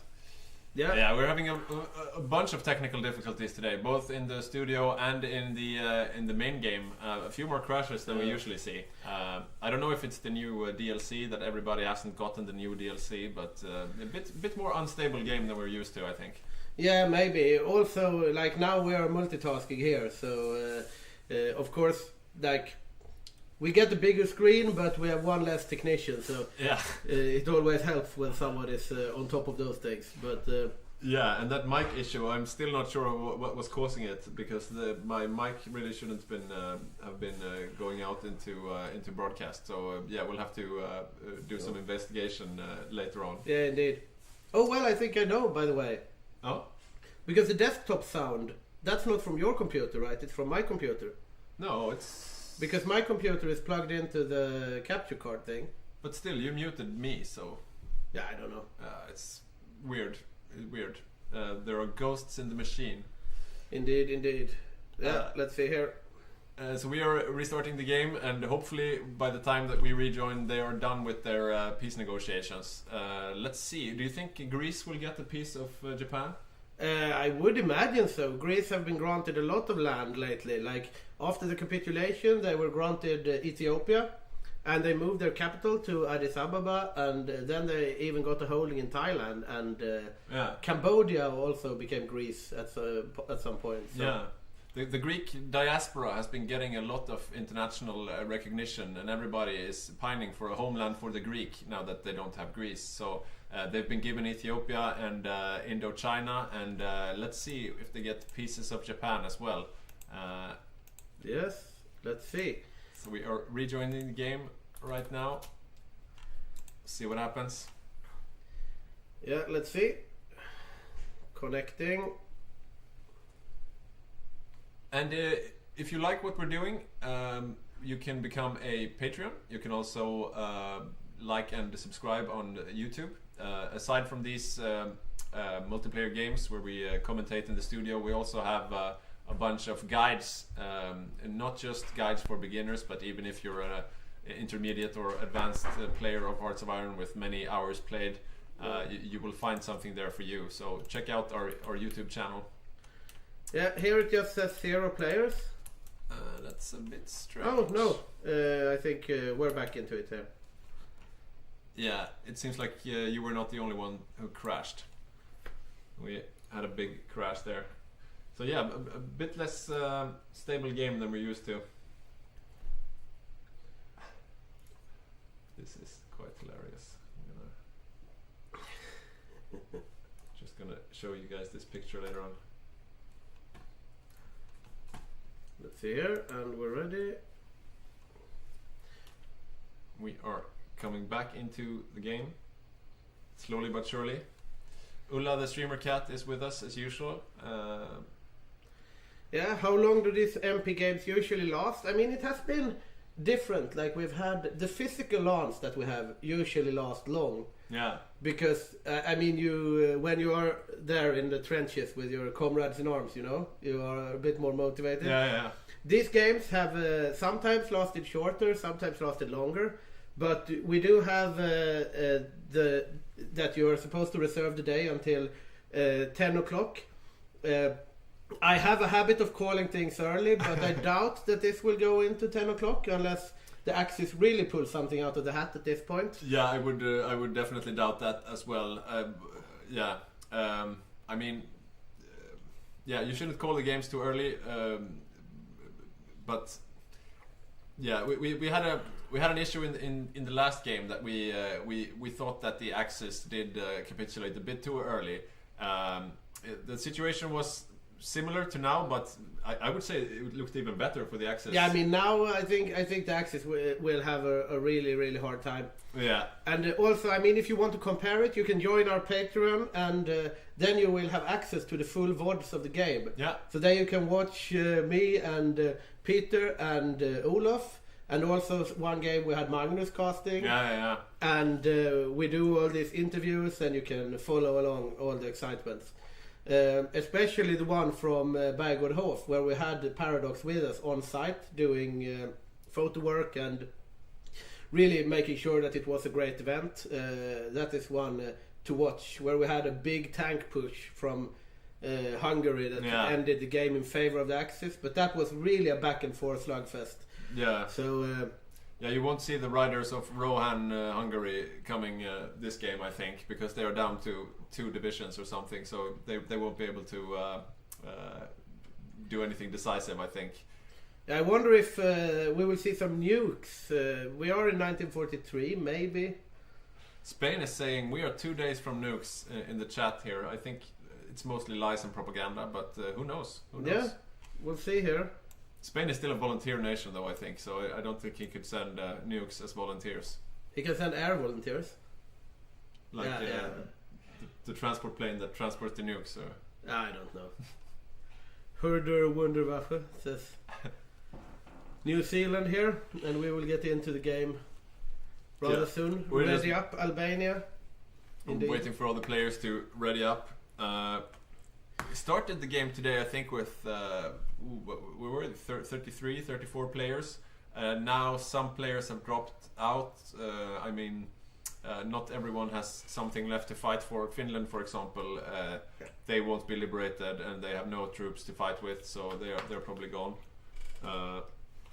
Yeah, as we have a question in the chat here. Was Japan not nuked? And no, they were not. They were actually invaded by a land force of American Amtraks and British Marines. Yeah. So they have fallen to conventional arms. And they were veritably swarmed by American submarines in the beginning of the war. The Americans had more than 400 submarines just swarming the Japanese islands, and even though Japan managed to sink most of them, they still lost most of their convoys, and they were starved for oil and starved for convoys, basically. They ended up in a very hard situation there when they were out of convoys and they were out of fuel, and that lasted for like half a year or so, and during that time America could really take control of the seas. We see here incessant pinging from the Axis. They might want to try something here in Ukraine, and now we have out of sync, so I don't know, but oh really? It said that I was out of sync, but I don't think I am, looking at things. We are though paused again. Yeah. Let's see if I can see anyone saying anything in chat. Nothing right now. We'll see. Maybe we can just resync the game and continue. As we can see here, we have 4 Soviet heavy tanks that are moving up towards making a push here towards the Baltic coast. And as we saw before, the Soviets have drawn up battle lines all the way to Berlin. This is Army Group 2 here. I guess it's this one, right? So we have 40 infantry, 38, 38. And yeah, this is a massive infantry army. The whole army group just moving towards Berlin. And that's, as we said before, the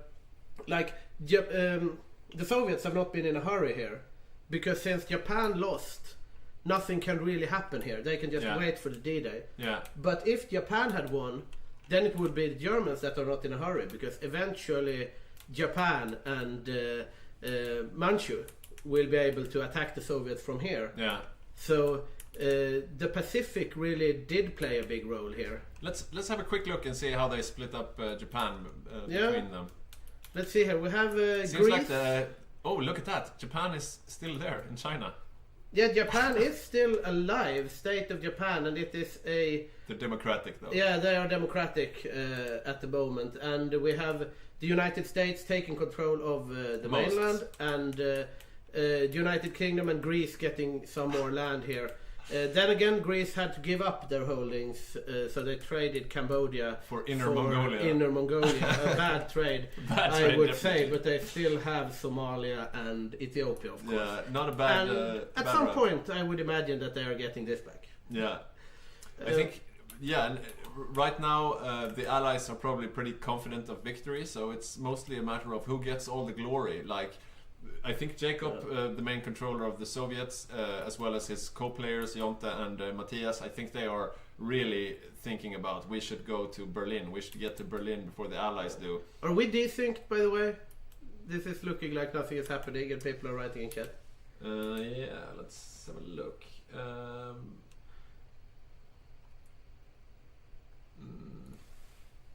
Yeah, I think we have the same conclusion as the rest have. Yeah, we'll see what happens here. Looking good for the Axis, someone is writing in the chat. And, well, at least in Europe it might be looking good, in South Africa. But, I mean, this is soon to fall, and the Allies have won in here. So, it's looking very bad for the Axis, actually. But yeah, very bad is not an overstatement. It's very bad. Yeah, we will see if they start the game here. Will the Allies push back via Africa first, or will they invade France straight? Might be a good Menti. We have a question here. That's a good idea. Let's see if you can administer that. We have, as we said before, our technician have left, so we have a double technician caster here, and a lot of different stream deck and keyboards and stuff. So we'll see if they start up here. I wonder if anyone is doing any nuke research. We have... oh, now we have some people joining, so might be going rather soon.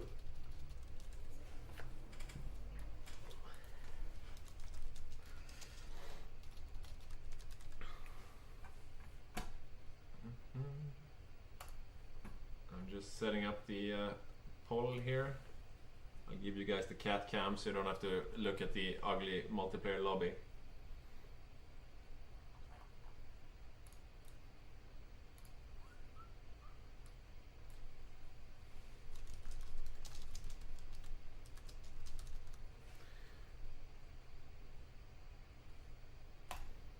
Yeah, the cat has shaken off the hat I made. Cat in a hat. Indeed. So, where will the D-Day come? Go to menti.com, write in the code you see on the screen, 48 56 80 86, and cast your vote. Yeah, put down the most probable alternatives as I see them. Yeah, I do think, I mean, personally, land attack through Egypt is in the works now, but you still have to hop a bit.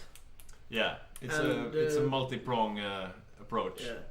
Northern Germany, maybe. Yeah, I mean they already have Norway, so that's a good jump-off point, I guess. Yeah, if they want to go that route. And I guess most of the German defenses are off towards France. So if you can put in a wedge there, maybe along Hamburg or so. I mean, this is not the strongest D-Day wall I've ever seen, but it will be. I mean, then again, like the Allies have not prepared a D-Day either. It's looking to be a little while before we see a D-Day, even though it's. There were a couple of naval invasions up there, though. Being planned. Now one desynced player, but see who that was. So yeah, we have some results from the Menti here. It seems pretty decisive, pretty conclusive. Yeah, Northern Germany. Straight for the jugular. I think that's where they're going actually. Yeah. I mean, why bother to go through France or Egypt when you can just go straight for Berlin? Definitely, it is the most probable place, I think, as well. Yeah, I suppose it's a matter of how fast the American Amtraks can get back from the Pacifics, or the Mexican and UK Marines for that matter, because yeah, you need some type of naval invasion capacity to break through. Let's see here. We have kicked our poor Siam player because he was getting desynced, but he is also not alive. So I guess that's reasonable. Looking here, we have I think that's me, but okay. It says I got desynced, but I am not, I think. Okay, so they're saying rehost. We're going to rehost. Yeah. Yeah, there's too many desyncs and stuff happening right now, so we need to rehost the game. Yeah, okay. I will get on to that. So, yeah, let's see how this turns out. It seems pretty decided at the moment. Yeah, I mean, I think the outcome is decided. I just think it's interesting to see how the game ends at this point. Like, we have seen crazy comebacks though, like for example our physical on, as I said before, Bergenhof. Then I mean, the Allies were pretty much outside Berlin, and then it just turned. But then the Axis had something to punch with. You had a Japan that was alive. You had a big Manchu. There was like punching power in both factions, and eventually the Axis won. And I remember one time the Axis won by points as well, because they managed to hold out. And then we've had some games where the Allies have really won by a hair, but this is not one of those very exciting to the end games, I think. But and I don't think you're calling it early this time. I think I think it might be determined. But we do have some awards that we hand out to our players.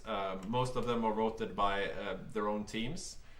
Among these awards are Greatest Play, where you do some nice moves, and it brings great victories to your team. Yeah. Another one is Greatest Grit, the Mannerheim award. So if you show perseverance and you keep fighting no matter what, then you might get this award. So there's still good chances for the Axis players to show some nice moves and feats of perseverance in this game. And I mean, it can be locally interesting, even though it's globally decided. Yeah, I think that the Axis might be able to get some awards. Like, for example, the Axis win in North Africa was very nice. The big encirclements of all the different troops there was very impressive. We have in chat here, can the studio check that the correct DLCs are activated? And I think they are, because otherwise I wouldn't be able to join the game. No, but I'm not sure. Maybe because the checksum is correct. That's true. Yeah, that's true. But I'm joining now, and we'll see if I get desynced again. But I think we should be all right. You have Trials of Allegiance, right? Yeah. Yeah. Your name is already taken. Why?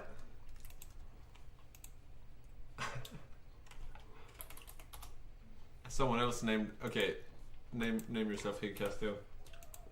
We'll see. Now I'm Hygge Cost 2, but who is Hygge Cost 1 then that has taken my name? That's a good question. Because Hygge Cost 1 is not ready. It's not ready. And if they don't ready up, then we can't go, right? We'll write to them.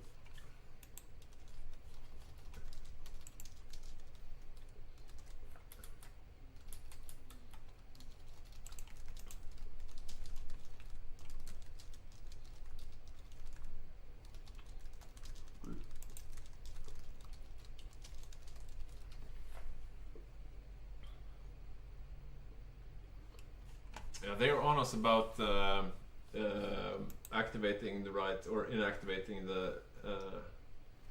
Did you inactivate like the German armor pack and the music packs? Yeah, I've done everything there. Okay. But if we just kick Hygge Cost now, I think we should be okay. Yeah, I asked them to. Yeah. So, we have in the chat here, you don't need the same DLCs to join the game. And yeah, that is true. But we have seen some desync troubles when not everyone has the same DLC. So Yeah.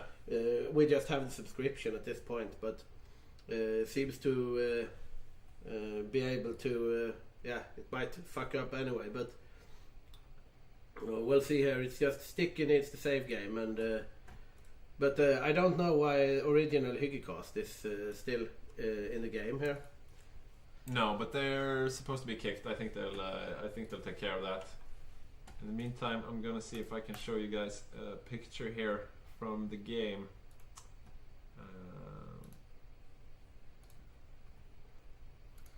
So this is, this is a naval battle where the Japanese fleet was sunk. Oh yeah, we missed that one, but as you see, it's a rather decisive. Yeah, not much lost here from the American side. But it's also like, I mean, it's just mostly submarines, right, that are doing the work here. Yeah. Well, no submarines in this battle, right? Or is that destroyers? I don't see it from here. DDs, I think it's light cruisers. Oh yeah. Maybe it's subs. I don't know, you can't really see. Yeah. Yeah, this was the Japanese fleet. No, the Japanese fleet. Yeah, it's very sad for them. I also got a picture of the amount of American submarines here in the beginning of the war. This is what we showed on stream earlier. Yeah. You don't want to see this as a Japanese spy.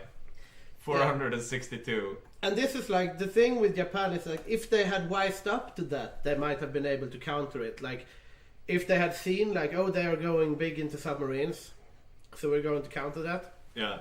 And I thought they did as well. I remember I said in the beginning of the game like, oh, they're going submarines and the Japanese are countering it, but yeah, they got sunk. Yeah, definitely. I'm thinking maybe we should try another interview, but it could be hard to set up. We might just... Yeah, I think we will get the mic loop thing again. Now when we don't have a dedicated technician, I think it will just mess things up. It's hard. It's hard, never mind that. We have very, very soon here, we have the two players that are left loading in, and we'll try to get the game rolling for you guys so you can watch the exciting end here. And I hope we'll see some exciting moves at least.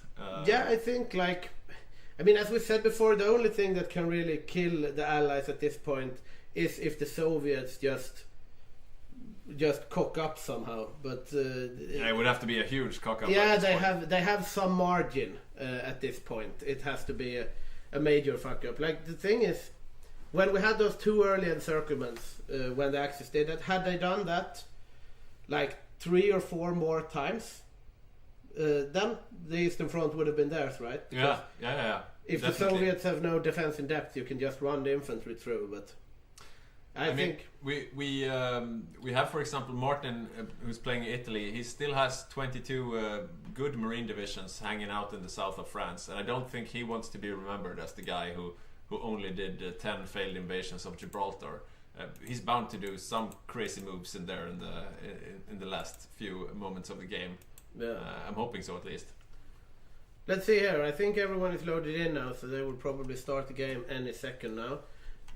So we can see what happens here. We have heard your voices. You believe that the D-Day will come in northern Germany, and we have agreed with that assessment. So we'll see whether we are correct or not. I'm thinking the only thing that talks against it sort of is that I mean, most of the naval invasion forces of the Allies are over in Asia right now, and if they want to get to Europe, they have 2 ways to go. You can go east through the Panama Channel or west towards Africa. And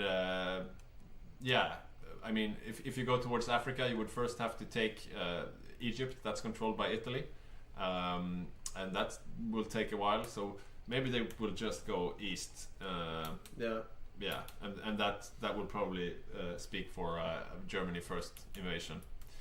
So we'll see. We can see that the big battle lines are drawn up here. If we switch over to the stream there. So we still haven't started the game just yet, but we are in the game, which is promising. Hopefully we won't get a desync straight away. Well, let's see. Cat is waking up. Yeah, the cat is really sure of victory, as you can see. She is confident. Yeah, definitely. And also we said that there might be kittens in a coming game. But we will see that in the future. I can't confirm or deny, but possibly there will be kittens for the next grand game. And we will see now how this pans out. Can you remove the cat again? Yes. Cute though she is. The game is running again, and the Eastern Front is full of action again. They've been sitting here during the break planning their attacks. So the Soviets are attacking and the Axis are attacking. This is just attacks on broad fronts. Seems like the Soviets are pushing them back though quite handily. Yeah, so far so good for the Soviet players. It's red bubbles for the Axis here, and the Soviets have been managing to like reinforce their lines and so on. But then again, like the Soviet infantry is a lot less than we're used to. So once they start getting into Germany proper, then Germany has some focuses like Volksturm and those things. So they get a lot of troops on the line. I don't think that will help in this case, though, considering that Japan doesn't exist anymore. Yeah. But had Japan existed and won the Pacific, then this would not be as bad for the Germany as it is now. No, definitely. I mean, a stalemate on the Eastern Front, as long as you're winning in the East, then you can still win. I'm a bit curious how many factories the US has now when they've occupied both China and Japan. Probably too much for the Axis. Yeah, that's a lot. If you look at the 1155 up there. 574 factories and 210 dockyards. Yeah. The Americans sits at. Meanwhile, the Germans have 496 military factories. I mean, it's not that bad, but the dockyards are significantly less. And now the Soviets are just broadly pushing here. I think they can just choose where they want to attack, and they will win if they use their heavy tanks. And right there, they're attacking with just. Oh no, that's the Mongolians. Yeah, it's Mossberg, right? Yeah, I think Mossberg is at the front now with his Mongolian Vroom or whatever they would call divisions. And we see here they have a lot of infantry backing up here now. So now they have 10 infantry divisions standing behind here. So that is very much of a hassle to. And you see they are unable to break the Soviet heavy tanks, even if they push with everything they have. Their only avenue of attack so far has been to attack around the heavy tanks, but you can't do that when there are so many heavy tanks. Yeah, I mean, this is proving to be a problem. We have 18 tank divisions though, so like Germany is getting back into it. Now they have 18 tank divisions, and the Soviets have, let's see here, and the Soviets have 21 tank divisions. Or no, like 8, so 29. So it has actually evened out in Germany's favor. Germany is catching up to the Soviet when it comes to tank divisions, but it is definitely going to be too little too late considering Japan's fallen, and we have North Africa as well being invaded by the United Kingdom. And how is that looking? Yeah, this is looking like pretty much a steamroll, right? Yeah. We have South Africa is back with new tank divisions. We have the Greeks as well doing work down here. See some red bubbles. The French are there as well. Yeah, I mean it's not that easy of a push. Let's have a look at the French tank divisions. Yeah, let's check them out. We have the Free France there. I think you got the Vichy France. Is this Vichy? No, that's Free France. Oh, sorry. We have. Let's see what we got here. Medium tanks, self-propelled anti-air, and motorized infantry. Yeah. So nothing super fancy, but still a stable division. Yeah, it does work in the desert. You don't want anything that is incredibly fancy in the desert here. Yeah, you don't want sand in something fancy. Yeah, indeed. Let's check out here what happens on the Eastern Front. Red bubbles all along for Germany. Still, the front is like. Soon it will be where it was at the start of the war, but it's not a steamroll by any means from the Soviets. I think we should have a look at where the American Amtraks are, because if we find them, we find the D-Day, I think. Let's check it out. The United States 11 army there of America, and the 11 there from I think that's the one. Yeah, that's there we are. Yeah, if you push it again, you get to there you go. They're going for Africa. They are indeed going for Africa. So we might have been wrong. See the battle lines being drawn up here. We might actually see the naval invasion coming across the Mediterranean then. And you see a battle, if you go to the left of your screen there's also a naval invasion planned on Vichy France there. Yeah, that is true. Operation Torch. An American one? You can see some... There are American troops in transit, but they don't seem to be naval invading. No, those this are is just Polish. Submarines. Yeah. And we have some Polish troops as well. Gibraltar still controlled by the Allies. The now they are executing this Maghreb offensive, and I don't think that there is any defense here. Vichy France is... there is no Vichy troops here at all. We can see how Egypt is soon to fall. Looking back again at the Eastern Front, the front lines seem to have been moving somewhat in the Soviet favor. For example, Minsk is once again under Soviet control. The Pacific is over. So the fighting will only take place in Europe now. We can see the Brits have landed with the Marines. It's Algott's aggressive strategies again, and this time I think he will be able to cross over. He is out for revenge. He is out for blood. Definitely, and I think he will be able to cross over to Port Said here in order to get a harbor foothold, or maybe he will lose yet some more. It will be the third time that he lands in a place without the port. It loses all the Marines. Yeah. If these guys die. The Royal Marines have not been having a great game. If you have a look, how far behind are the American Amtraks? Because they're probably needed to save him right now. They are... if you look down there somewhere? Yeah, they should be like around here. You have the German point of view. Oh, right, I do. Let's check. This is a United Kingdom Corps. So they are... I don't know. Yeah, they have just landed. Yeah, they're ways off. Yeah, that will not... Let's focus a bit on those Marines, the British Marines there. See if they're gone. So, yeah. And it's gone.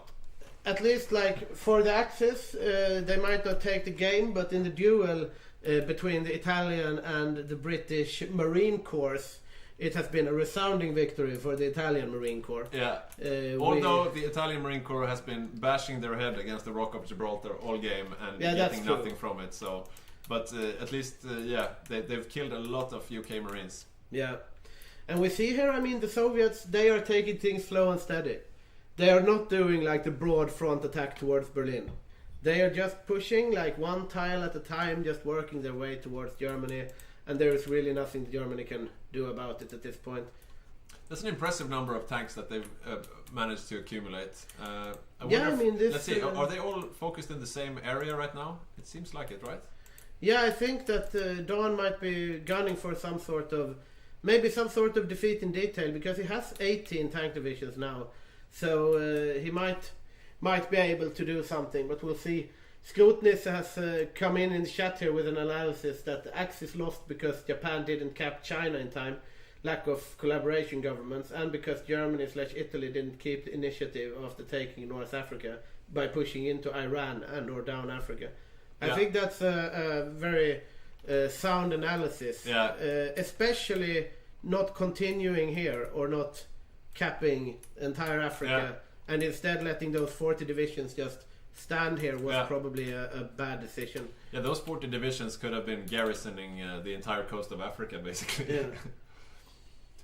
I would complete that analysis by saying that Japan didn't really. If they saw that the US were building that number of submarines, they didn't prepare enough for it. That was quite crucial as well, I think, because if you, as Japan, you get down to 0 convoys and you're done because you're an island nation. So you don't get any supply if you don't have any convoys. So. They have some. I guess they have some supply hub in Korea. That's a core, I guess. But nothing that. Yeah, but everything stems from your capital. Oh yeah, that's true. Yeah. So they're still trying to break through on the Eastern Front here. We have the Allies, or the Axis still rules the air. And that's interesting because in the earlier games we've often said, and it's one of the great truths of multiplayer HOI4, that you need to build a lot of air. You can't give up the air. If you win the air, you win the war. And the Axis have been consistently performing better on air, but it has still not really panned out in their favor, I would say. Perhaps they should have focused those factories a little more towards... Yeah, I was thinking, I mean, you shouldn't have... if you have the air superiority, you don't need more fighters, then you want to load up with CAS and so on. Maybe they overbuilt on fighters and not enough CAS, but it seemed like from the view a moment ago that they had a bunch of CAS, so that shouldn't be the issue either. Yeah, they had quite a lot, I think, and once again the Eastern Front has stalled, and the Axis are even having some green bubbles in Africa, so standstill again, but a standstill that of course heavily favors the Allies, who have now started to take back North Africa. We see Poland has taken back, but has taken Morocco. Yeah. And they are moving in towards Tunisia. What are those? Yeah, it's just the AI Norway down there as well. Yeah, AI Norway reinforcing. I was wondering if you could check the player map mod. Do we have a player Vichy? I don't think so, or maybe we do. Let's see. No, there is no player Vichy. We did not. Yeah, we were supposed to, but we didn't. So that's just the AI scrambling back to defend Northwest Africa. But the Allies are breaking through in the northwest, mostly due to the Poles there. Yeah, the Polish have some marine divisions here. These are quite stacked. Marine commandos and artillery. But doesn't that take away the commando ability? I haven't played enough with the new DLC, or the not even the new DLC, the older DLC to know. Yeah, but these Polish divisions have been around.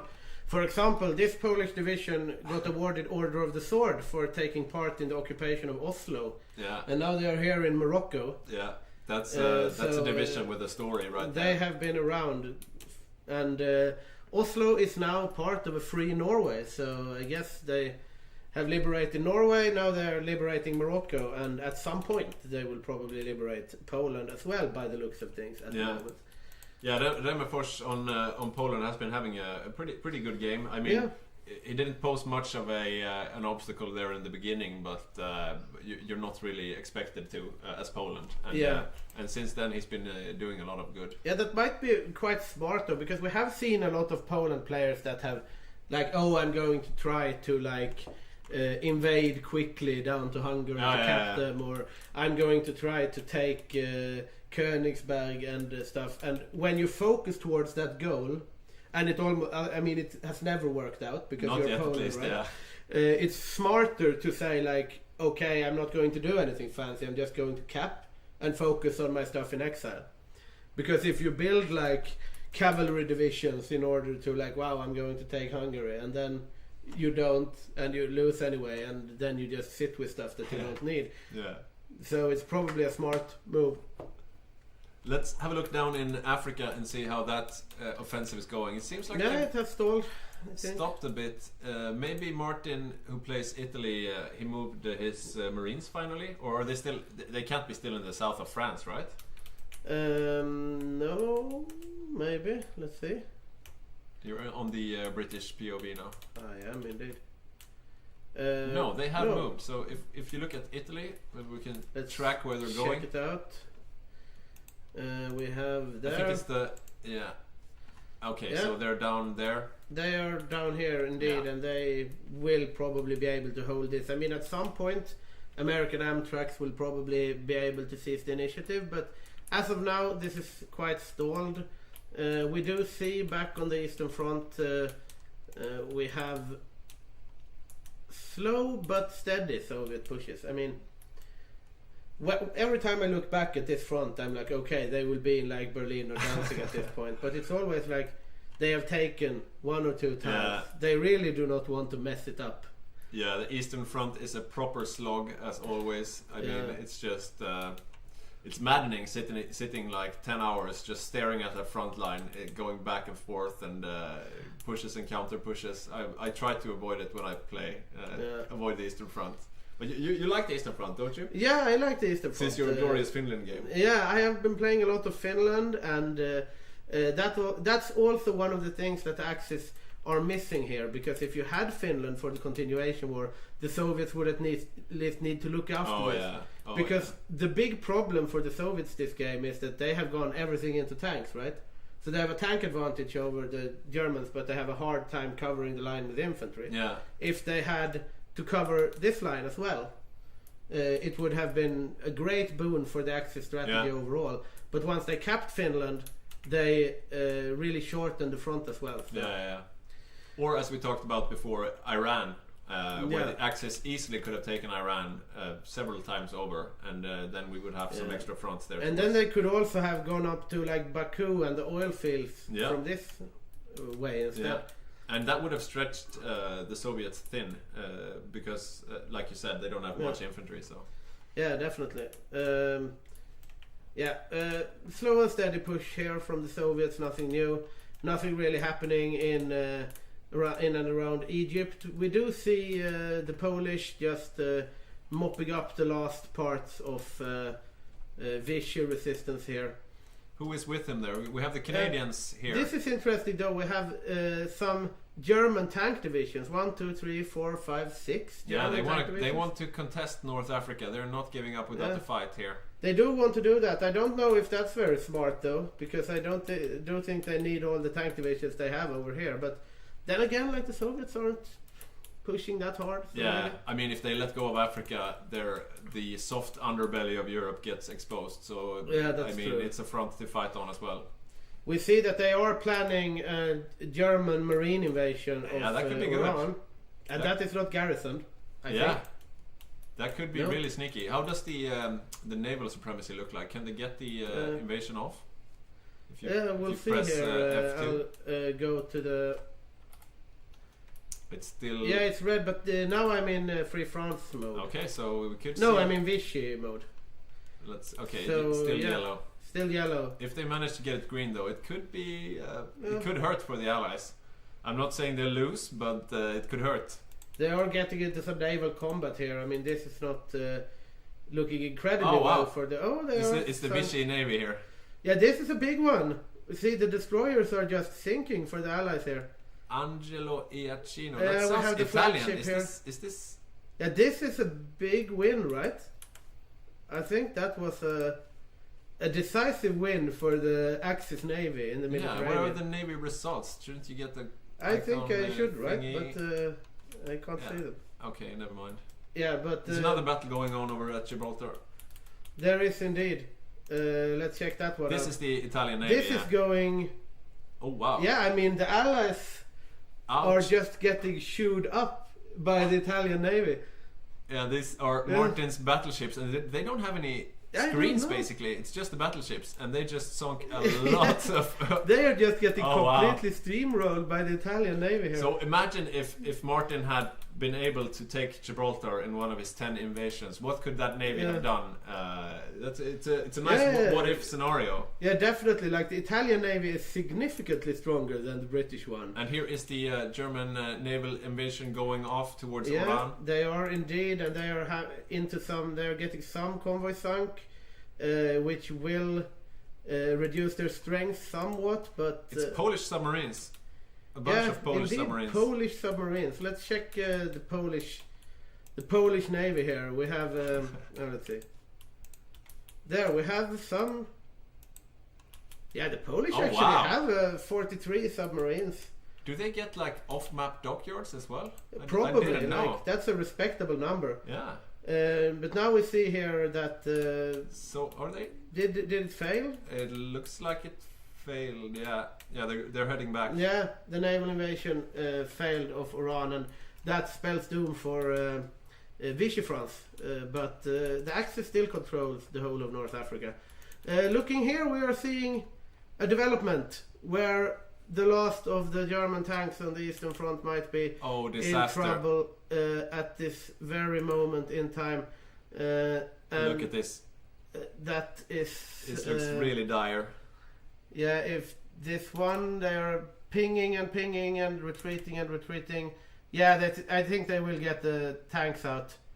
If they're like 2 garrison divisions, they're probably quite happy with... The Soviets are not stopping to close the pocket. They're just keeping going west. Yeah. And the Axis troops there just get further and further behind the front lines. Yeah, that's the thing. Like, they outflank them anyway. They don't need to break through and close the pocket because they can pretty much drive to the coast, right? And anywhere they choose to attack, they win the battles. And no counterattacks. Oh, here we see a counterattack. Yeah, it's one counterattack. But look at this. It's nine tanks from the Axis against 4 tanks of the Soviets, and they're still not able to break through. We'll see here. They are desperately trying to get some sort of counter-encirclement, but I think these bubbles are just going to even out and... it's a bit teetering a bit on the edge now. Yeah. It looks like they may get out of this one at least. Yeah, they did not get encircled this time, but they did not get anything in return either. We Close see call. Some sort of mini encirclement here. I don't know what was here even, but... yeah, the front line there is completely open towards Hungary. There are no Axis troops on the west side of the border there.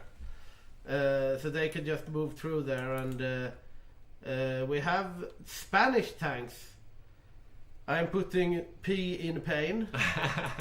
The template here. I mean, these tanks are doing some work though, and also the Bulgarian tanks. And this is a thin infantry line once again. Like, they are... The Soviet heavy tanks cannot be everywhere. Yeah, definitely. Infantry still favors the Germans, but not very long though.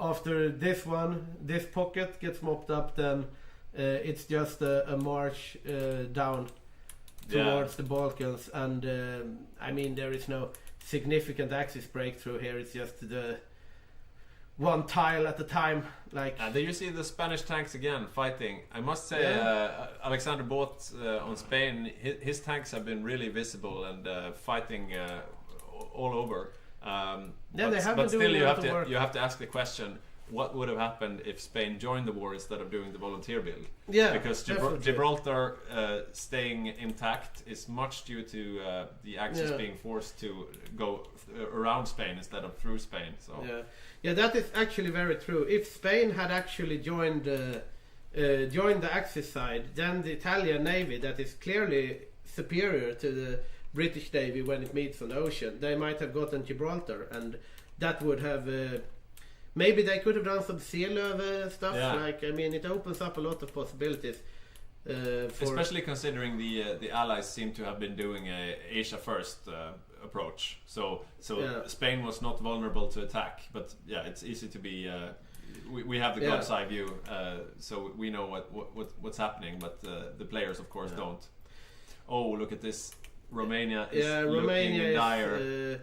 Romania is going to cap quite soon. We can see that the north of the Eastern Front is holding somewhat, but this is just going to run in here. We have the Vroom Zoom Boom Mongolian Republic. Erik Ersch is on Romania is defending the best he can, but close on his heels we have Mossberg coming with his Vroom Vroom Zooms. Yeah, and they don't want to overextend here though, because these are much faster than his infantry. So if the Vroom Vroom Zoom, as the name suggests, is fast. So if they like drive towards Bucharest, they might get surrounded. But as you see here, it's just they are just surrounding the regular infantry as well. We see here still, I mean, they have done a respectable job of not getting encircled with the key troops, the Germans. They still have their 18 look at tank this divisions. now. This looks really... Okay, it's not their tank divisions that are surrounded, but still. The garrison divisions they can lose, but these three they do not want to lose, and they probably will. Will they reach the coast? The Soviet heavy tanks? They have deciphered. They're going to kill those 3 divisions. Yeah, they popped the crypto just to try. They still have the harbor. But they won't get there in time, I think. No, they're getting probably will not. No. Rip German tanks. I get always so confused because the Germans are using like the skull and the wings for their garrison divisions. Usually people use those for their elite divisions, the most deadly divisions. But Don has put the skull symbol on his crappy garrison division, so that confuses me a bit. Some mind games from the Axis there, and here we see. Yeah, but those are not crappy divisions being killed there. Ouch. No, that is sad. 15 armor divisions left for the Germans, and I do think that the Soviets have only produced more. We have 43. No, that's Mountaineers. Yeah, actually, the Soviets have not really produced that many new ones. But they have like 3 times the number of the Axis tanks now. Yeah, definitely. And pound for pound, they're better. This looks grim. Maybe we could have a look at the North African front. Let's see. Seems like Martin is holding his own there. No news. A lot of orders here. They really wanna do something here. If you just have enough orders, then you get through. How did the Northwest go? Yeah, it's still a we see some encirclements here. It's not as on all fronts. It's looking terribly bad for the Axis. But and the Indians are here. The Indians are here indeed. And the Mexicans are here. Indians, Poland. Mexicans, Poland. There is really a coalition of the willing here. Yeah, and they are really willing. The Canadians are there as well. Everybody wants to get a piece of the glory. They want a piece of the pie. Once this dies, you could just... I mean, this will have to retreat at some point. Yeah. But then again, they can probably hold like Alexandria and Cairo for some time, but eventually you'll have... Yeah, he's still holding off the D-Day invasion, so he's doing his job. But we'll see if they are preparing for a D-Day. I can see here that we have a lot of American infantry lining up in Plymouth. And that's Brazil too, right? Yeah, Brazil as well. We have rocket artillery from Brazil, and this is going to go across the channel at some point, and I do not think that they can defend, and some of them have already gotten across the channel as well. Okay, the Greeks have landed. Mako went at it alone. He said, screw you guys, I don't want to wait for D-Day, I'm going myself. Yeah, indeed, Greece did a naval invasion by themselves. They have taken Amsterdam. I wonder if they will be able to hold it though. Probably it doesn't not. Look like it. Will he get to the port in time to get out? Yeah, there is a port in Rotterdam. I think the Germans might actually be able to kill off this Greek invasion here. Mako got a bit greedy here. Glory for Greece. Maybe not this time. No, that is pretty much the entire Will he evacuate from the port, or will he just die? I don't know. Okay, so the port is in Rotterdam, not in The Hague, right? So the port is in Rotterdam. He needs to hold out in Rotterdam until those guys... And then he can run away. Will he run away? No, he died, right? Yeah. Yeah. Okay. So Greece actually a small win for the Axis in preventing the Greek D-Day. They have been a terror, though. The Greeks. Yeah, the Greek have really been high impact. Now we can see here some more German divisions getting encircled. Some infantry divisions, a railway gun, and now the road to Berlin is open pretty much. They are just playing with the Axis troops that are left on the border there. They only have 10 tank divisions now as well. So and where are they? One more has been... they have just retreated back to the line. Yeah. We have some comments in the chat that we haven't touched upon. Scrutinis says that the sub-strategy of the USA could be the play of the game. It finished off the Japan that was already behind schedule. I mean, when you can naval invade Japan in 43, you deserve some kind of reward. I think I'm bound to agree, because subs is usually like, it's something you don't see as clearly as like when you do a glorious land invasion. I mean, the subs they keep working in the background, but like we highlighted before, when Japan is down to 0 convoys, Japan is basically, incapacitated. We see march of this little coalition of allied miners walking across the desert, nothing in their way, and then at some point they will reach this, and it will be over in North Africa. Could you take the Axis point of view and have a look there in North Africa? Does Martin have anything there to stop them from the west? No. Pretty much. He's focusing on stopping nothing. the south. He might put something here when they close in. Warsaw has been liberated, and this is a bit overextended heavy tanks though, but they have encircled 3 of those, only 6 medium tanks now. Left 5 even, it's nothing. Berlin is just open. We have 3 some Spanish tanks here doing actually good work. Spain has been tasked with defending Berlin and Germany in general. Yeah, looking at the air, it's now also for the first time since we started the game. It's also in the red for the Axis. Here we have the last one of the last divisions of tanks here. 3 of them. 5 even. Yeah, 5 even. So that's it. That's the German tank army, and the German infantry is. Let's check the army overview. We have 51 garrison divisions. Still for Germany, they will not be able to perform any miracles, but no, they do still have some men in the field at least. But I find it a bit curious that the event said Warsaw has been liberated, but then it's occupied by the Soviets.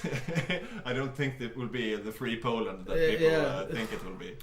Yeah, I mean, it's probably not a very very happy time, but. Let's see if I find some candy here. Well, I mean, these are they aren't killing this.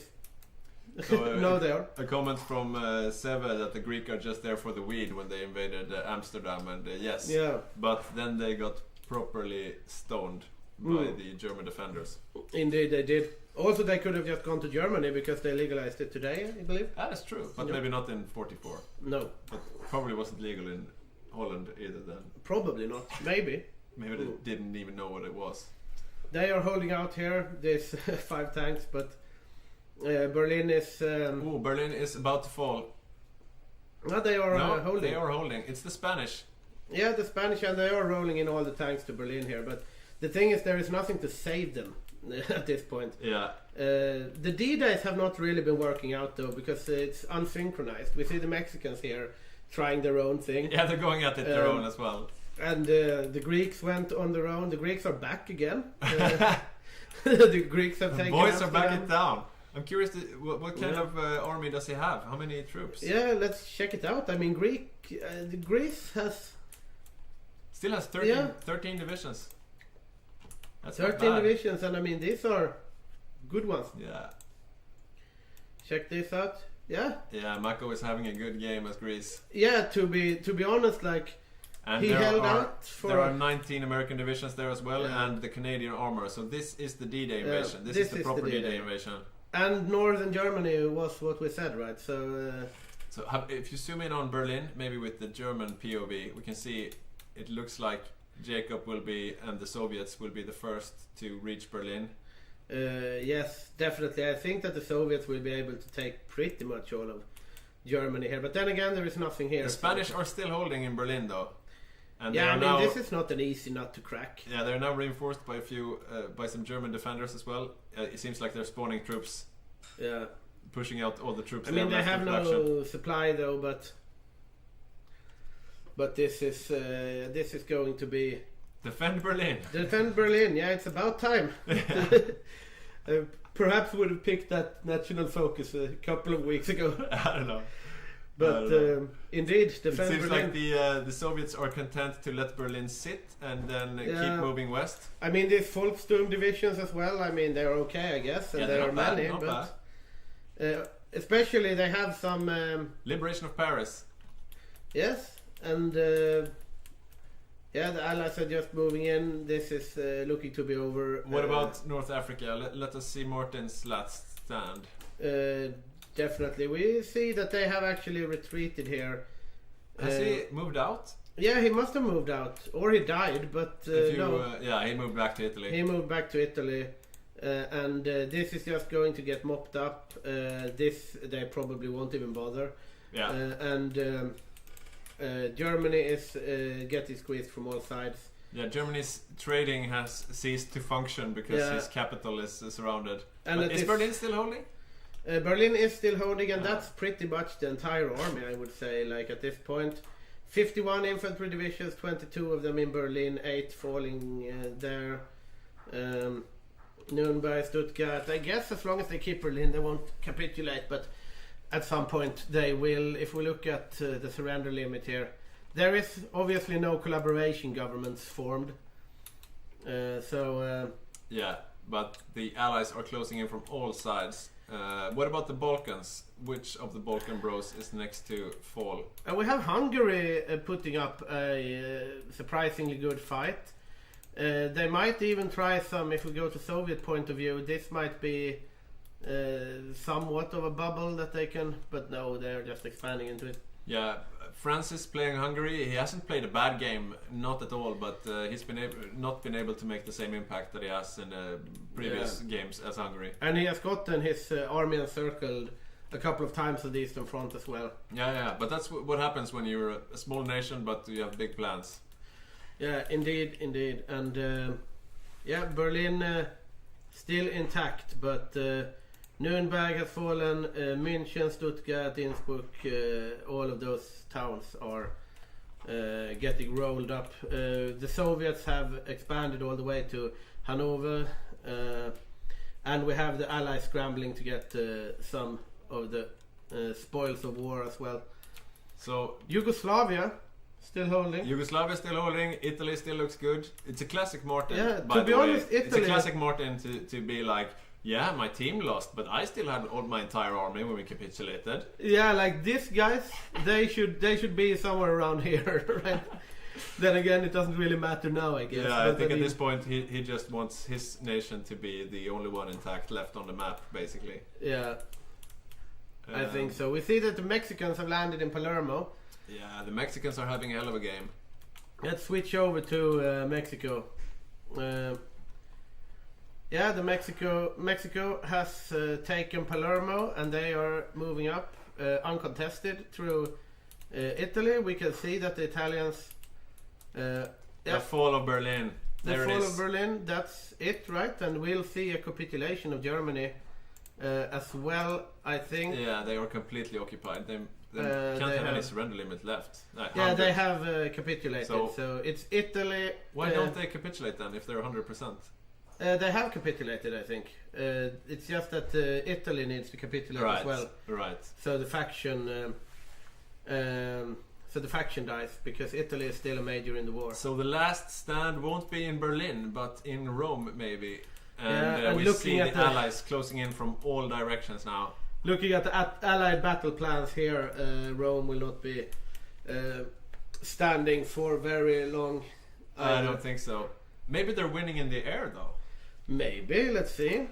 They are indeed. Yeah, look at this. No, this is the Allies. So they are Italy is winning in the Tyrrhenian Sea. But the Navy is interesting though, because to do the naval invasions you need the supremacy. But they probably do sunk all those ships by now. Let's tag into Italy. I can't even because there are so many battle orders. Change to F1. Oh yeah. Here we go. Here we go, and checking out. Yeah, they are managing to keep at least there won't be any naval invasions of Rome at this point, but it's. Yeah, the Mexicans are now joined by the Canadians down in the south of Italy, and they're steadily marching upwards towards Rome. It looks like his main fleet is there in Taranto with his battleships. Yeah, we have here 17 Italian ships here, some cruisers, but it's 1939 cruisers, so yeah. It's nothing to write home about. Yeah, I'm not expecting any miracles from them, but that is an impressive force gathering around Rome for the last stand. But will he be all alone in his last stand though? Will the Italians be the only ones left? I do think that we have Yugoslavia that might actually be able to hold out the longest of the Axis here. Yeah. But and he's had an okay game as well. Joel playing Yugoslavia. Yeah, definitely. Like the miners have had quite good games. Yeah. It's like the Canadians. The Canadian armor, they lost a lot in the early losses against the Axis in North Africa, but I mean at this point they can really run circles around. Yeah, but yeah, I'm curious to see what the Axis will say when they see the state of the game when they had taken Egypt and killed most of the Allied armies. That was the height of their strength, basically. And from our point of view, it looked like they could have taken home the game right there. Yeah, the thing is, like, I have rarely seen such a resounding Axis victory in the beginning of the game as we did now, but it fell apart at some point. Yeah, because they didn't do anything with their advantage, basically. The German assault guns, they had 13 of those divisions, and they just waited until Barbarossa started, basically. Yeah. They had a year from the fall of northern Egypt until Barbarossa started, and they didn't use that. Yeah, they could have taken Africa with those, they could have taken Iran. They could have pre-placed, like taken Iran and placed like assault guns here and done stuff, but it was not to be. Greece is back. So Greece is back on the map. Has his kingdom back, and I wonder, does he have... Yeah, he still has Ethiopia and he still has Mongolia. So Greece... Greater Greece. Greece is a country that has gotten bigger from the Second World War. Yeah, and another country that has gotten bigger is the Soviet Union. Yes. It's like a red carpet just spreading itself over the map of Europe here. We see here the last few provinces of the Axis. This is the only place where they are. Yeah. And here comes the surrender. So, we have an Allied victory in the grand game all along the Eagle's Nest today. Yeah, indeed we do. And the Allies have been performing very well the latest games. As we said before, historically we have seen higher win rates on the Axis. Yeah. And we had Barbarossa where the Axis won, but in the grand games after that, we have seen very strong performance from the Allied players. Yeah. We're continuing now. I guess that was the Japanese war. Okay. Japan, they surrendered again. Yeah, they occupied the puppet, I think. We still have the Kingdom of Italy. Yeah, Italy still hasn't surrendered, it looks like, but they are about to. Yeah. No, but I mean it looks it's very decisive now, but it wasn't always a given. I mean, the Axis were really ahead. They were leading big time. Yeah, I remember when we looked at like the airplanes and stuff. Yeah, it was really Axis favored, and also when we saw the Italian, like now towards the game when it was already over, we saw the Italian and the British fleets actually meet in the Mediterranean. Yeah. And the Italian fleet really performed above expectation there as well. So. Yeah. So maybe the decision not to go on a safari in Africa was decisive. Maybe Spain not joining the war, which made taking Gibraltar harder, was decisive. There were a few of these things that the game turned on, I think. Yeah, it definitely was. But the Soviets have... once again, Jacob and the Soviets have managed to do quite a very good game. Yeah, definitely. 1 million casualties as the Soviet Union is very well done. Yeah. So the game is paused now because it is officially over. The Axis have capitulated and have been allowed to capitulate by the Allies, who feel satisfied enough beating the corpse. Yeah. So... we saw an Allied victory once again. An exciting game, I would say. It's not as exciting as to who will win this time. It was very heavy Axis, then very heavy Allies. So it wasn't really this really slogs that we sometimes get. But it was a very fun game, and it's fun to see the new focus trees. Definitely. We saw actually Trial of Allegiance making some... changes to the meta, I would say. We see that Mexico has performed well above expectations, and also Brazil has been seen around the world. So interesting game to say the least, and it's going to be interesting to see how the meta changes as a result of this. It looks like heavy tank Soviet will be on everyone's lips, and they would have to find a good counter to that.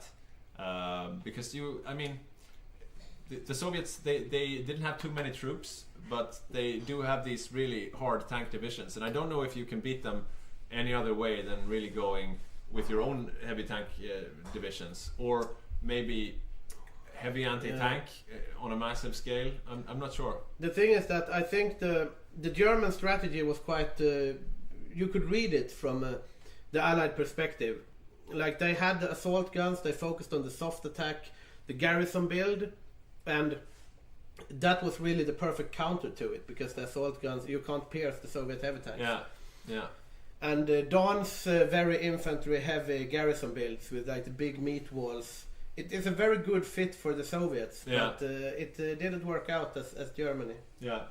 So normally at this point we would interview a few of the players and get a bit of an after action report, but seeing as we've had so many technical difficulties with the interviews going, I don't think we will be doing that right now. But you can look forward to an after action analysis at a later date, where we will revisit this game and we will look through the save games and go through everything. And you'll hear more points of views from other people as well, except from us, the studio guys. Yeah, it will be very interesting. And thank you so much for a great game, and thank all of you for watching. Like and subscribe on the YouTube channel. Join the Patreon so we can do this even more. We even have set a date for our next physical LAN, where we will do a big studio, and it will be high production value and cool stuff. So, I don't remember the date now. Was it like the 1st of September or something? Yeah. Anyways, towards the end of the summer we will have our big physical event, which will be, we will pull out all the stops and it will be quite extraordinary. But yeah, like Victor said, if you want more of our content and some different perks and stuff, you can always join us on Patreon. Even if you become just a Patreon on the free level, the supporter level, you will get notifications when we release new stuff and so on. And you also get to join the DLC raffles like we had earlier today. Yeah. And thank you so much for the nice words in chat. It's happy that we as a commentary team could make the game exciting for you. And also check out once again the YouTube channel, where we have like highlights of earlier games and perhaps some VODs and stuff if you want to watch more of the commentary team. Yeah. We have had, like, me and Petter have been the two standing commentators, and we have had Olof and Magnus and Algot as well, yeah. So some guest casters, some regular casters, and we'll see where the development of the community takes us next. Yeah, you can expect our next grand game like this one in about a month or so, I think, or maybe 2 months. Yeah, we'll let you know. Stay posted. Take care, everyone, and thank you so much for today. And thank you from us. Thank you so much. We have a question in chat. Why can't I send beats to you? All right. I'm too boomer to know what that is, but I guess it's some kind of digital Twitch currency. We should activate that. We might get some. Yeah, we're gonna fix all that. We're gonna get a nice chat bot next time as well, so you can do different commands and stuff. But we're too boomer to fix that right now. But thank you for the thought, though. Not affiliate yet. That might be we need to like level up our streaming. Yeah. We will though. We will. Yeah, I mean, now we have this nice studio and all the like newsreel and stuff. So we start with production value, and then go from there. Well, thank you so much for watching, and we'll be happy to have you join us next time. Yeah, thank you from us, and happy Easter.